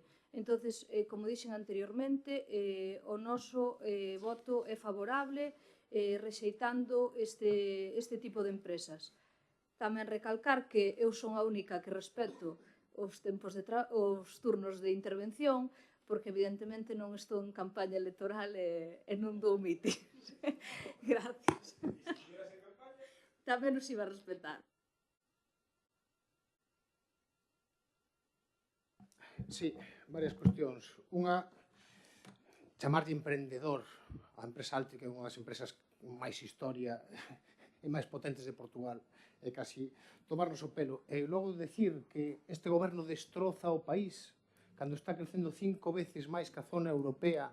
Temos unha das inflacións máis baixas de toda Europa, 21 millóns de afiliados á Seguridade Social, unha tasa de temporalidade de 16%, e todo isto vivindo unha pandemia e unha guerra que generou unha crise de precios bestiales que estamos padecendo toda Europa. E ante todo eso, este goberno presenta os datos. Estamos destrozando o país como Partido Popular. Claro, como falamos de ETA, e de Cataluña, e de Puigdemont, que é o que realmente a vostedes les preocupa para decir que estamos destrozando o país. O real é que a Xunta de Galicia está... Non, a realidade é esa que estaba dicindo eu, porque son datos, o resto son metodología política. A realidade é que a Xunta de Galicia ten a capacidade de planificación industrial e decide que proxectos se fan industriais no noso país.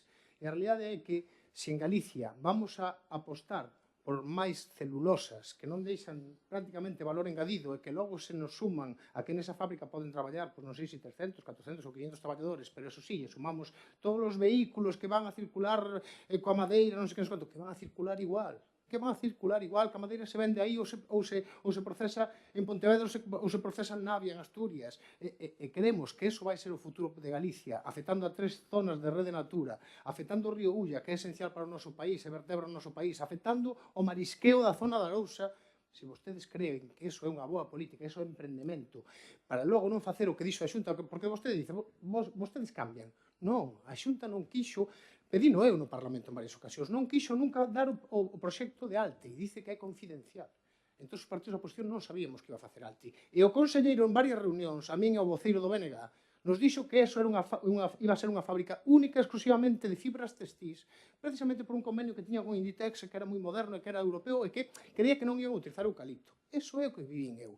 A realidade é que atopámonos agora cunha celulosa para facer o que non lle están deixando facer a ALTE en Portugal. Aceptamos eso e pedimos encima fondos públicos, para 250 millóns de fondos públicos para facer eso. Eso é o que ten que decidir a Xunta de Galicia. Se fai eso, ou aposta por outros proxectos industriais que sí que deixen beneficio no noso territorio. Esa é a realidade. E se aposta por eso, tamén despois que saiba que o tema prexudicial que se genere, pois o vai a facer eles, que teñen capacidade para decidir o que lles dé absolutamente a gana. O tema é que se cumpla as condiciones ambientais. Volvo a repetir que os fondos europeos chegarán se o proxecto realmente cumpre con todos os requisitos que se exixen por parte da Unión Europea. Nada máis, moitas gracias. Bueno, vou a ser moi breve, porque estamos a debatir algo que realmente me gustaría ubicar. Estamos no Concello de Arteixo. Non estou vendendo a empresa Altri, Raúl, de ninguna maneira, nin maravilla, nin non maravilla, porque é verdade que é un tema, se nos centramos nas nosas competencias, estamos no pleno do Concello de Arteixo, non é competencia nosa decidir aquí se esta empresa se ten que establecer ou non se ten que establecer. Me gustaría que estivéramos falando aquí de outras cousas, realmente, que trouxeran aquí outras cousas e o debate fora outro, o traen aquí. Non é cambiar de tema, é centrarnos no tema, é dicir que tiremos que estar falando de outras cousas e non disto. Se o traen aquí, pois, dende logo, me intereso por a situación e, en este caso, os informes técnicos amparan que é un proxecto totalmente viable no argumento que lles din que son datos que constan en informes técnicos rigurosos e exhaustivos e, polo tanto, mentres esos informes e o noso partido, de alguna maneira, tamén está amparando este apoio, nos dende Arteixo tamén o vamos a facer. Vale? Iremos vendo como evoluciona. Entendo que se non cumpren, os técnicos terán que actuar e terán que tomar as medidas pertinentes para que cumpran a nivel medioambiental, a nivel de contratación que din, a ver se van a ser tantos empregos ou non, iremoslo vendo. Terán que ter un proceso de evolución, haberá que darlle certa oportunidade. Trouxemos antes aquí a ordenanza do ICE e demais. Non falaban vostedes de xerar e de alguna maneira atraer empresas, xa se san a nivel industrial, de servicio e demais, os municipios? Pois haberá que dar unha oportunidade. Pero xa coñecendo o seu discurso, o que falamos fai uns anos era que sí, agora é que non, agora utilizamos a demagoxia, agora interesa non, o tema é ir sempre en contra do Partido Popular. Pero realmente teñen que argumentar, teñen que ter realmente argumentos contundentes para levar a cabo as cousas. E Martín, que están a destrozar o país, é que é unha evidencia. Falo de emprendemento, non, voulle a falar da realidade de Arteixo. Unha persoa que Pedro Sánchez, o seu partido, está vendendo o ingreso mínimo vital como tal, eso realmente favorece o emprendemento? Favorece que coma. Vostede cree que está e come. Ten que estar coles na Seguridade Social para tramitalo e que lle di que lle vai dar unha cantidad económica e logo non ten para pagar a vivenda nin para comer. Que logo ten que estar as entidades sociais reforzando eso. Que nin personal a disposición pon. Que en vez de estar atendendo a Seguridade Social nos ven os servicios sociais do Concello e nos xeneran unhas listas de espera brutais. Home, por favor, de que estamos a falar? Gracias.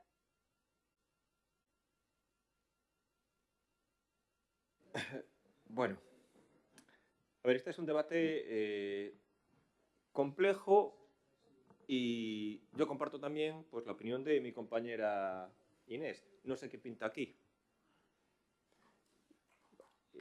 Me refiero a las últimas palabras que dijo el portavoz del PSOE, Martín. Los fondos europeos chegarán se o proxecto cumple todos os requisitos. Entonces, si el proyecto cumple todos los requisitos y se le da la financiación, ¿qué va a pasar? No se hace. Claro, por eso. Pero sí, lo dijo usted, los fondos llegarán si el proyecto cumple todos los requisitos. Pongámonos en la hipótesis de que el proyecto cumple con todos los requisitos. No se hace. Vamos a la retórica, que está muy de moda, la oposición del bloque de la AP9. Claro. Llega un momento, mire, yo como alcalde de Arteixo, si me llega una moción, imagínense que aquí en Arteixo, oye, la refinería Repsol quiere ampliar sus instalaciones. Presenta el proyecto, ¿eh? No quiere decir que esté bien o esté mal. Presenta el proyecto. O que Ferrol Atlántica quiere ampliar las instalaciones. Y presenta el proyecto. No digo que esté autorizado o no autorizado. Y a mí me viene una moción del Concello de Palas de Rei diciendo que se opone a ese proyecto, pues me parece mal. Porque yo no soy capaz, no lo entiendo, no llego al nivel de la Xunta de Martín, no lo entiendo. Yo no he hablado tampoco con las distintas personas que están allí en la Xunta, pero yo no tengo capacidad de decidir a día de hoy si el proyecto de Altri es bueno, es malo o es perjudicial. Es que no hay quien... Si aquí Repsol quiere ampliar una refinería, pues habrá que presentar y ver cuál es el proyecto y el impacto que tiene. Si hay una instalación en el puerto exterior, pues habrá que darle la oportunidad de que pase toda la tramitación. Pero me parecería especialmente mal ante la presentación de un proyecto de Arteixo que viniera alguien de otro concello que no conoce la realidad de Arteixo. Yo no conozco la realidad de Palas de Rei ni del entorno, yo no lo conozco. Yo no puedo decir que el proyecto es bueno o es malo. No es un debate, acabamos porque si no, no es... ¿Cómo podemos decir desde Arteixo que se van a perder puestos de trabajo? ¿Cómo podemos decir desde Arteixo que se va a contaminar el agua? ¿Cómo podemos decir que es una demagogia los puestos que está presentando la empresa? ¿Quiénes somos nosotros en Arteixo para decir eso? ¿Quiénes somos? Aquí se habló, va a consumir el 20% del eucalipto de Galicia. Yo no sé si eso es bueno o es malo para Galicia. Que ya haya una empresa que compre el 20% del eucalipto. Mire, yo es lo que digo, Martín, en la relación que ha tenido con la Xunta, ha hablado de este tema. Yo no he tenido esa oportunidad, no he llegado a esa altura, pero sí que me refiero al último pleno de la Diputación. En el último pleno de la Diputación, que llevaron esta moción, además se habló de eso, papelón. Pues oiga, las palabras del presidente de la Diputación, Valentín Formoso, es secretario general del Partido Socialista de Galicia, diciendo, es lo que dije, ya, diciendo que en Palas no, pero oye, que si hay que imponerla en Aspontes le parece bien. Es acojonante, que yo lo advertí a mi compañero, pero ¿viste lo que dijo el presidente? Es público, coge la intervención, es público. Es pública la intervención, lo dijo, oye, mira, en Palas no, que oye, le pega mucho impacto y tal, no sé qué, pero oye, en Aspontes ese proyecto puede venir a Aspontes. Además, que toda la zona del norte de la provincia, el norte de Lugo, que explotan todo lo que es el tema de los eucaliptos. Claro, entonces, al Partido Socialista, si va para Aspontes, le parece guay. No contamina, no es... Es que me gustaría, por favor, que fuera para Aspontes. Y que todo lo que han dicho aquí, de que contamina tal, no sé qué, no sé cuánto, se lo digan allí a Aspontes. ¿Qué pasa? ¿Es distinto contaminar en Aspontes que en Palas? No hay marisqueo en Aspontes. Es que no tenemos... Sí, es diferente, pero claro, se ve un poco esa conveniencia.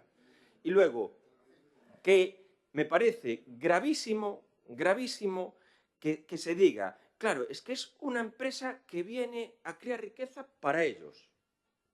Oye, ¿y las empresas españolas que van para afuera qué hacen? Es que estamos poniendo... No, acabamos. Oye, que es una moción, ¿eh? Oye, estamos poniendo en tela de juicio, con todos los respetos, pues no sé a qué va a hacer Inditex a otros países, Repsol a otros países, Naturgy a otros países. No sé, irán allí a perder dinero. Es, de verdad, un discurso alucinante, del que a mí, especialmente, me parece que traerlo aquí a este concello es totalmente surrealista, que no tenemos ningún tipo y ningún conocimiento para decir, sí, ustedes tienen el argumentario que le dicen ahí, y nosotros tenemos nuestro argumentario. Dejemos que avance el proyecto y dejemos que, oye, pues si los informes son favorables, que se puedan hacer. Yo creo que lo que va a pasar, incluso con los informes favorables, va a haber la posición total por parte del Bloque Nacionalista Galego. El PSOE, según le convenga. Es alucinante. Y luego, para terminar, yo no quiero entrar en el tú más, tú menos y tal, pero claro, Martín insiste que parte de este proyecto está financiado por Greenalia, y todos ya sabemos quién está en Greenalia. Pues mire, Felipe González estuvo en Naturgy, Beatriz Corredor está en Red Eléctrica, Jordi Sevilla es ministro en Red Eléctrica, Elena Salgado en Endesa, Pedro Solbes en Endesa, Narcís Serra en Naturgy, Javier Solana en Acciona, Borrell en Abengoa, Manuel Marín, que falleció en Iberdrola.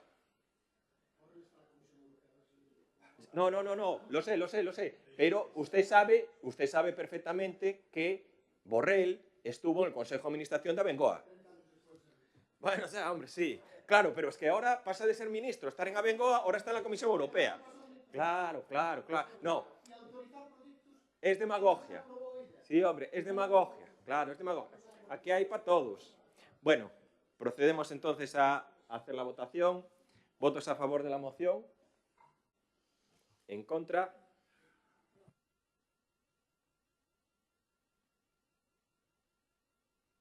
Nada, Martín votó en contra. Asuntos de urgencia. No, Martín votó a favor, perdón. Punto 15. Asuntos de urgencia. Consta a presentación do Grupo Municipal Socialista da moción relativa á publicación no Diario Oficial de Galicia do decreto polo que se fixa a estructura orgánica das consellerías da Xunta de Galicia. Vamos a proceder a la votación de la urgencia, lo volvemos a reiterar y creo que lo hemos dicho más veces en este pleno municipal.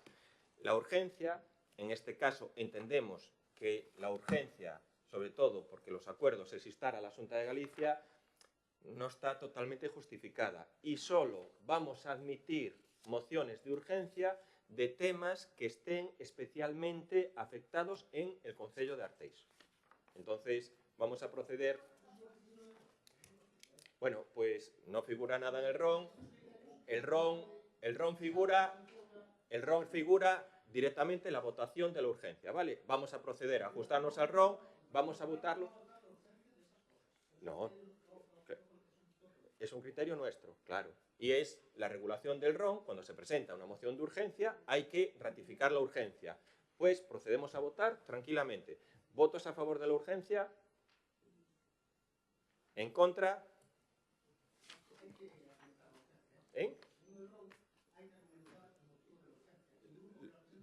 Lo acabo de argumentar. Nada. Sí, vale.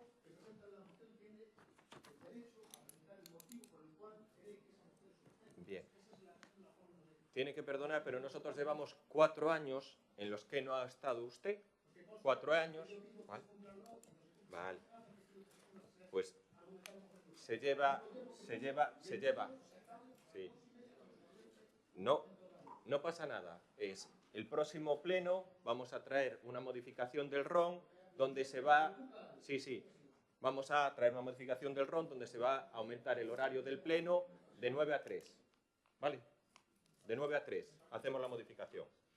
Legalmente está permitido. De 9 a 3. Dentro de lo que es el horario laboral. ¿Y lo cumplimos? No, de 9 a 3 llega. Sí, también. Gente. Lo que... Martín, lo que hemos hecho los últimos 4 años... Martín, lo que hemos hecho los últimos 4 años antes de que estuviera aquí. Sí. Con el mismo RON que en los 4 años en los que no estaba usted aquí. No venga usted ahora a santificarnos el ron. Listo.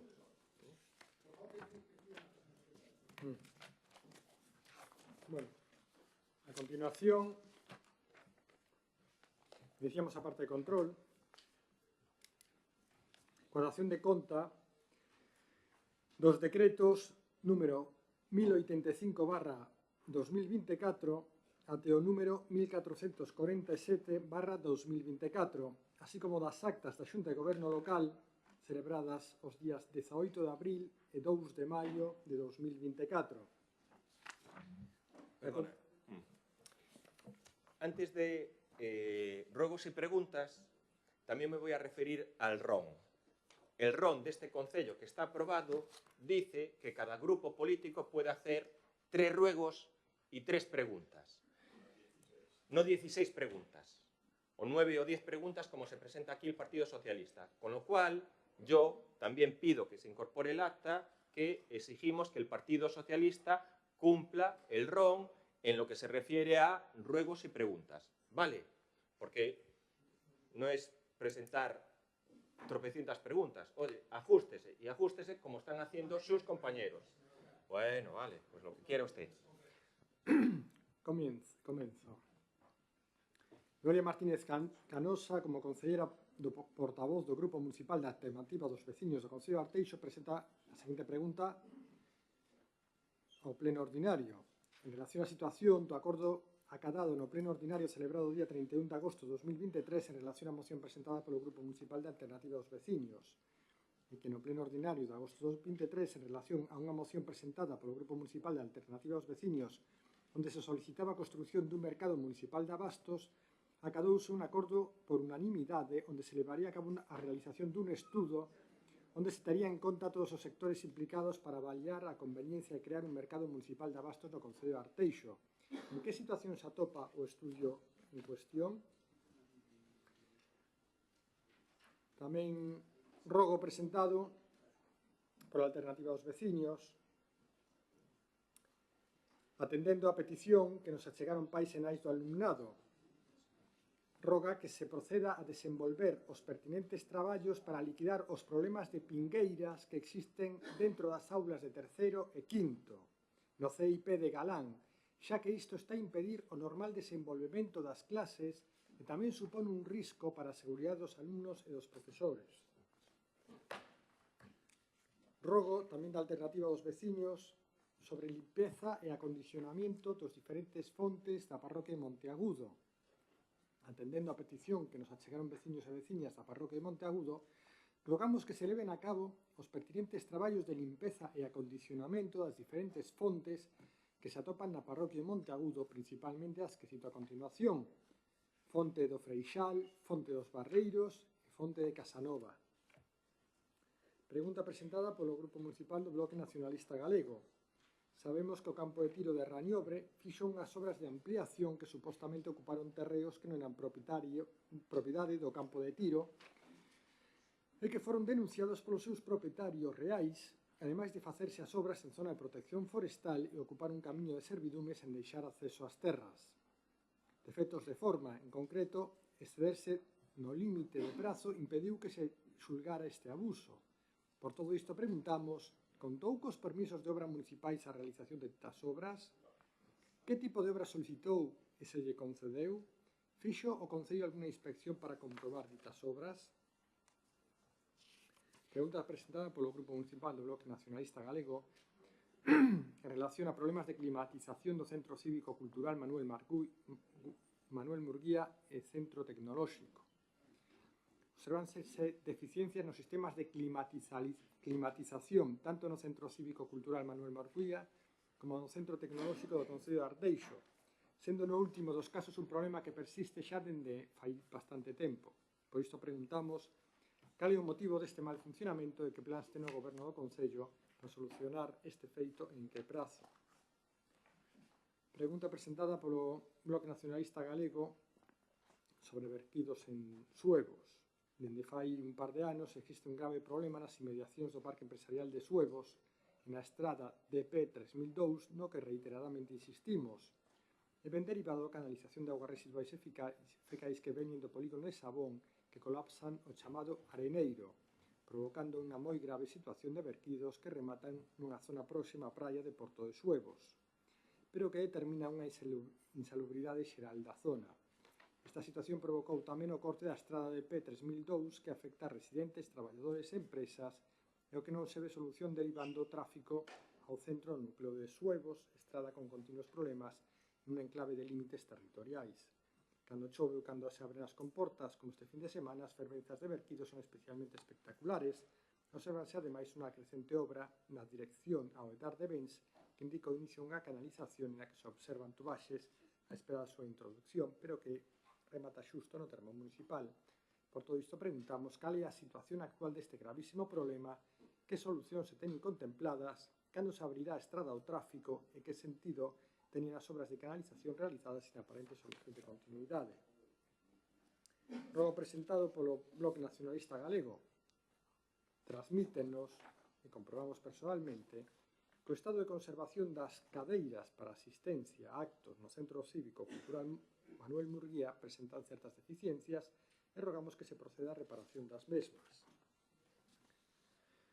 Rogo presentado polo Bloque Nacionalista Galego en relación á reorganización do tráfico no centro urbano de Arteixo.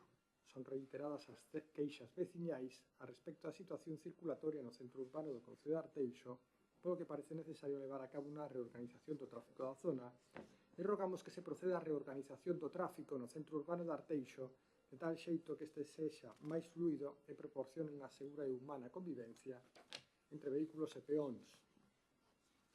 Preguntas presentadas polo Grupo Municipal do Partido Socialista en relación á solicitud de construcción dunha cuberta na pista deportiva de Uxes. A Asociación Veciños de Morás solicitou en numerosas ocasións a instalación dunha cuberta nas pistas deportivas de Uxes para poder utilizalas cando a climatoloxía impida a práctica do deporte ao aire libre, unha solicitude que foi recollida polo goberno local e que analizou esta petición e solicitou os informes pertinentes. O grupo de goberno dixo que a instalación de esta cúpula viñera denegada polo Departamento de Patrimonio da Xunta de Galicia por a súa cercanía á capela de Uxes, pero unha vez analizado dito informe polo noso grupo, non entendemos por que o grupo de goberno local renunciou á construción de dita instalación. Por todo iso, o Grupo Municipal Socialista Concello de Arteixo quere preguntarle ao goberno local: renunciou o goberno local a construir unha cuberta nas instalacións municipais deportivas e festivas de Uxes? Observaron que o informe se refire erradamente á capela de Santa Cecilia e non á de Uxes? Por que non se modificaron o proxecto para que se adapte ás condicións que establece patrimonio? Pregunta do Partido Socialista Obrero Español sobre a permuta das parcelas onde están situados os campos de fútbol no polígono de Sabón. No pleno ordinario do pasado mes, o grupo de goberno votou en contra a moción do noso grupo que pedía o compromiso público da corporación para que na maior brevidade posible o Concello se fixese con sol na parroquia de Oseiro para desenvolver un plan especial de infraestructuras deportivas en construir nese sol unha zona deportiva, un campo de fútbol e outros espacios deportivos, todo isto antes de levar a cabo a permuta as actuais parcelas dos campos de fútbol cunha empresa privada. O Grupo Socialista, o Concello de Arteixo, quere preguntarlle ao goberno local: en que estado está a permuta das parcelas onde estaban situados os campos de fútbol do Oseiro? Por que o grupo de goberno non dialoga cun clube e unha das asociacións de veciños do noso concello? Ten o concello o visto bo da Deputación Provincial para efectuar a permuta dos terreos cunha empresa privada? Preguntas presentadas polo Grupo Municipal do Partido Socialista sobre o cambio decidido unilateralmente polo goberno local nas verbenas das Festas das Flores. As festas son unha fonte de actividade e diversión para a cidadanía, pero tamén son un xeito de dinamizar o comercio e a hostelería do lugar onde se celebran. Por iso é importante ter unha boa programación, unha boa promoción e facelas nas mellores localizacións posibles. Nos derradeiros anos, establecerase a localización das verbenas das festas no núcleo de Arteixo, as de Santiago no campo da festa, as de Santa Eufemia no alto de Arteixo e as das Flores na praza do Balneario, unha diversificación para darlle actividade de hostelería e comercio ás diferentes zonas do núcleo arteixán. E o Grupo Socialista chamoulle a atención que o goberno local cambiase unilateralmente a localización das verbenas de ditas festas, que se anuncian no campo da festa e moito máis que escoltásemos comentarios dunha suposta reunión do goberno con hosteleiros onde se di que esta modificación foi pedida polos grupos da oposición. Por todo isto, o Grupo Socialista formula as seguintes preguntas. Cal foi o motivo do cambio de localización das verbenas da Festa das Flores deste 2024? Por que se fai tan pouca promoción e se anuncian tan tarde? Son certos os comentarios que din que o goberno local acusou a oposición de pedir o cambio de localización das verbenas? Rogo do Partido Socialista sobre urxencia no arranxo da estrada de Suevos a Bens. Os veciños e veciñas de Suevos levan tempo pedindo seguridade vial na estrada que atravesa o seu núcleo dende Pastoriza ao Toporto, coa presenza de numerosos vehículos pesados que suben e baixan das empresas do entorno e das obras no acceso ferroviario Punta Langosteira. Por todo isto, o Grupo Socialista, o Concello de Arteixo, quere rogarlle ao goberno local que actúe con urxencia para levar a cabo as obras necesarias na estrada que une Bens e Suevos, para facilitar o tránsito de vehículos pesados e sacalos do entorno residencial de Suevos. Rogo presentado polo Grupo Municipal Socialista sobre a instalación da cociña solicitada pola AMPA do CIP San Xosé Obreiro de Meicende.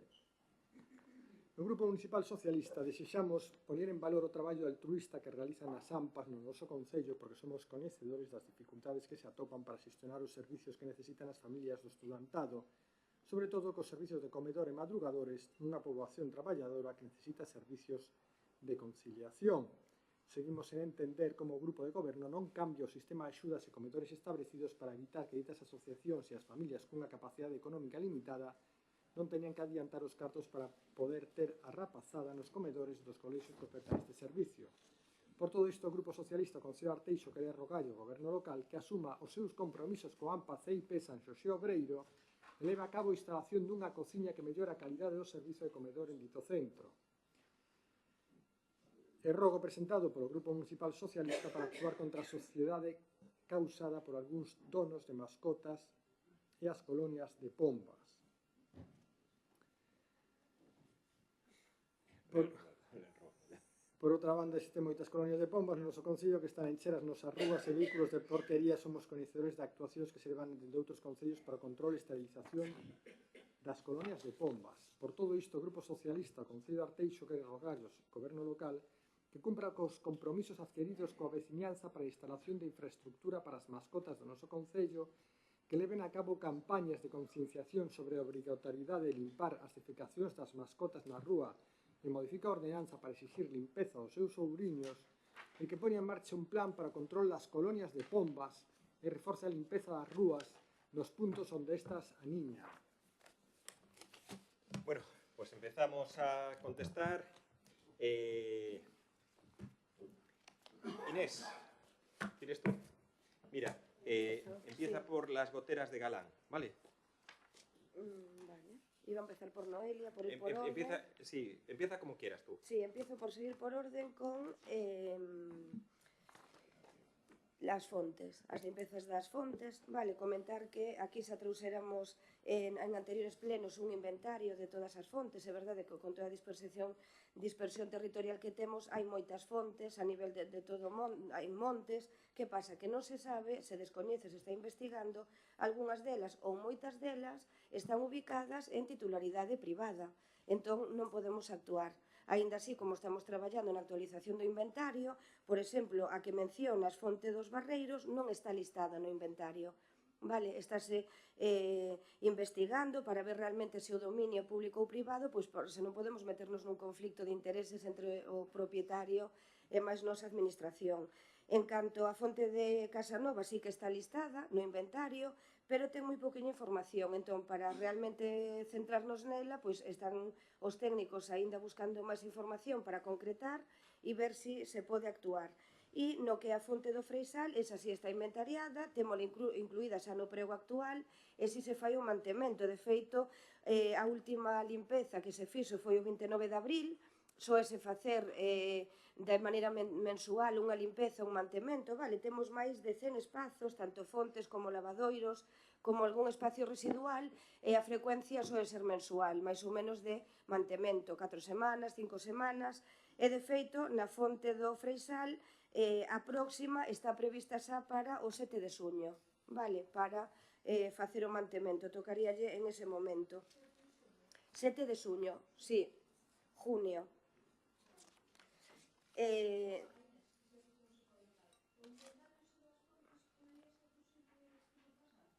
Sí, de feito témolo en algún prego, o sea, en un pleno anterior tiñamos o listado, pero sí, recórdamos si ves que...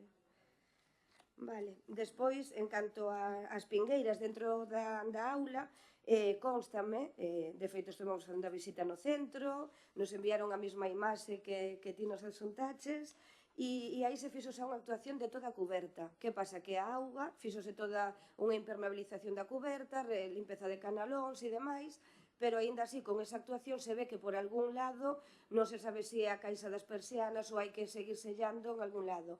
Entón fixeron as visitas e están intentando detectar por onde pode entrar para esas aulas. Entendemos que ahora ao longo do verán... Perdona un momento. Martín, tienes tu razón en la moción de urgencia. Tenéis 3 minutos para argumentar la urgencia. Vale, no sé si queréis argumentarla o como quieras, Si no, para los próximos plenos... Ahora, yo lo digo por... Si queréis, si no, si no lo dejamos así. Pero bueno, quiero decirte que tienes toda la razón. Tenéis toda la razón, Hay 3 minutos para argumentar la urgencia. No es debate. Si queréis usted un momento sí. O al acabar las preguntas... No. Ha sido culpa mía, lo reconozco, pero sí que quería reconocer que tenéis razón. Además lo dice claramente aquí... Además es que tenía el ron delante. Sí que lo dice, ¿no? Es en la presentación de urgencia, el Pleno lo que dice es que puede argumentarla non podendo acceder a xustificación da mesma de 3 minutos. E acto seguido, a urxencia, se votará, vale? Pero tenéis razón e sí que pido disculpas, Sigue, Inés, vale? Despois, en canto ao mercado municipal de abastos, pois é verdade que un estudo que estamos poñéndonos en Departamento de Promoción Económica, os técnicos pois están tendo contacto con todos os asentes, vale, é verdade que vai lento, é un tema que vai lento porque, apunta, hai certas negativas, xa sabes, faláramoslo aquí anteriormente, que non é sinxelo, vale, está previsto incluso aperturas de novos centros e demais, entón vai lento, pero é verdade que os técnicos, na medida que poden, están tendo contactos, están recabando datos, información, e vos iremos mantendo informados, vale? Para, se hai algunha... Si hai, claro, si foi o compromiso adquirido e xa iniciaron, xa che digo, o tema de contactos, ir facendo pois algunha encosta incluso e demais, eso se está facendo, si. Despois, as instalacións da cociña de Meicende, en este caso, creo que tamén está por aí un pouco a maneira de traballar, que, como xa mencionan vostedes, o fixemos xa fai anos, vamos da man da dirección dos centros e vamos da man das AMPAs, non? Cando falamos de competencias, instalar unha cociña nun centro educativo non é competencia municipal. Aínda así, durante estes anos fixemos os esforzos e nos comprometimos a instalalas e así se fixeron. De feito, hai algún membro ou se presente de algunha AMPA que tivemos que comprometémonos a actuar e a condicionar os espacios e se fixeron, e é certo que o de Meicende é unha prioridade para nós, que queremos mellorar esa instalación, pero hai que consensualo. Como vai haber cambios, a dirección tiña outras prioridades antes que o comedor, que así non lo manifestaba. A AMPA tiña esta outra prioridade. No mes de setembro incorpórase unha dirección nova e, polo tanto, vemos prudente, estamos traballando igualmente no proxecto, pero vemos prudente esperar a nova dirección para ir da man ca AMPA, porque a AMPA incluso nos manifestaba en algún momento que igual iban deixar a AMPA. Entón, se agora a persoa que a representa sí que quere unha cociña, pero logo a deixa e ven outro membro e xa non a quere ou non a quere xestionar, pois non vamos a facer, non é o mesmo facer un office como fixemos en algún centro educativo, a facer unha inversión de envergadura nunha cociña para cociñar aí. Entón, estamos traballando igualmente na mellora dese espazo, pero nos parece prudente esperar a nova incorporación da dirección para alinear aí prioridades tanto da AMPA como do centro educativo. En canto ás mascotas e as colonias das pombas, Pois, en canto ás mascotas, plenos anteriores o trousemos, non sei se fora o BNG anteriormente, que estábamos traballando nesa liña, hai un condicionante que a Lei 7/2023 de marzo, que é a protección de dereitos e benestar dos animais, mentres que o Estado, ou seja, a lei autonómica, neste caso, non a desenvolvan, nos estamos máis limitados e nos costa máis a maneira de actuar. Entonces, estamos pendentes das aprobacións definitivas para ir avanzando. Ainda así, como comentamos en plenos anteriores, a nivel felino se están facendo colonias e demais. En canto ás pombas, que nunca se trouxera aquí, pois é unha especie Columba libia, que é unha pomba bravía e caracterízase por ser un animal perfectamente adaptados a vivir nunha contorna urbana, onde son capaces de atopar facilmente e aproveitar con eficacia tanto a auga como alimento que necesitan para sobrevivir, así que os lugares que lles poden servir de refusio, onde a niñas reprodúcense e protéxense das condicións meteorolóxicas, pois seguramente en algunha zona das vivendas. Non, estas características de adaptación son as que aseguran e garantes que as pombas teñan éxito como unha especie habitada do medio urbano. Non precisase este éxito a facilidade das pombas para sobrevivir e proliferar no ámbito urbano pode ser en ocasións causa de molestias para os cidadáns. Entendemos que era o que comentabas en canto a posibles suciedades, ruídos, acceso a algún balcón, algunha terraza, dos vehículos que tamén aparecen pois manchados, a roupa, incluso algún veciño,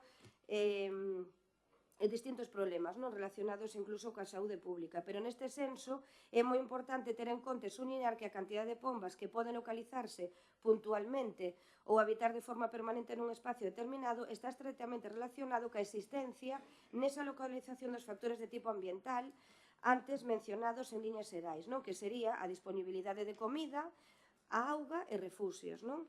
Entón, en este caso, para minimizar, o importante sería que non se debe alimentar as pombas en esas zonas, que hai o que se prevé que posiblemente algún veciño ou veciña lle favorezca a alimentación, entonces van a esa zona e é onde soe pasar este tipo de incidencias. Tamén debe evitarse a existencia de zonas asolagadas, sobre todo en patios ou en balcóns que poidan ser foco de atracción, e precisan ter en conta que a auga retirada, aparte de poder orixinar problemas de humidades no inmoble, pode ser utilizada por outras pragas, como poden ser ratas, bebidas ou mesmo no medio de desenvolvemento. Entón, poder atallar nas edificacións ese tipo de cousas, pois tamén sería algo moi preventivo, non? E en este caso, pois nada, saber que temos un servicio de limpeza, que na medida que nos indican os veciños que soe pasar esa problemática, pois intentamos actuar incluso a nivel dos obradoiros de emprego, que fixéramos unha limpeza exhaustiva en algunha das zonas que vostedes mencionaban, pois intentaremos seguir traballando nesa liña, pero necesitamos tamén o apoio da veciñanza para intentar previr este tipo de actuacións. Gracias.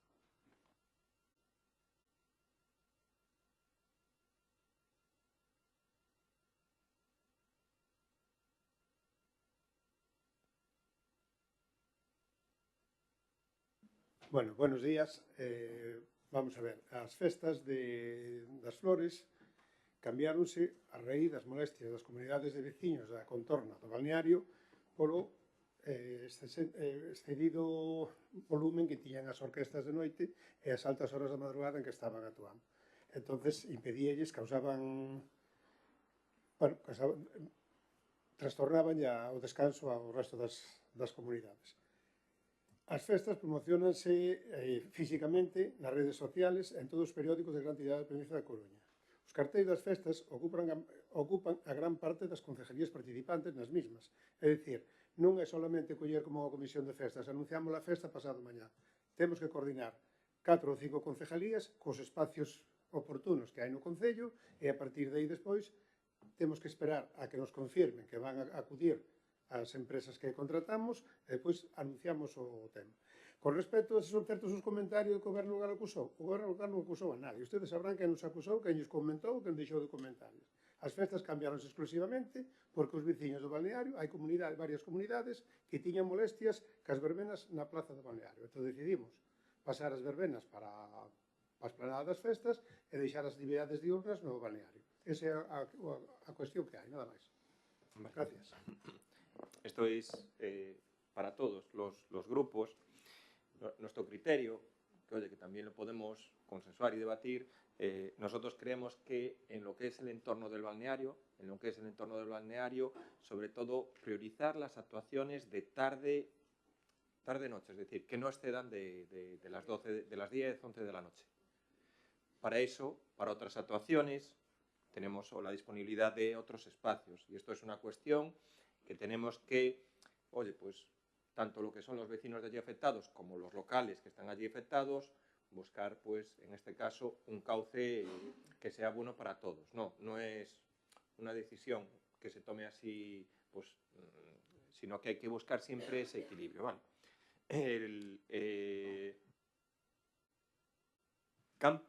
Chema, de organización del tráfico do Concello do Centro de Arteixo.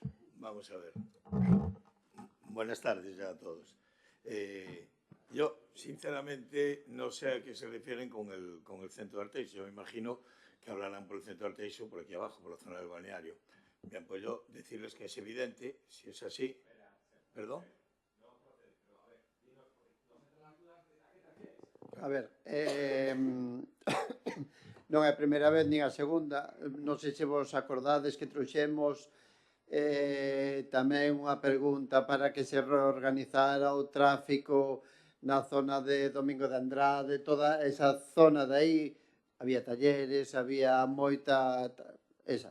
Trouxemos tamén na Avenida dos Bosques, acordades vos? Tamén que, bueno, ali... Sí. Entón, a ver, nós o que notamos é que xa empeza a ver incluso por aí a falta de aparcamento, o tráfico cada vez é máis dificultoso, non se solucionaron os temas estos que trouxemos. Eu creo que ya hai que dar unha volta a toda a reorganización do tráfico. Si me dejas contestar. Veña. Gracias, Sus. Vamos a ver, yo eso ya te lo entendí, pero ahora me estabas concretando con el centro de aquí abajo. Pero bueno, viene a colación de lo que te voy a comentar. Bueno, no a ti, sí a todo el mundo. Es evidente que el centro de Arteixo es lo que es. Calles que la mayoría son unidireccionales. Aceras escasas, en muchos casos, ancho de vía que dificultan en lugares concretos el tráfico de vehículos de grandes dimensiones, etc. Todo ello heredado por este gobierno. O sea, que no es hecho ahora, sino que se le da. Aún así hemos trabajado y seguimos trabajando para mejorar la circulación en la medida de lo posible. Para ello, el ejercicio pasado se modificó y humanizó el paseo del balneario, que funciona ahora como un vial integrador del vehículo y el peatón, al establecerse una plataforma única y establecer la zona como de especial protección peatonal. Se le dio salida a la zona de las Viñas para que el tráfico no se cargase en la Avenida de los Bosques con el nuevo vial que une la Rúa dos Baños con Camiño dos Cabalos. Además, se ha abierto el vial de Baldomero González, aquí abajo, que era una demanda histórica de este concello. Creemos que la situación ha mejorado mucho, pero también entendemos que hay mucho que hacer, tenemos mucho que hacer. Déjanos ir poco a poco, pero sí, de verdad que estamos en ello con todo esto, ¿vale? Muchas gracias.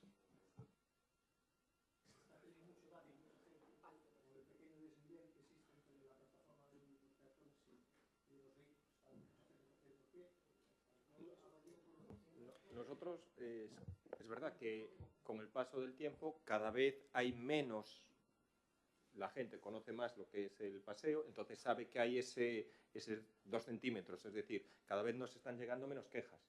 Sí, eso é certo. De feito, agora, digamos, as queixas refírense máis aos días de feira, porque se ocupan, digamos, os espacios da acera.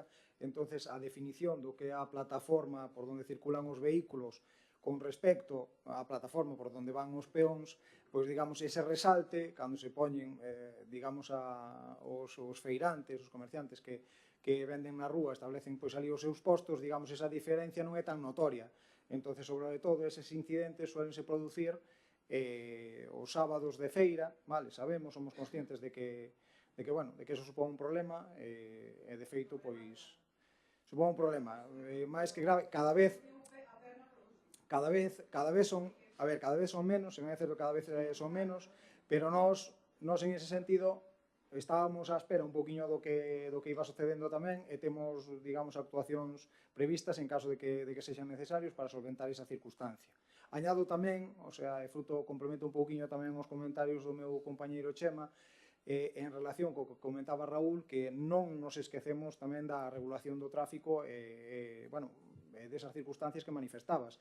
E, de feito, apelabas a Domingo de Andrade, vale, nesa calle, fruto digamos, do que se trouxera no seu día aquí a pleno, pois estáse a redactar un proxecto para urbanizar a zona en Domingo de Andrade, Pedro de Monteagudo, e dentro dese proxecto aproveitaremos para habilitar novos espacios de aparcamento, así como para facer a recirculación viaria e fomentar, bueno, pois, o que vimos facendo sempre, o tránsito seguro. Y ahí la falta de aparcamiento es cuanto más haya aparcamiento, más se va a necesitar. Siempre, y sabemos que en determinadas horas o en determinados momentos hay, vamos a decir así, necesidad de más aparcamiento, pero Arteixo no es una zona, vamos a decir, de las complicadas de aparcar, ¿eh? Sí que hay determinado horario, determinados días, que sí que se necesita. ¿Que se va a seguir aumentando? Sí. Y luego la organización del tráfico creo que ha mejorado, queda mucho por hacer, pero creo que ha mejorado también de manera significativa. Berto, sobre el tema del campo de tiro de Rañobre. O campo de tiro de Rañobre, en principio, a foto do ano 2020 ten licencia. O que falta por comprobar é se hai obras posteriores ao ano 2020, pero todo o que hai, o que saia na foto aérea do ano 2020, a que podedes ver en Catastro ou por aí, todo eso ten licencia. As obras eran antiguas, eran de época do ano 80 e pico, e o actual titular o que pediu foi a licencia de actividade, máis as obras de reforma daquelo, un movimento de terras, cerre perimetral da finca, e iso, bueno, pois máis ou menos, ora o que falta é comprobar se existen novas actuacións na parcela. Iso, si que nós non temos, ao largo da semana que ven, mandará salir un técnico a comprobar se hai novas actuacións. Desde 2020, máis ou menos, estás dicindo que non se comprobou se hai novas actuacións. Bueno, en ningún sitio se fai esa comprobación, o sea, non se vai a comprobar a túa casa se haces como pediche a licencia, o sea, nunca che veu nadie a petar a porta, ni se vai a porta de nadie. O sea, se hai unha denuncia, compróbase, pero en principio hai que en presunción de que non hai, a xente non comete delitos nin infraccións, entón, si, isto que eu considero que é un motivo suficiente de comprobación, porque non deixa de ser unha denuncia dun feito, ao largo da semana que ven mandarase a alguén a que comprobe o que hai, e bueno, e despois outra parte de aquí que me resulta bastante chocante, o sea, a administración nunca se pode meter en temas civiles, o sea, non vou a comprobar se un señor a parcela que me delimita adquiriu legítima e legítimamente se chega xusto hasta aquel punto a outro. E sobre todo cando está solicitando obras de reforma, o sea, de acondicionamento de unha edificación existente máis dunha actividade. O sea, sí que é certo que se pide documentación para a actividade da disponibilidade se ven para poder ejercer a actividade, seguro que a presentou, que non, como a todos os que ejercen unha actividade. E respecto a se hai algo máis, pois ao largo da semana que ven sabremoslo. Aparentemente parece que non, pero non sei. Habrá que ir ali e chamar á porta e mirar o que ten licencia, mas se hai algo novo. Sobre todo es eso, dar cualquier tipo de información solicitada de situación y de ejecución, dar la máxima transparencia para que, oye, todo el mundo se quede lo más, en este caso, Eso, calquer administrado pode solicitar o acceso aos expedientes, que é máis de un, e, bueno, os concelleiros, por suposto, con máis motivo ainda, non? Que, nada máis que coller e miralos, que tampouco, eu a verdade tampouco fixo un estudio pormenorizado do que pediu e do que vexo na foto. Ora, vexo que o que pediu e o que hai na foto teñen así unha certa consonancia. Ora, habrá que ir ali pormenorizar e dar un paseo pola finca e sacar 4 fotos para ver o que realmente está feito, se hai cousas novas ou hai algún uso. No tema de propiedade, claro, ese é un tema que se nos excede, estaríamos metendo en unha competencia allá a nós, eso xa hai que ir por outra vía. Lo de las cadeiras, ¿está contestado? Sí. No, contestas. Cadeiras, ¿quién contesta? Contestaba yo. No, a veces, oye, pues nos parece un poco llamativo, pues, determinados ruegos que hacéis. Y sí que es verdad que existen determinadas actuaciones o determinados eventos que, oye, provocan el deterioro de las cadeiras, pudo ser el tema del musical, de los chavales del instituto, que ahí sí que, oye, pues, pero inmediatamente se reparan. A día de hoy creo que no hay ninguna que está deteriorada. Están todas reparadas. Es que me vas a meter en un lío. A ver, dime. Vou meter, simplemente... Porque después Martín va a pedir o Ana van a pedir lo mismo. Bueno, Venga. hasta as 2:30 Hasta as 2:30 temos que estar aquí. Pero non é un debate. Las preguntas No, non son pero vai debate. sobre ese tema. Como que non? No, sí, pero que luego no puede servir de precedente, Veña, sei que hai un proxecto para cambiar as cadeiras do auditorio ou non? Estamos trabajando pues valorando la posibilidad de cambiar todas las cadeiras. Sí que se está trabajando, un proyecto que además que nos parece que, oye, pues la vida útil de lo que es el centro cívico están usadas. Que están, oye, hay que repararlas y hay que mantenerlas y oye, es un proyecto que tiene su licitación, procedimiento y todas las circunstancias. Pero entendemos que sí que hay que no es fácil acertar con las cadeiras nuevas, no es fácil. Es muy difícil, va a ser muy difícil contentar a todos.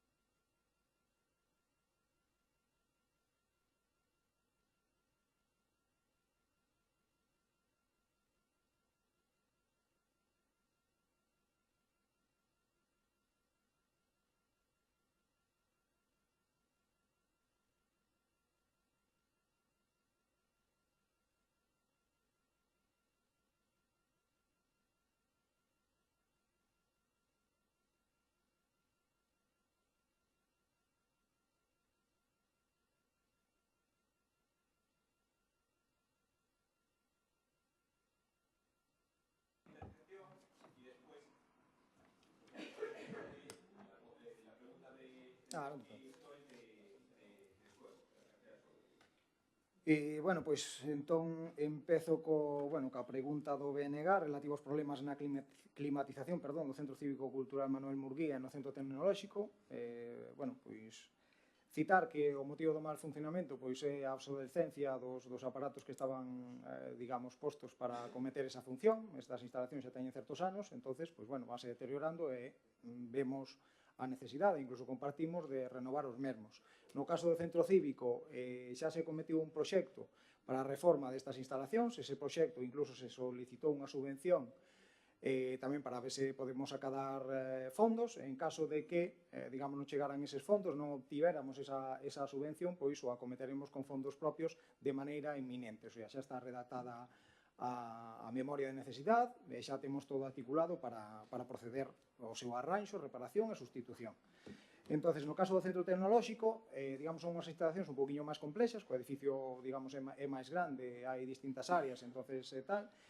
Esta mesma semana, pois, falamos cunha empresa para que valorara, pois, fixera unha pequena comprobación do estado da climatización, que vira aqueles elementos que se poidan aproveitar para, bueno, pois intentar xerar eficiencias presupuestarias, todas as que poidamos, porque hai que xestionar ben os recursos, e aí, a partir de aquí, que nos plantear alternativas para, dunha vez por todas, pois tamén solventar esta incidencia, que é verdad que recoñecemos que a temos e que a debemos afrontar, pois, bueno, na medida das posibilidades, pois canto antes. Procedo agora a comentar o rogo feito polo Grupo Municipal Socialista de Arteixo sobre a urxencia no arranxo da estrada de Suevos a Bens. Outra cuestión que evidentemente estamos totalmente de acordo na urxencia de facer este arranxo, sobre todo para retirar o tráfico de vehículos pesados a través do núcleo de Suevos, eso é evidente. Non hai nadie máis interesado que a nós en que esta circunstancia se solvente canto antes, eso é evidente, pero tamén que hai que atender ás consideracións desa vía. Primeiro, as consideracións que foron un pouquiño pois complexas. En primeira instancia, houve un derrumbe parcial dunha zona de Outaluz que comprometía non só a seguridade vial, senón o posible derrumbe das canalizacións que viñan de Fecais e máis do propio Areeiro, vale? Entonces, por eso se promoveu unha actuación de emerxencia, e estando a piques a punto, digamos, de cerrar esa actuación, pois, traballando in situ, a xente que leva a dirección de obra e nós mesmos nas visitas que realizamos, pois, comprobamos que máis abaixo desa actuación a carretera se está afundindo e que, pois pode haber unha outra situación de risco.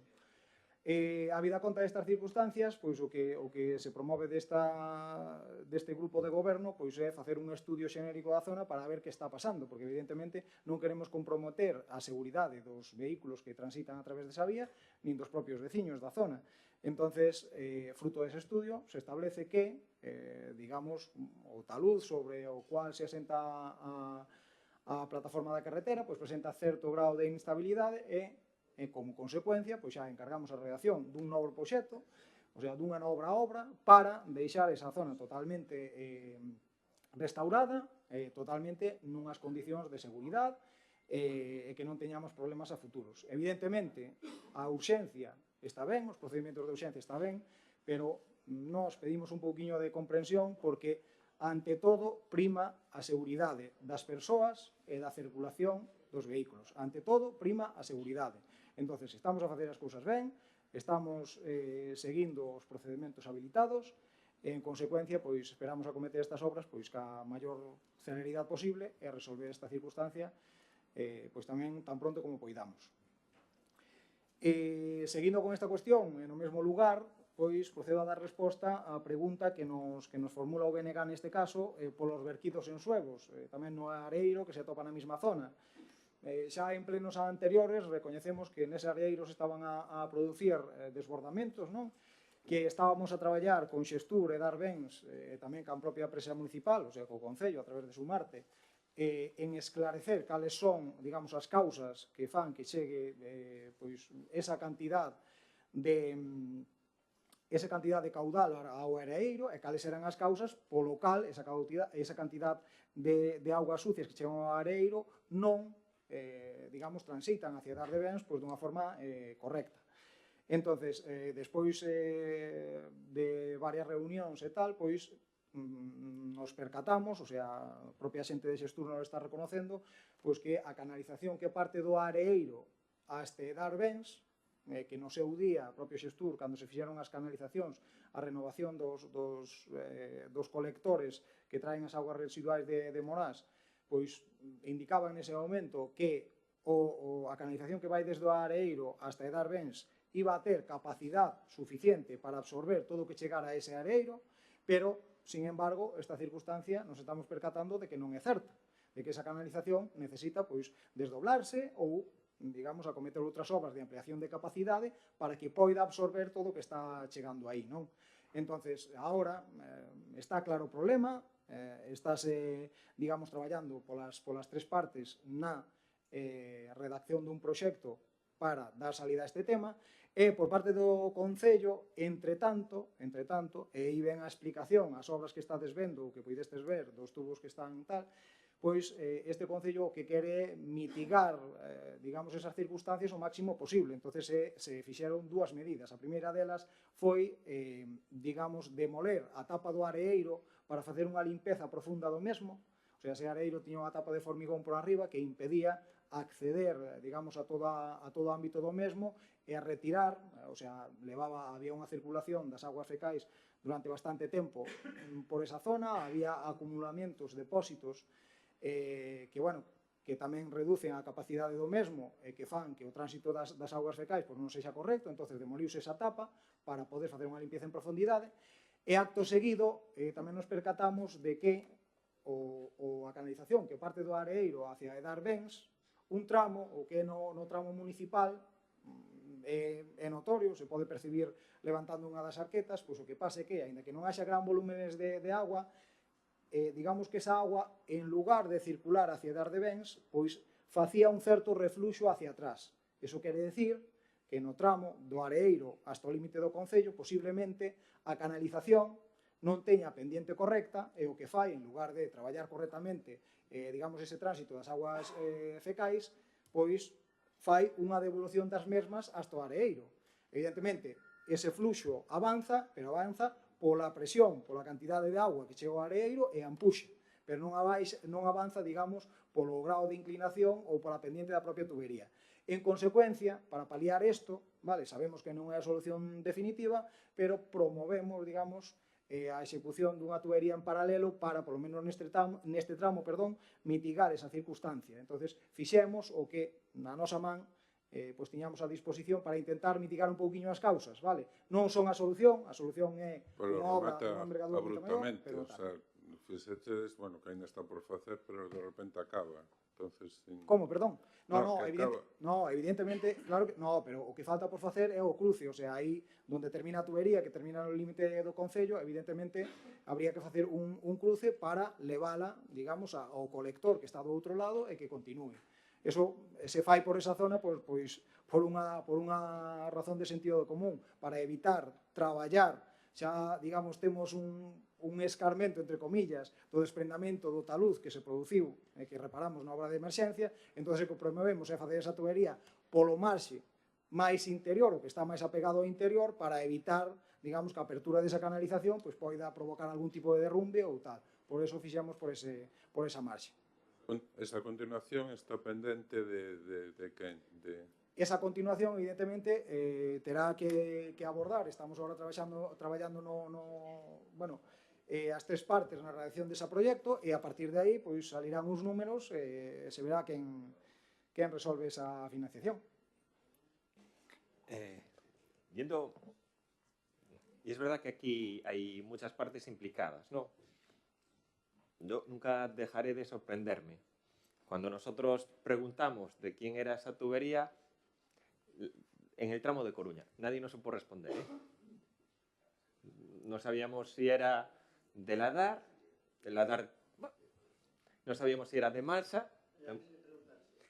Preguntamos a todos, a Ayuntamiento, a la DAR, a Emalsa, a Orejón, a los ingenieros, eso ya se trató. En teoría, es una tubería de infraestructuras de Coruña, que no es ni de agua.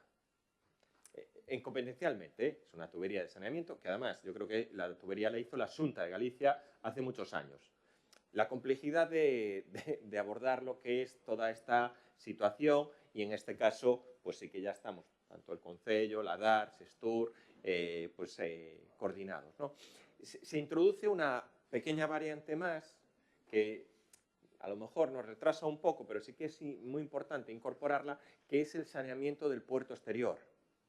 El saneamiento del puerto exterior, que también sirve para el saneamiento del puerto de Suevos, va a la zona del Arenero. Entonces, claro, a lo mejor ya hay que aprovechar todas las sinergias, puerto, Aguas de Galicia, Sestur, la DAR de Bens, para a lo mejor ya ver que la dimensión de los ramales que se puede hacer, si hay que hacer lo más probable es que haya que hacer un ramal en paralelo, ¿entiendes? Ahora tienen que intervenir pues distintas administraciones, porque no tiene sentido que nosotros nos pongamos ahora a hacer una actuación, una reparación, cuando hay que planificar lo que es todo lo que es el saneamiento del puerto y de los vecinos del puerto de Suevos. Vale. Perdona, ¿es verdad que hay una canalización de gas ahí también? Sí. Hay una canalización de gas que se vio afectada por lo que es la actuación y que está ahora en descarga. Sí, neste momento esa canalización de gas non está en explotación e nada, o sea, estamos ás pensas de que se execute, digamos, a obra de reparación. Bueno, a do talud xa está finalizada, pero o tramo de abaixo, a obra que vamos a executar a continuación, tamén xa se falaron cas compañías de distribución para evidenciar ese problema, porque esa canalización fíxose tamén pola marxe onde foi o desprendemento do talud, e tamén eles, pois evidentemente, teñen que restablecer ese servicio. Entonces estamos en coordinación tamén cas empresas de servicio, evidentemente. Ahí se juntan, no un problema, 2, 3, se juntan varias actuaciones y que no se puede abordar de manera aislada, que tienes también que coordinarla con distintas administraciones y entidades, ¿vale? Mira, sobre la cubierta de... sobre la cubierta de la pista de Uses Deportiva, ¿no? Nosotros, desde el Concello, nunca quisimos cubrir la pista deportiva de Uses, nunca. La fiesta sí. Sí, nosotros era una petición, en este caso de los vecinos, probablemente hubiera o fuese más fácil tener la autorización de la pista deportiva porque está más alejada, en este caso, de lo que es el entorno de la capilla, y cuando se planteó la cubrición del campo de la fiesta próxima a la capilla, pues se denegó, en este caso, por el impacto. Sí, se denegó. No, pero es la capilla esa, y está hablado con patrimonio, sí. No, pero bueno. Eso es un error de nombre, pero está hablado con patrimonio.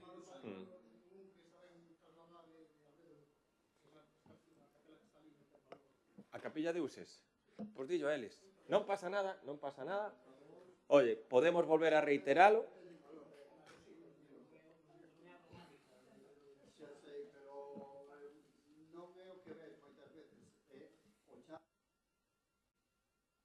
A ver, a veces patrimonio lle pon especial importancia a algunha cousa que a mellor nós non pensamos. Outro día me... Son cristianizacións sobre algo anterior. Claro.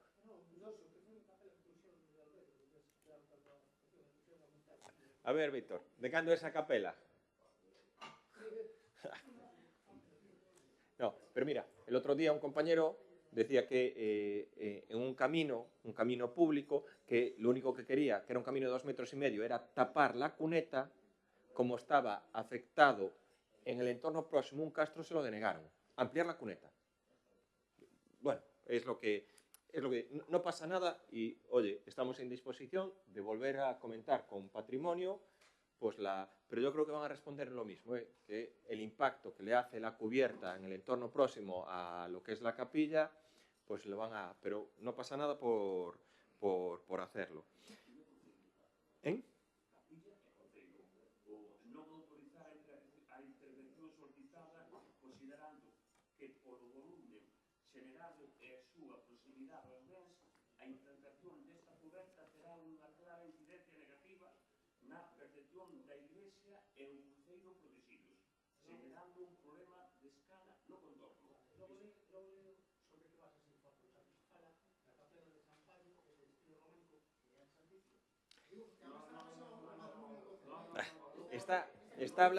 Está hablado personalmente con ellos. Claro, no proxecto 2018 de envío campo de festa de Uxes e por capela de San Pablo. Se equivocou. No.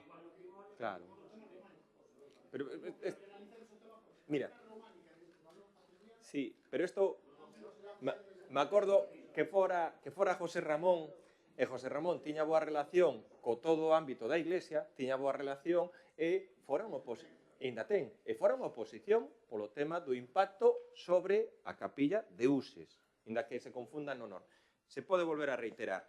Bueno, y queda contestar el tema sobre la permuta de las parcelas de Sabón. Bueno, como después va a intervenir también, en este caso, el presidente del Club de Oseiro, primero, decir que esto es una petición por parte de una empresa privada que tiene 700 puestos de trabajo aquí en Arteixo, 700 puestos de trabajo, y que son los lindantes al campo de fútbol.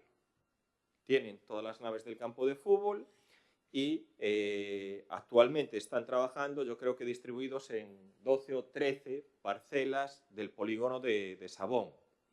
Entonces, ellos lo que solicitan, siendo los titulares y los dueños de las parcelas lindantes, es la posibilidad de poder ampliar sus instalaciones creciendo hacia el campo de fútbol y concentrar las 10 o 12 naves que tienen por ahí desperdigadas, ¿vale?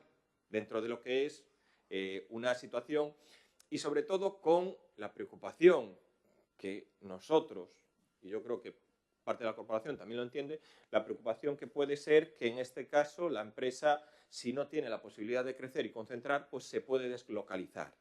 Y no es ninguna ni amenaza, ni ninguna cosa que no sea una realidad, porque ellos tienen centros en Zaragoza, en Madrid y en Barcelona. Y hay un sitio que realmente no les es bueno producir, que es aquí en Arteixo, porque es logística y es todo transporte. Pero es verdad que la familia, los dueños de la empresa de Gevaso, y por el arraigo que tienen aquí, por la capacidad de mano de obra, que siempre elogian a la capacidad de mano de obra que hay aquí en Arteixo y que a lo mejor no encuentran en otras zonas como Zaragoza, como Barcelona o como Madrid. En la zona de Barcelona es una rotación, no hay nadie que continúe mucho tiempo trabajando, que una rotación continua. Entonces ellos necesitan la posibilidad de ese campo de crecer y en este caso, cuando se hizo la modificación puntual de las normas de Sabón, se catalogaron esos campos de fútbol como suelo industrial. Suelo industrial, una modificación que nadie alegó. Ya, pero no alegaron ni vecinos, pues mira que fue exposición pública reiterada y reiterada. Y se trajo aquí a aprobación plenaria varias veces, No, pero al tema del campo de fútbol no. No, al tema del campo de fútbol no. Y reiterar que, no, luego te dejo claro, y reiterar que es también una petición de hace muchos años de la Asociación de Empresarios del Polígono de Sabón, pidiendo que destinar el suelo que le corresponde al polígono, el suelo a industria. Nosotros, dentro de la configuración de todo el polígono, tenemos todos nuestros equipamientos e infraestructuras, tanto educativas como, los campos de fútbol de Arteixo, la piscina, los colegios, los institutos. En lo que se refiere a equipamientos, el polígono está excedido.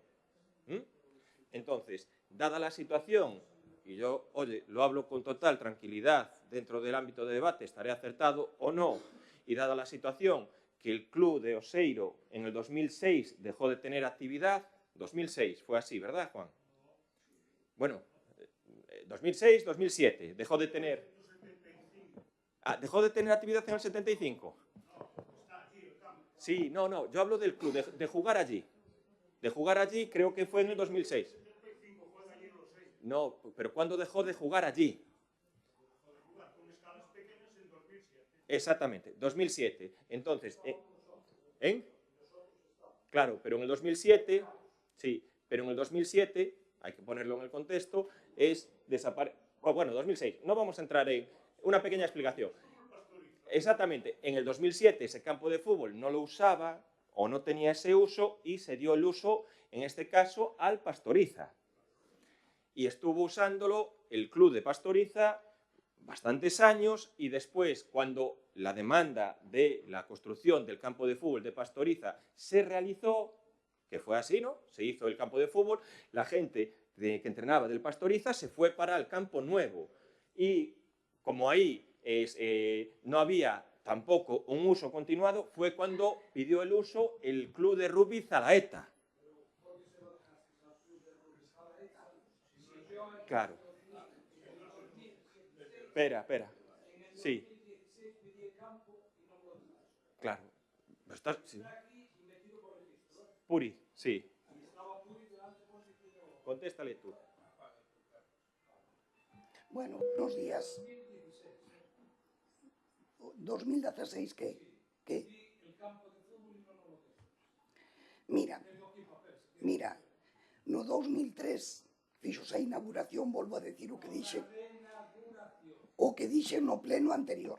Hai documentación que se presenta claramente. Que despois vas a poder intervenir. Mira, teño un papel... Déjala hablar, vale? Claro, deixademe falar. Teño un papel que nun pleno aquí, no ano 2003, que non sei se sabedes, alguén o sabe, que eu leveime tamén unha sorpresa, aprobouse aquí por toda a corporación nese momento que ese campo pasaba a chamarse Salvador Rabuñal Rei. Non sei por petición de quen. Non sei petición de quen. Agora os veciños do Oseiro resulta que sabemos que temos un campo. A nadie se lle pediu permiso. No 2006, o presidente actual cesou a actividade federada. Vale, a actividade federada cesouse no 2006, que presentou o presidente. Pois non. A ver, o digo eu porque cesache a actividade. Cesache a actividade. Vamos a reconducir. Podemos hacer el... Mira, podemos hacer el debate... Espera, podemos hacer el debate bien o el debate mal. O pasamos. Bien, es dejarle, por favor, pero déjale, pero esto no es un tema de mentiras o verdades, no es un tema de que ella está en su turno de intervención y dejémosla que diga lo que ella piensa. Y ustedes después hacen la intervención. Claro, es que es eso. Para mí, por supuesto, y yo comparto la idea, los veteranos tienen una liga, pero no es una liga federada como los completos. Ahora. Sí, pero lo que dice ella, lo que dice Puri es que no es... Ya, bueno, es...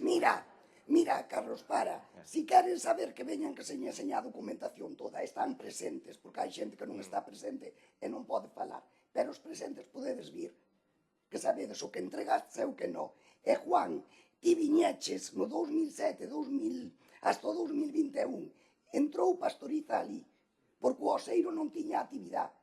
O Oseiro xogaba no campo de Arteixo, no Ponte dos Brozos, os sábados polas tardes. Vale, porque o Oseiro non valía. Vale, porque o Oseiro, deixádeme falar, porque o Oseiro desde o 2006 cesou a actividade. No 2006 cesou a actividade. Está a documentación toda.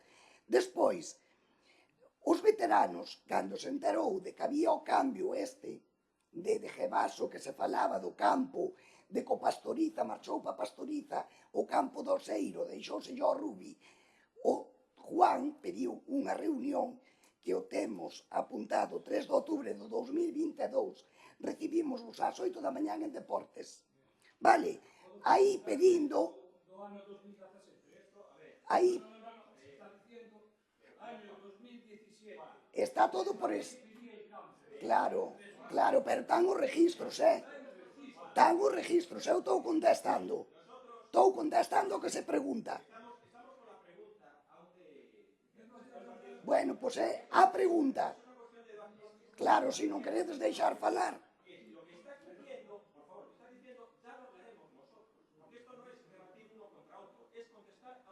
Claro, solamente dar as explicacións que se piden.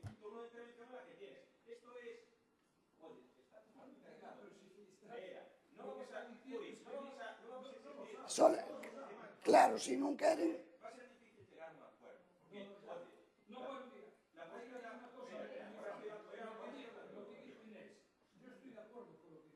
Claro, porque Inés non sabe.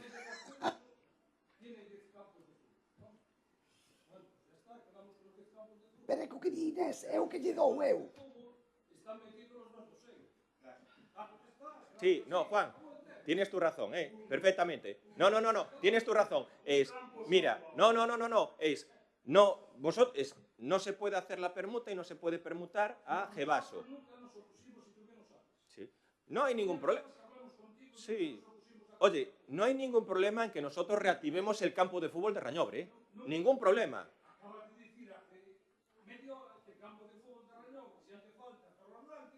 Sí, pero antes de nosotros, antes nosotros de actuar ahí, no, hombre, no dije eso, Jová, eso es que, no, mira, lo que he dicho es que dentro de lo que es Altri, sí, como en el contexto, si Ferrolatlántica ampliaba, no dije que ampliara para el campo de fútbol.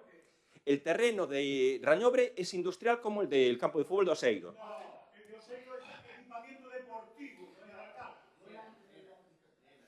Era Ferrín.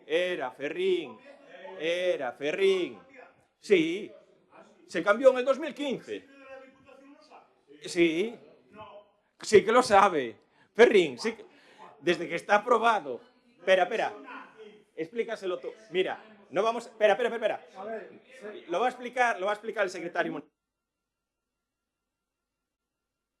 Que se tramitó como una modificación puntual del Plan General del Ayuntamiento, se llaman normas subsidiarias, que se aprobó inicialmente aquí En el Pleno de la Corporación se solicitó informe a todos los ayuntamientos limítrofes, se publicó en el Diario Oficial de Galicia y en el Boletín Oficial de la Provincia, se solicitó informe también a la Diputación Provincial de La Coruña, se expuso al público durante 2 meses y después se aprobó provisionalmente y finalmente se aprobó definitivamente. Aparte de que toda esta publicidad formal se llama todo el mundo tiene la obligación legal de conocerla y también la Diputación Provincial, aparte de eso, el presidente de la Diputación, porque se le enviaron desde aquí diversos escritos dirigidos expresamente al presidente de la Diputación Provincial, tiene conocimiento formal no solo de la aprobación definitiva, sino que esa aprobación definitiva implica una alteración de la calificación jurídica de la parcela 132A, B y C. Y lo sabe perfectamente que tiene la calificación de bien patrimonial, porque además fueron varios escritos que lo califican así expresamente. Lo sabe perfectamente. ¿Qué quiere decir eso? Es más, cuando... Es cuando se firmó incluso el convenio de traspaso del polígono de Sabón, en el 2015, se firmó así, y donde se cedían las parcelas al Concello de Arteixo, y quedaba una cláusula donde decía, en el caso de venta de las parcelas, lo decía así claramente el convenio, el presidente lo sabía, en el caso de venta de las parcelas, el dinero proporcionado por la venta de las parcelas se tiene que reinvertir en el propio polígono de Sabón. ¿Es así? ¿Es así? De mutuo acuerdo con actuaciones de la Diputación y actuaciones con nosotros. Sí, claro.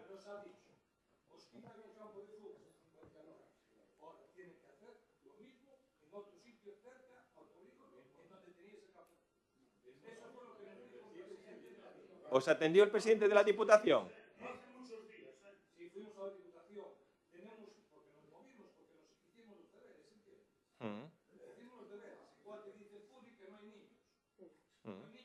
No, espera, Juan. Es el presidente de la Diputación... Oye, pues marcha. Es el presidente de la Diputación... Espera. El presidente de la Diputación os atendió y os dijo así. Vale. Oye, mira, nosotros... Yo creo que nuestra postura está clara, ¿eh? Nosotros... Mira.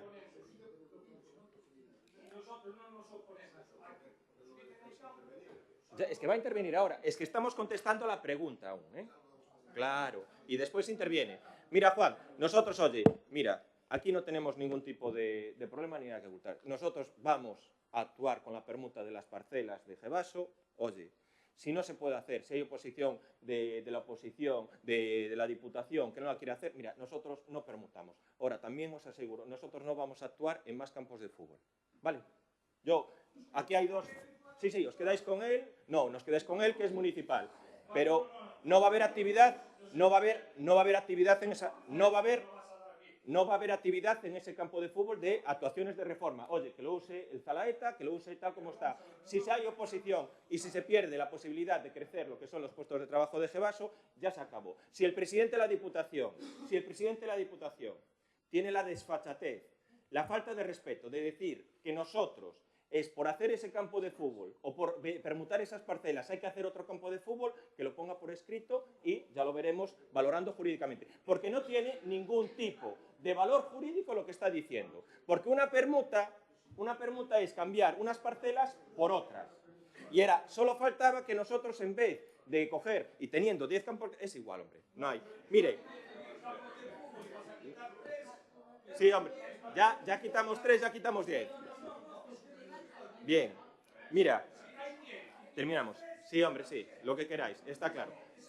No hay. Vamos a terminar, espera. Mira, sobre la pregunta de Martín que decía, ¿tengo concello visto boda Diputación Provincial para efectuar a permuta dos terrenos con una empresa privada? Pues mira, decirte que nos han pedido hacer una comisión de seguimiento donde, en este caso, ir y aclarar las distintas condicionantes o las distintas posiciones que tienen.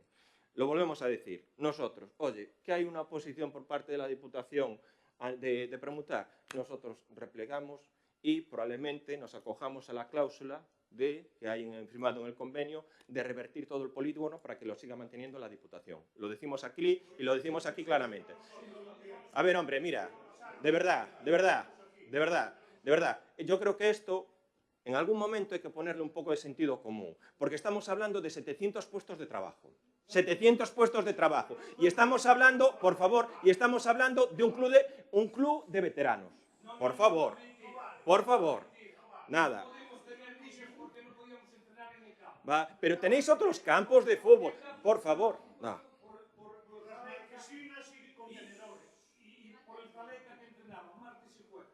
Vale.